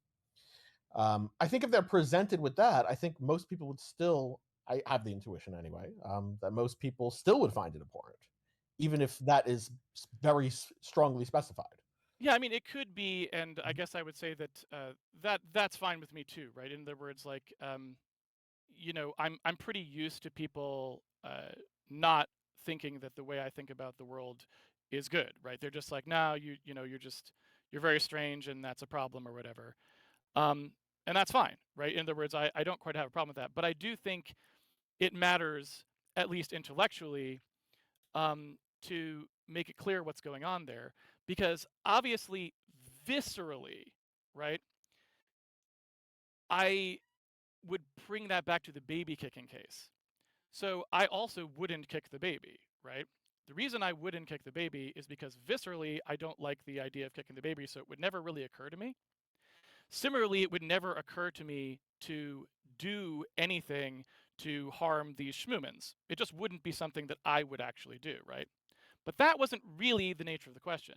The nature of the question is participating in an economic system was, sort of what was assumed, where, you need to stop participating in this economic system because you are hoping that or would you stop participating in this economic system because presumably you feel like that somehow I don't know absolves I didn't you. take what Isaac was asking you to be participating in an economic system, by the way. Well, because he said like at the outset it was you economically support. He said that many times throughout the thing. It was like, oh, if right, by okay, if yeah, sure. So if you meaning buy I'm not the human person meat doing the versus, killing, I right? see. Buying Um, the shmoomin meat versus buying the human meat. but yeah, or not even the schmoomin meat, like just literally you voted for the candidate or something. I don't know, like whatever No, it is. I mean that's already even a different. But buying the Any of shmoomin them. meat versus Buy the buying the human meat. buying the schmoomin meat. Yeah, I mean I think most people would be so just to put everything into the stipulation. So Yeah, yeah. mother is the same mind as the mother. Nothing else except for they're a shmoomin and not a human. You're Yes. not actually stabbing the mother. You are paying someone else to stab the mother for the mother shmoomin meat. Right. Yes. Yes. You're getting the And we schmoomin. also stipulate that this behavior is not going to have any downstream negative effects to humans, or really more aptly, will have the same probability of having negative downstream effects as the cows we currently do this to in the real world. Yes. Yes. Yeah. Yes. Yeah. And I think most people would, with all of that stipulated and with all of that made crystal clear, most people would find that abhorrent. Well, so I why are suspect they? anyway. But why are they okay with the cow situation then? You would argue Yeah, maybe they just don't know. I can answer that. I think most people haven't really reflected on their values and reflected on this type of dialectic or similar dialectics. I think most people just go through their life not really introspecting on these things at all. I So, think so what you're saying is basically they would be upset about my position, not realizing that it was also their position. Is that a way to they're say it? not realizing the similarity to their Right. position. They're hypocritical, if you will. Not, I mean, it's not exactly hypocritical because it's a similarity to their position and it's not exactly their position. Okay. But yes, I think that most people go through their life not reflecting on their values, not doing these types of dialectics, and I think I mean most people are just normies. But it Yeah, seems to me like it's pretty easy to explain and just say, well, in the real world though, I don't do that to humans, but I am okay doing that to a cow, and I don't feel like they would find that abhorrent, even if they saw well, what they happened to wouldn't the find. cow. So Yeah, well, they wouldn't. Well, what's their to be clear, what I'm saying, I'm not saying what they would find abhorrent is what you would or wouldn't do in the real world. What they would find abhorrent is what you would or wouldn't do in the presented hypothetical. I think people care about having views. I think it bothers them to, on at least on some level, to have a view with those types of entailments in hypotheticals that don't exist in the real world, and some indications where that's the case is that you'll present to them this hypothetical and then you can see the uncomfortability on their face even, and then they'll say things to make it go away. And one of the things they okay. say to make it go away is like, well, that'll never happen in the real world, like as if that's somehow like just to push it aside. You can see how it bothers them and they want to push it away by saying things like that. So I think that so to be clear, I'm not saying that what they'll find abhorrent is how you will conduct yourself in the real world. What they would find abhorrent is having a position that commits them to these views in these hypothetical scenarios. Well, yeah, and you can probably see why I part ways with them there, then based on what I've said. Yeah, and then the other thing I just wanted, no, I agree, you have different values. I just wanted to be clear about what the seeming empirical disagreement that you were having with Isaac was, at least from my listening. Yeah. Okay. Good. So that's good that we have that cleared up. And then the other thing is, I just wanted to talk to you. Well, two other things. One is I wanted to talk to you about the value of the. It seemed like at some point in the conversation you were getting a little bit upset about the hypothetical being very specified and certain things, certain over contexts were being winded away. Yeah. So I that's can elaborate on that a little bit if you want. I don't know if that was because I can explain what I was trying to say there, if that helps. Sure, go ahead. So again, the reason that I think it matters, like the only reason I think that it matters to have a discussion like this at all, or to examine these things at all, is just so that you can understand how other people are going to act, and also so that you can create compromise, right? So that you can figure out ways in which to, groups of people who don't have the same, let's say, if we're saying it's evolutionarily, but who knows why, who don't have the same root goals, so that they can basically function together, right? So that someone like me can live in the same world as someone who doesn't have the same goals. And so it seems really disingenuous to me. I'm just trying to be honest. It seems very disingenuous to try and create a hypothetical situation where the goal is try to get it to sound like the other person is okay with a human holocaust when they're not really. And I understand why you want to do that, because if you want to try and extend this to animals, which is the goal, right? You're trying to say, like, look, the animals are very similar to us. They're similar enough that you should have the same kinds of concerns that you have for a human as you do for another animal. It makes perfect sense why you're trying to do that, but it comes across as very disingenuous because the other person's like, no, like the way I do this moral reasoning is a different way. And so to me, it matters a lot what those specifics are. And you can't really remove those from the hypothetical because it doesn't give you a good picture of how this person would be a moral actor in your society. So you've removed the necessary information you know to whether or not you should feel comfortable with them or not, right? And that to me is very bad. And I really didn't like it because it did seem very disingenuous, and it's not something that I consider an actual honest discussion to do things like that. I wouldn't do it to somebody else, right? Okay, so a number of things there. But does that make sense? I mean, did that? No, I understand exactly what you're saying. So you're saying that, okay, when you're given a hypothetical like that, yes, it is testing something. It is testing your views with those factors divorced from the situation, the factors you care about. Yes. And it may sound bad to a lot of people. However, that might give off an implication that you would start acting like that in the real world, where the other factors that you care about are present, and not stipulating that may give off that false implication or impression, and that's what you were upset about. Is that right? I wouldn't necessarily say that I was too upset about that. I just meant that I think that it's not a complete representation of the point of view. So okay, I actually thought was not a complete representation of your view. Right. And so the only point I wanted to make there was that, because like I said, the way I think about things is always struck people as odd. So there is no universe in which they're going to go like, oh yeah, that's exactly how I think about it too, right? That's just simply not going to happen.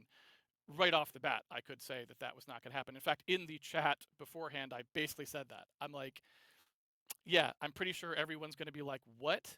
When I actually say how I actually think about these things. Yeah.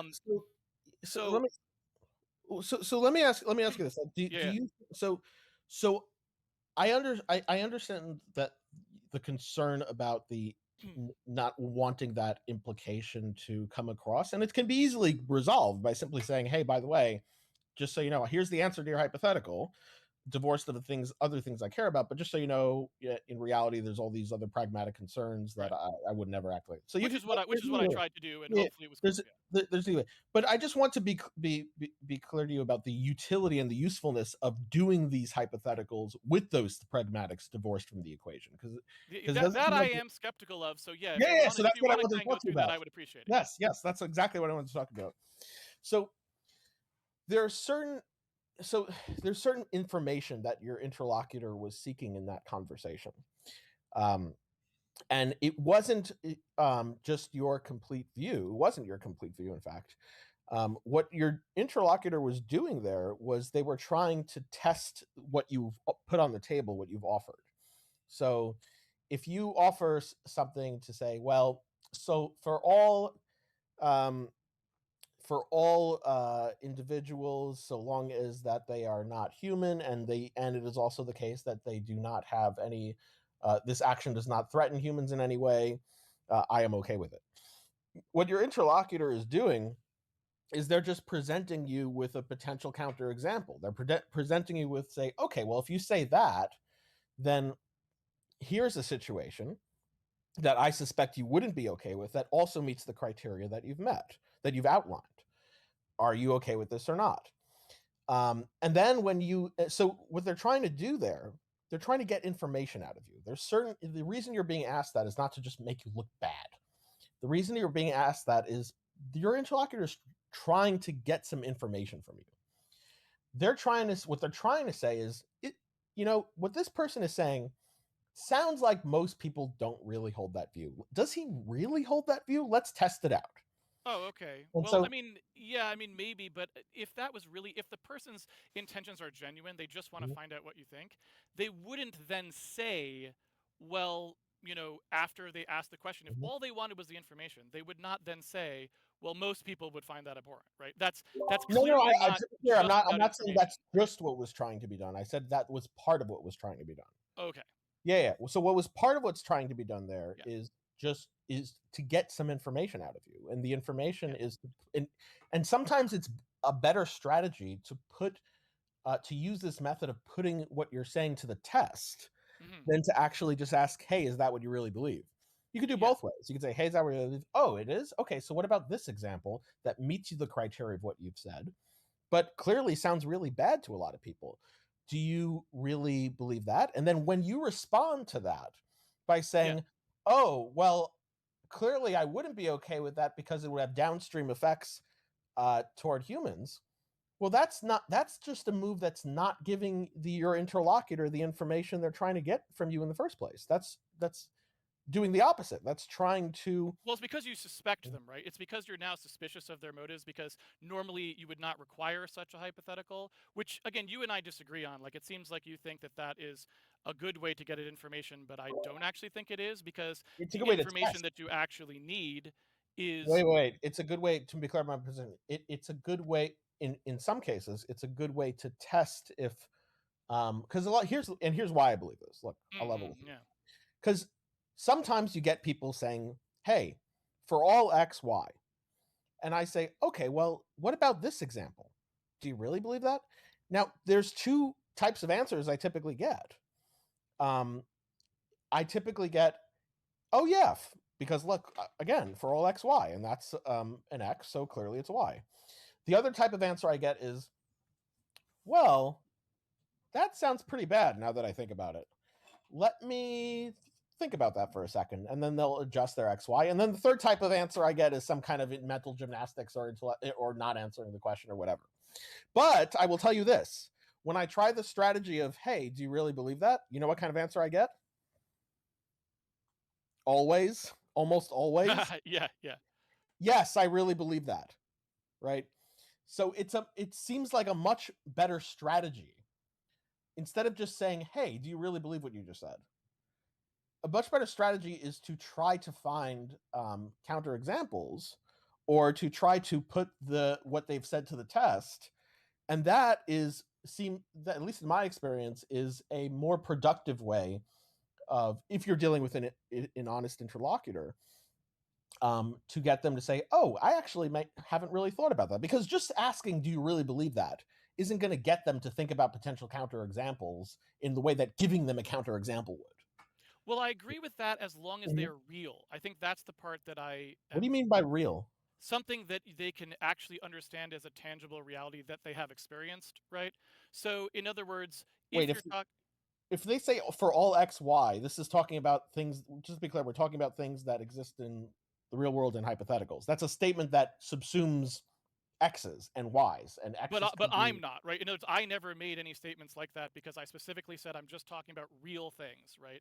I said that right at the outset. I was like, I only care about real things. I don't care about hypothetical things. So to the extent that something is going to be hypothetical, I need the actual real version, right? Wait. Hold on. Yeah. Because you've when you say you only care about real things, what a hypothetical is just to take something that's not real and ask the question if it were real.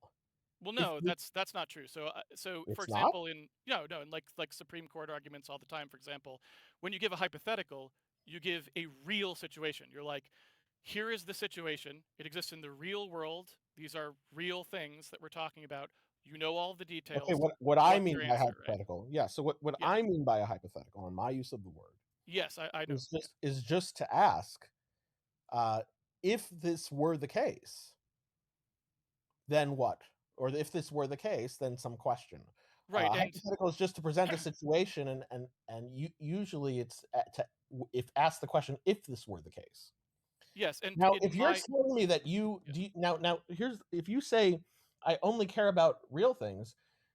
If I were to ask if this were real, would you care about it? You telling me you only care about real things is not. I don't see how that's going to turn on the answer to that question, because a hypothetical, on my use of the term, is just to ask if this were real. Right, and what I'm saying is that isn't really possible when you on want what to think about things for the details. Because wait, when you say that's not possible, for me to consider that in the way that I normally think about things, I need all of the details that can be directly mapped back to an actual real scenario. So we could try to create... Hold on. When you say it's not possible, are you just saying that if I ask if this were real, what do you think about this? Are you just saying that you just have a problem comprehending if statements involving if this were real? Or are you saying it's impossible on some sort of logical or physical modality? I'm saying that usually, so in my experience, pretty much all the time, hypotheticals that create situations that don't currently ever exist, like the Schmoomans, for example, as opposed to a hypothetical which does actually exist. So the hypothetical I said of someone kicking a tree. We all know how to kick a tree, right? So there's no ambiguity about what that actually means. Hypotheticals about things that don't actually exist are missing too many details. It would take you hours to actually explain all of the things to create the real scenario with all of the stuff filled in that allows you to answer a question about Schmoomans.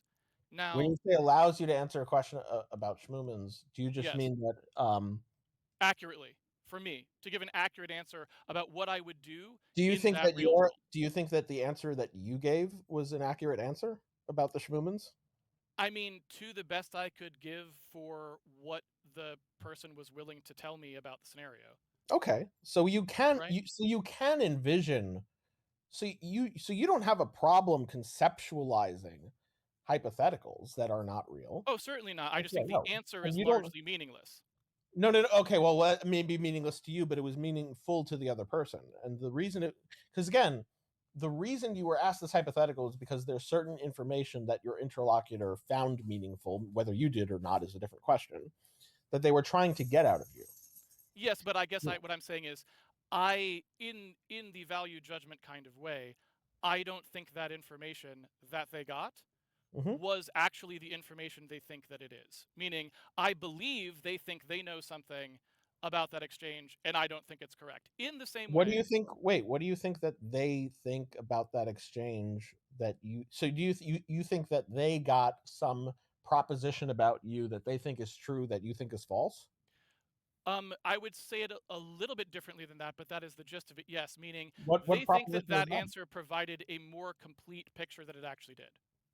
I don't think that was his... No, I don't think that was his goal. I don't think he was trying to get a complete picture from you. I think he was trying to get a particular... I think he was trying to get a very non-complete picture from you. I think he was just trying to get one piece of the puzzle, actually. Right, and I think that that was a misleading piece in a way, like I said. And the reason for that, you can disagree with it all you want. Wait, but wait, I wait, just wait, think hold on, that's hold on. Wait. Whether it was misleading or not is a different question. Because again, like, because look how we got here. You said that in this method that was in the conversation that you had with this person, yeah. you told me that there was some information that he got from you that he thinks is true that was false. You said you might be saying that a different way, but for the most gist of it, that's right. That he got some information, some false information out of you that he thinks is Yes. true. When I asked you what that information was, you said something about a complete picture, which wasn't even what he has any view on at all. Like he doesn't even trying to get that from you. So to give an analogy of what I mean by that is, Do you still think that's true that he has a false? He got false information from you? yes, I mean, well, or I'd say is extrapolated, perhaps might be the best way to say What it. do you But think? So, what do you think that he extrapolated? What do you think Isaac extrapolated from you and thinks is the case that is not the case about you? so if we are to assume that the answer to that hypothetical has value, meaning the yes or no answer, To him? to any at all, meaning if it has any, if To there's any anyone? point to having it be answered, like if anyone can get anything out of it, right? Mm, I think yeah. So he cares about the answer that you give. He cares about the answer I give, or I care about the Uh-huh. answer I give, or someone listening does. Okay. We have to believe that there would be some way that we could use that answer for something, meaning we have to be able to think a thought about it. We have to Mhm. be able to make another conclusion about it.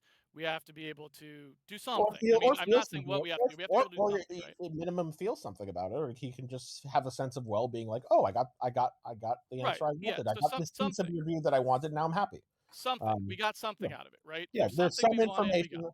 Yeah, there's some Yeah. information he wanted from you, and Yeah. that was his method of extracting that information out of you. That's right. Yeah. Now, And do you think that the information? Do you think that the beliefs he has about you in his head from that are false? well, of course, I don't know what he believes in his head, right? So it's a little bit hard for me to Well, answer.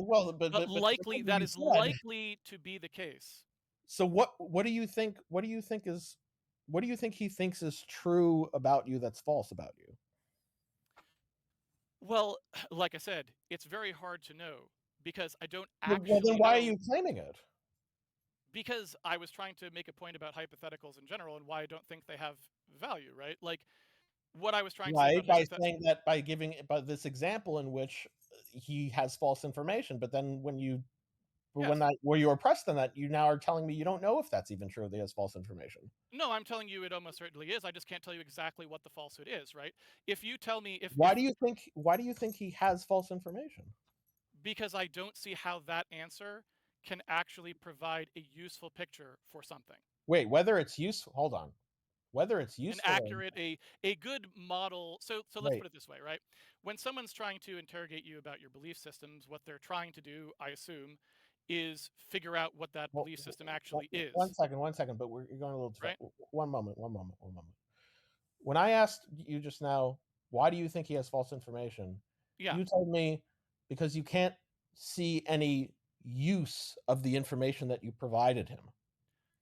Yes, because I But, assume that the but reason why why does that someone would give me ask that reason to question is believe that it because was false information?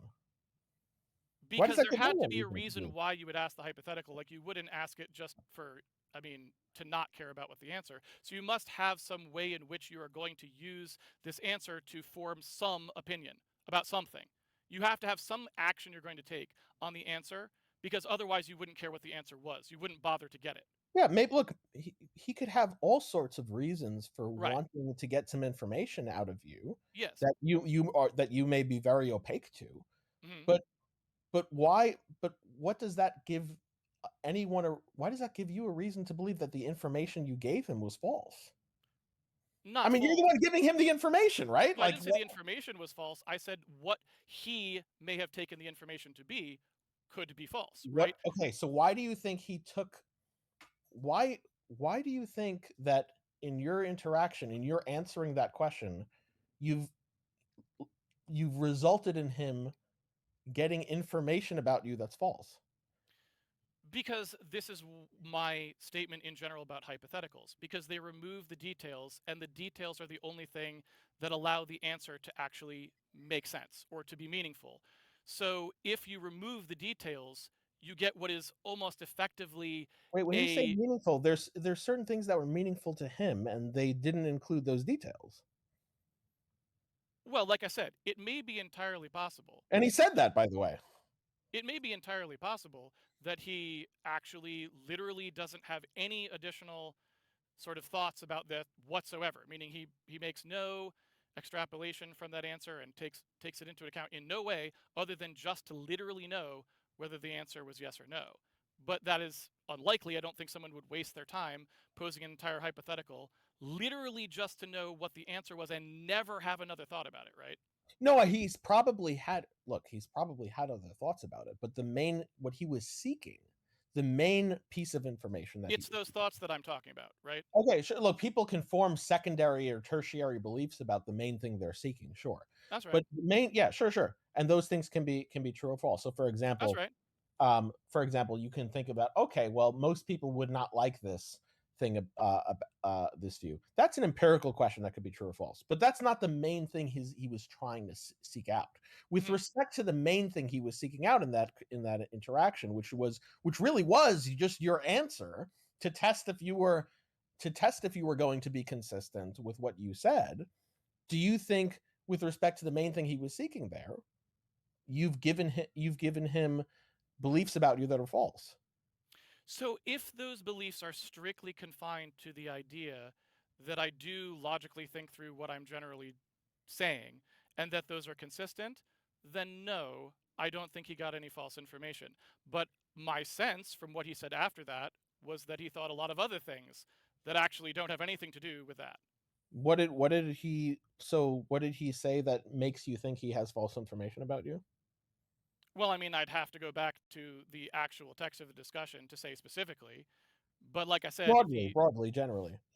Like I said, the fact that it was followed up directly with sort of the value judgment about other people's value judgment about how that would sound, again, it makes me very suspicious, right? It makes me suspicious of whether the only reason for that question, or the only, and I shouldn't say reason, but I should say maybe the only inferences being drawn from that is the only thing that was cared about is whether it was a logically consistent position, because it certainly sounds like there are more things that's important to the person because they're bringing up things that have nothing to do with logical consistency. The secondary belief that was formed was that your position, even stipulating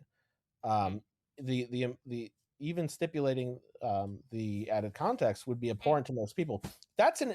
He acknowledged, by the way, that that's a suspicion that he has, right? That he could be wrong about that.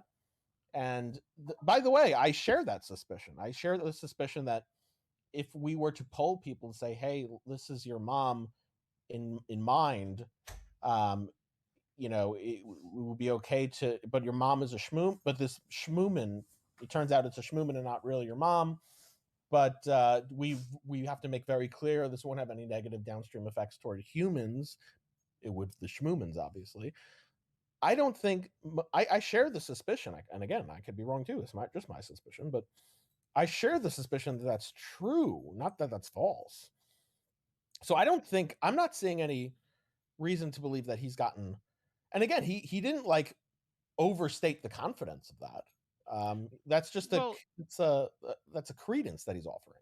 Well, let me try to paint the picture a different way and see if this makes any more sense to you, or maybe it won't. And well, just to be clear, what am I looking? Just to make sure we're on the same page. What am I, when you're painting the picture? What are you painting for me? What am I looking for right now? The reason why I thought it was necessary that things be discussed more completely with respect to the details. No, that's not what I'm looking for. What I'm looking for is we're done. Yeah. So what I'm looking for is why you believe he has false information. He has false beliefs about you now, and what those are. Well, like I said, because I'm not, I don't claim that he definitely does. Why do you believe he does? I was trying to say that the way that those hypotheticals work is I think that they are very likely to produce an incorrect extrapolation about who knows what kind of information someone is thinking about when they think about it, right? Do you think that's true for him or just the audience? Anyone. I think it doesn't have to be him or the audience member. I think anyone. You think it's true for both him and the audience, or do you think that, well, let's just start with him. Any person, him, the audience, anyone, and So it's true. person. So it's true for him. I don't. By the way, I don't think it's true for him because I know him, and I know the way he thinks. Which is great. And by the way, like that's totally fine too. I mean, Yeah. I don't worry about what. And here's what I'll acknowledge. I'll acknowledge that when someone says something like, "Yes, if my mother was a schmooman, I wouldn't have a problem stabbing her." But if that's they not omit, what he said. and if they omit, That's not what he said. But okay. Oh, wait, what?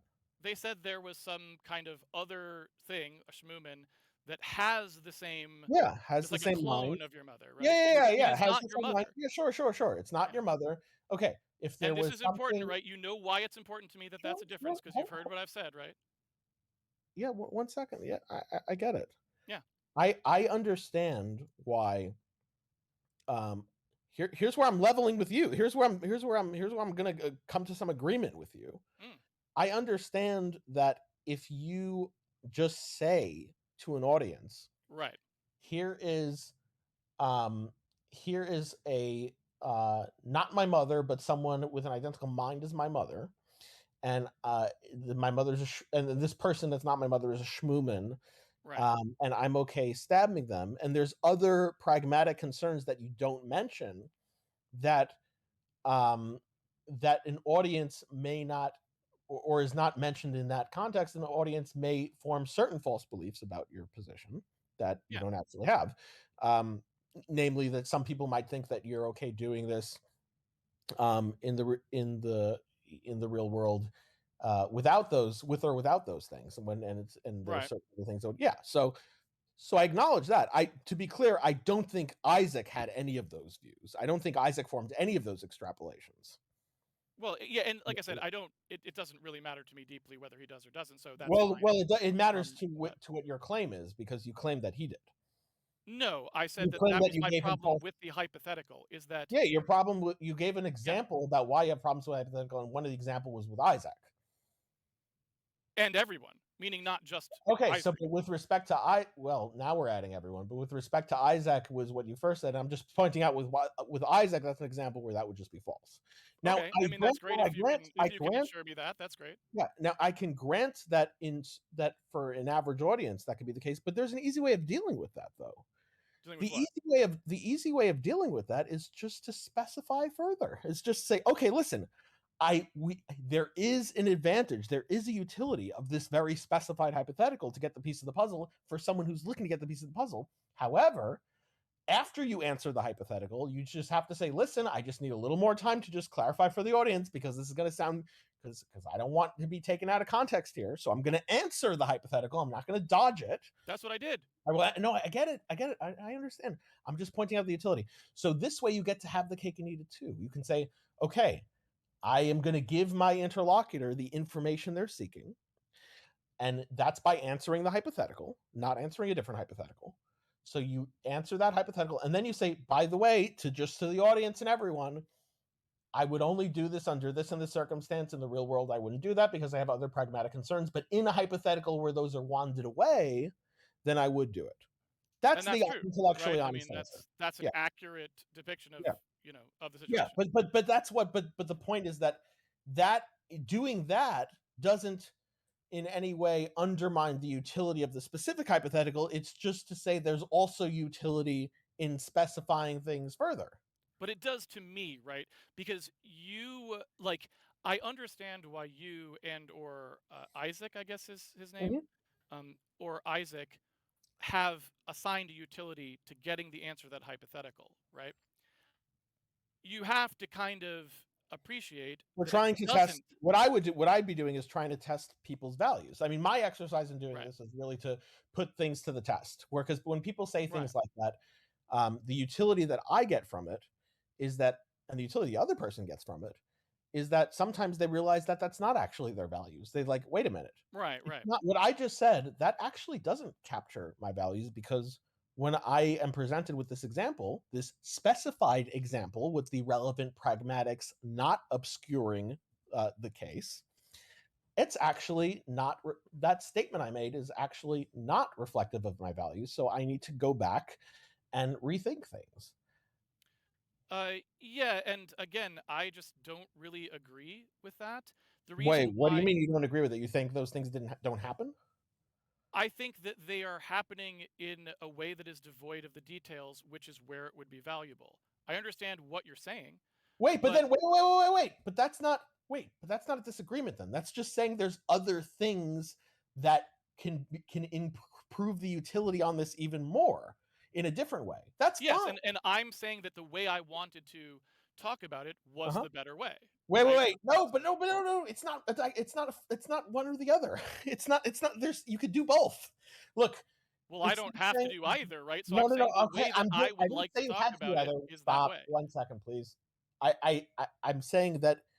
Look, there's two things. One provides a given amount of utility, and then the other specification provides additional utility. It's not like you can only do one or the other. You could, I'm not saying you have to, but you could do both.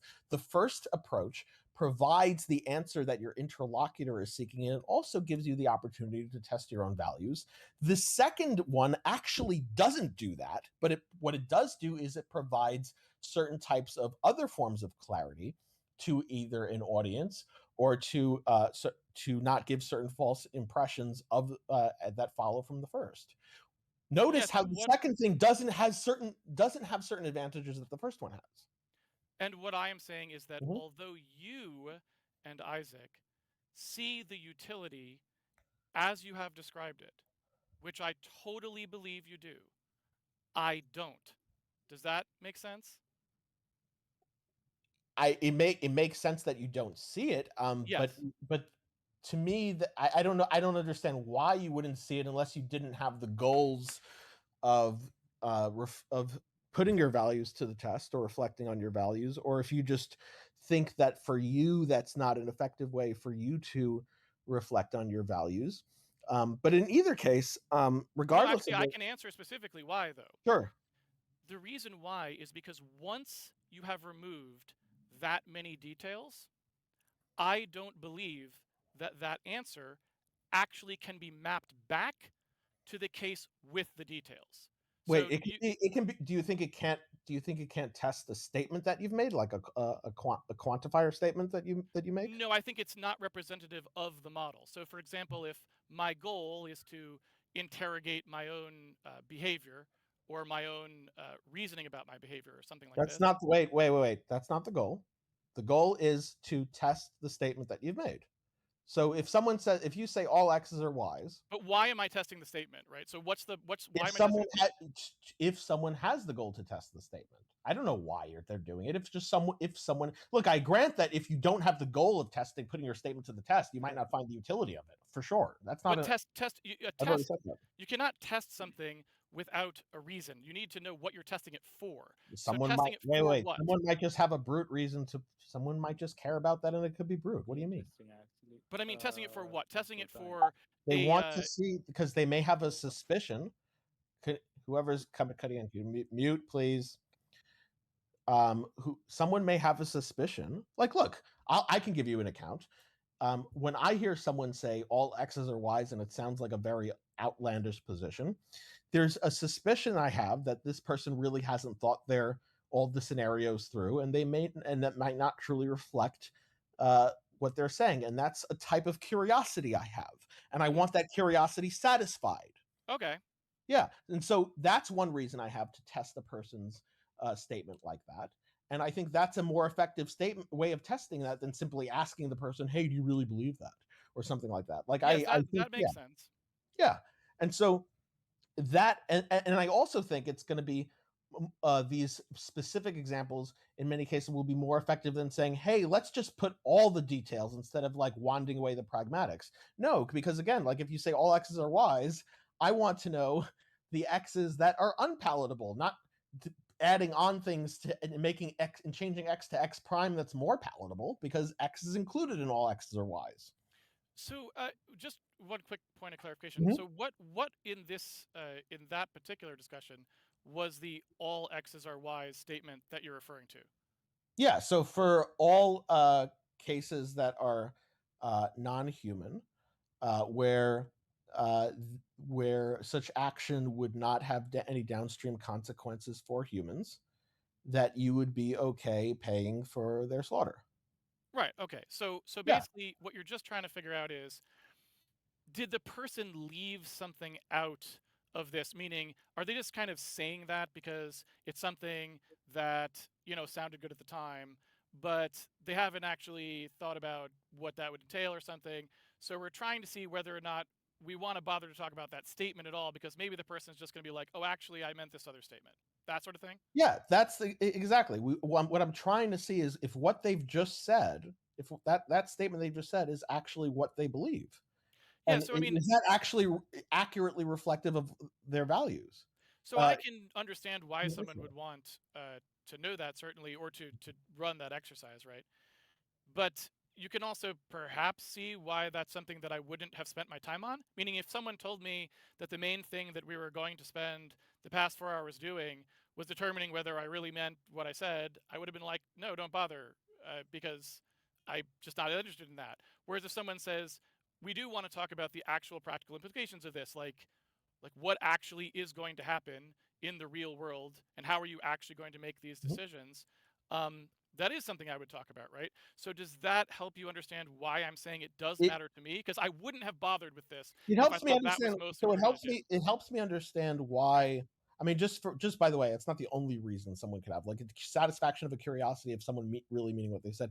Someone could just say, like, after we put it to the test, also, like, what kind of implications does that have? Let's explore, Yeah. like, Yeah. what follows from that by giving these cases. And giving these cases is a good way of exploring what follows from that, because in fact, doing both, because they can say, oh yeah, you actually are signing off on that, so now I know both the answers. Now I know you really do believe.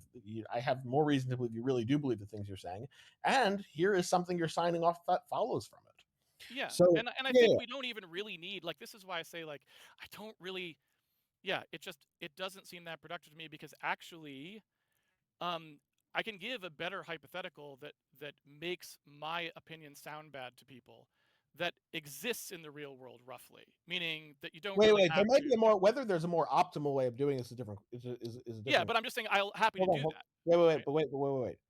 This was productive in the sense that the person, your interlocutor's goal was met. They've gotten the information they wanted from you. But was my goal met, right? Because I don't know. I don't know. You may have completely different goals. Yes, and that's why I'm saying that I didn't like it, because I'm supposed to be getting something out of this conversation too, not just you or not just him, right? And so the fact that that was not something that anyone appeared to care about doesn't feel good, right? It's like, oh, this person doesn't really care about sort of having this discussion in a way that I want to have it. They only want to have it in the way that they wanted to have it for their goals. And can you understand why I think that's not, at least not optimal, not great from my perspective? Well, again, sure. If your goal is not to provide the information that your interlocutor was seeking from you, but rather to do something else, then I can understand why you would not find such a conversation enjoyable. But then that's just a matter of clearing up what the purpose of the conversation is in the beginning. Yeah, I mean, that would have been Yeah. nice, obviously, but that didn't happen. So Yeah, I wasn't there for that part. But anyway, he's Isaac saying he did do that. So I mean, that's I wasn't there I mean, I trust him, but I wasn't there to see what that happened. But the But point. again, I don't object. Just to be clear, like, again, don't object to it. Like, I just, in terms of whether that was, something that I think was the best use of time, it wasn't. But if Well, that was something it depends on what your goal is. If it wasn't the best use of time for you because you had different goals, it That's was right. the use of time for him if he had the goals of. That's right. Oh yeah. I'm Yeah. assuming it was the best use of his time because he was the one who Yeah. made the hypothetical, right? Sure. Yeah, and so the only point I'm making is that I think that I think that interaction, I think that dialectic was a useful way of him getting certain information from you that he was seeking, and I don't think he got false information from you in the process. I think the main things he was seeking from you were true answers, Well, and that's I think good. the beliefs that he formed from it were true beliefs about you. Well, that's a good. I mean, that's reassuring if that's true.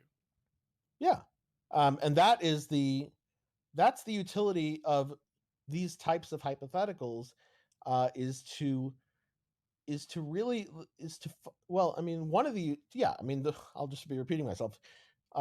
It allows people to reflect on the things that they're saying in a way that they haven't considered before. If you were to just ask them, hey, what are your values, or what are your beliefs, or what do you Ah, think?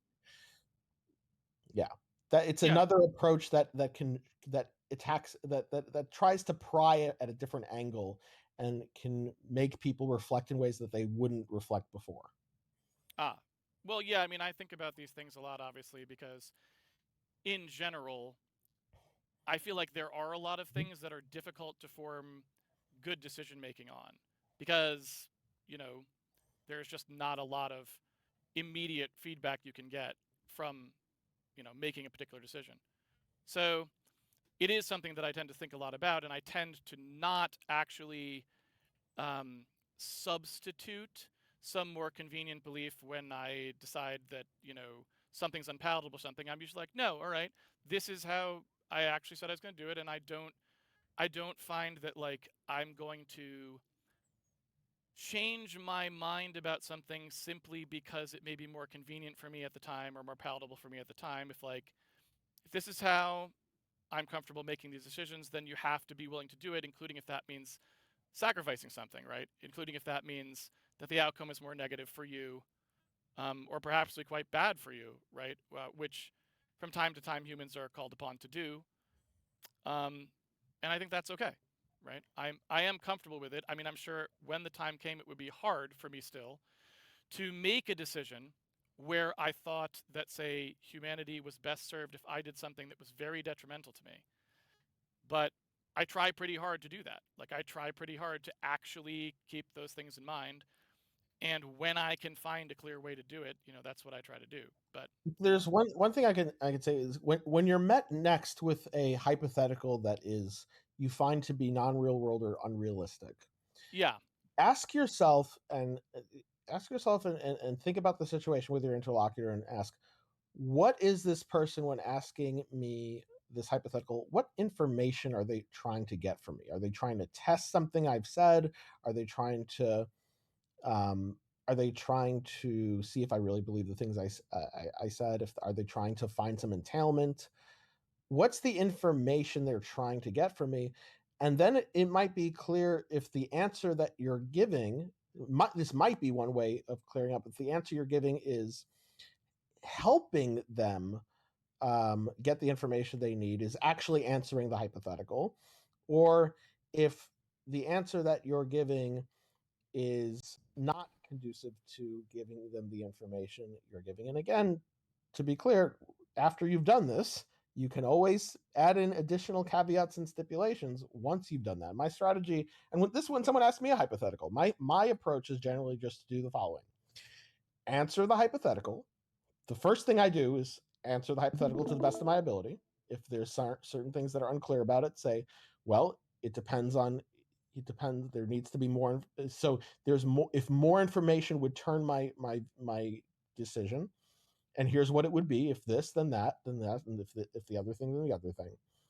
And by the way, just so you know, I have certain caveats and stipulations about the real world, just so for people to understand that I'm not a psychopath or whatever. I mean, I thought I did that, but I guess I Mhm. didn't. So I guess what I would say is that was how I was trying to answer Mhm. those hypotheticals. I was trying to say, like, okay, so that's why I often said, if you can guarantee that there's Mhm. no, negative consequences to humanity, and you can guarantee that they are not humans, and blah blah blah, then I can give you this answer. But if you can't, then my answer is going to, of course, be no, because you know I can't answer yes to something that would endanger humanity, right? Yeah, and just to, and Isaac making a good point here. So you need to differentiate between asking arbitrary. Yeah. So again, like, you can always ask for additional information from a hypothetical. The question is that information going to the not all information needs to be asked from the hypothetical. The conditions for when new information needs to be asked is the following. Number one, if you don't understand the hypothetical without certain additional information provided, that's one. Right. Because then presumably you can't answer something you don't understand. Um, you're not going to answer, or at least you're not going to. It's going to be hard to imagine you answering a question you don't understand. So that's one. Another one is if there's ambiguity in the hypothetical such that there's two different answers you would give, and depending on what additional information is in that hypothetical, you would give one answer versus another. So that's right, which another. is sort of what I was trying to do about the humanity Yeah, clarification part, right? I understand. But yeah, so just to sum it up, these hypotheticals are useful. They do have a case use. They not giving additional information or context. Yeah, I know, Isaac. He eventually, yeah. I'm not saying the interaction that took place. He operated like I think everyone. We saw what happened. Anyway, my points are these hypotheticals absolutely have case uses. They are useful. Not. It is also true that not specifying additional information can be detrimental. That in no way undermines the utility of these hypotheticals and their case use. It just means that it should be sometimes paired with additional information after they're answered. That's all. I mean, maybe, but again, like that's your opinion about the utility of these things, and I guess what I'm saying is I don't really agree with that. I am okay with it. What's I'm your goal? okay. It's my, just to be clear, if one's goal is to provide the interlocutor with the information they're seeking, then yes. But it seemed like my answer was a pretty complete answer, which was that here is, so just to give a specific on that one, I was like, well, in this particular case, I don't think I could create the social structure that, would actually guarantee this. So no, I thought that was very clear, because if you wanted to, say, well, hypothetically, let's suppose you magically had the ability to do that, then obviously my answer is yes, right? Like I literally have baked that into the question. So that's not clear to me or him, and I'll tell you Okay. why. Well, I Because apologize for that then, because I was I'll tell you trying why. to be clear. I understand why you think that was a clear Yeah. answer. I understand why you think the more complete hypothetical there, where you added those things in, is the answer that subsumes both the answer in that case and it gives someone an obvious reason to believe what the answer would be in the other case. But I'll tell you why that wasn't. Yeah. I However, thought that would be self-explanatory, but yeah, I guess the answer I understand why wasn't. you think that's self-explanatory. It's not, though, and I'll tell you Okay. why. Okay. In our experience, when we deal with cases like this with many, many different people, it's really unpredictable. So when someone gives the answer that you gave, for example, if I took 100 different people and I Okay. So you were worried that I wouldn't actually give the same answer. Yes.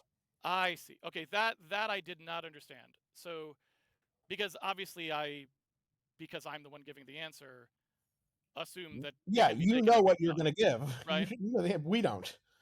I can appreciate that, but again, I'll say this again. It wasn't a very pleasant interaction for various reasons, and I think that colors it a little bit, right?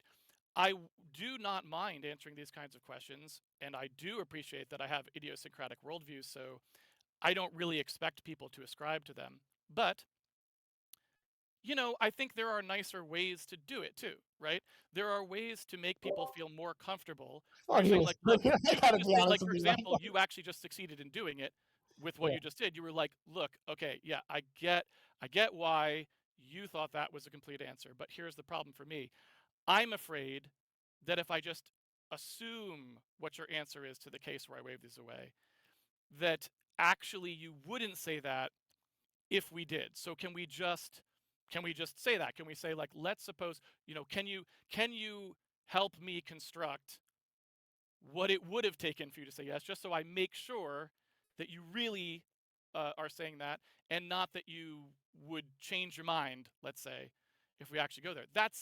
You could just say that, right? And then the person's like, oh, okay, I understand. I didn't understand what you thought the problem was.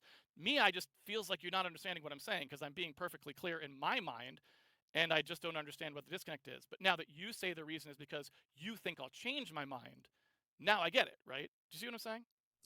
I see what you're saying. Let me just say a couple things.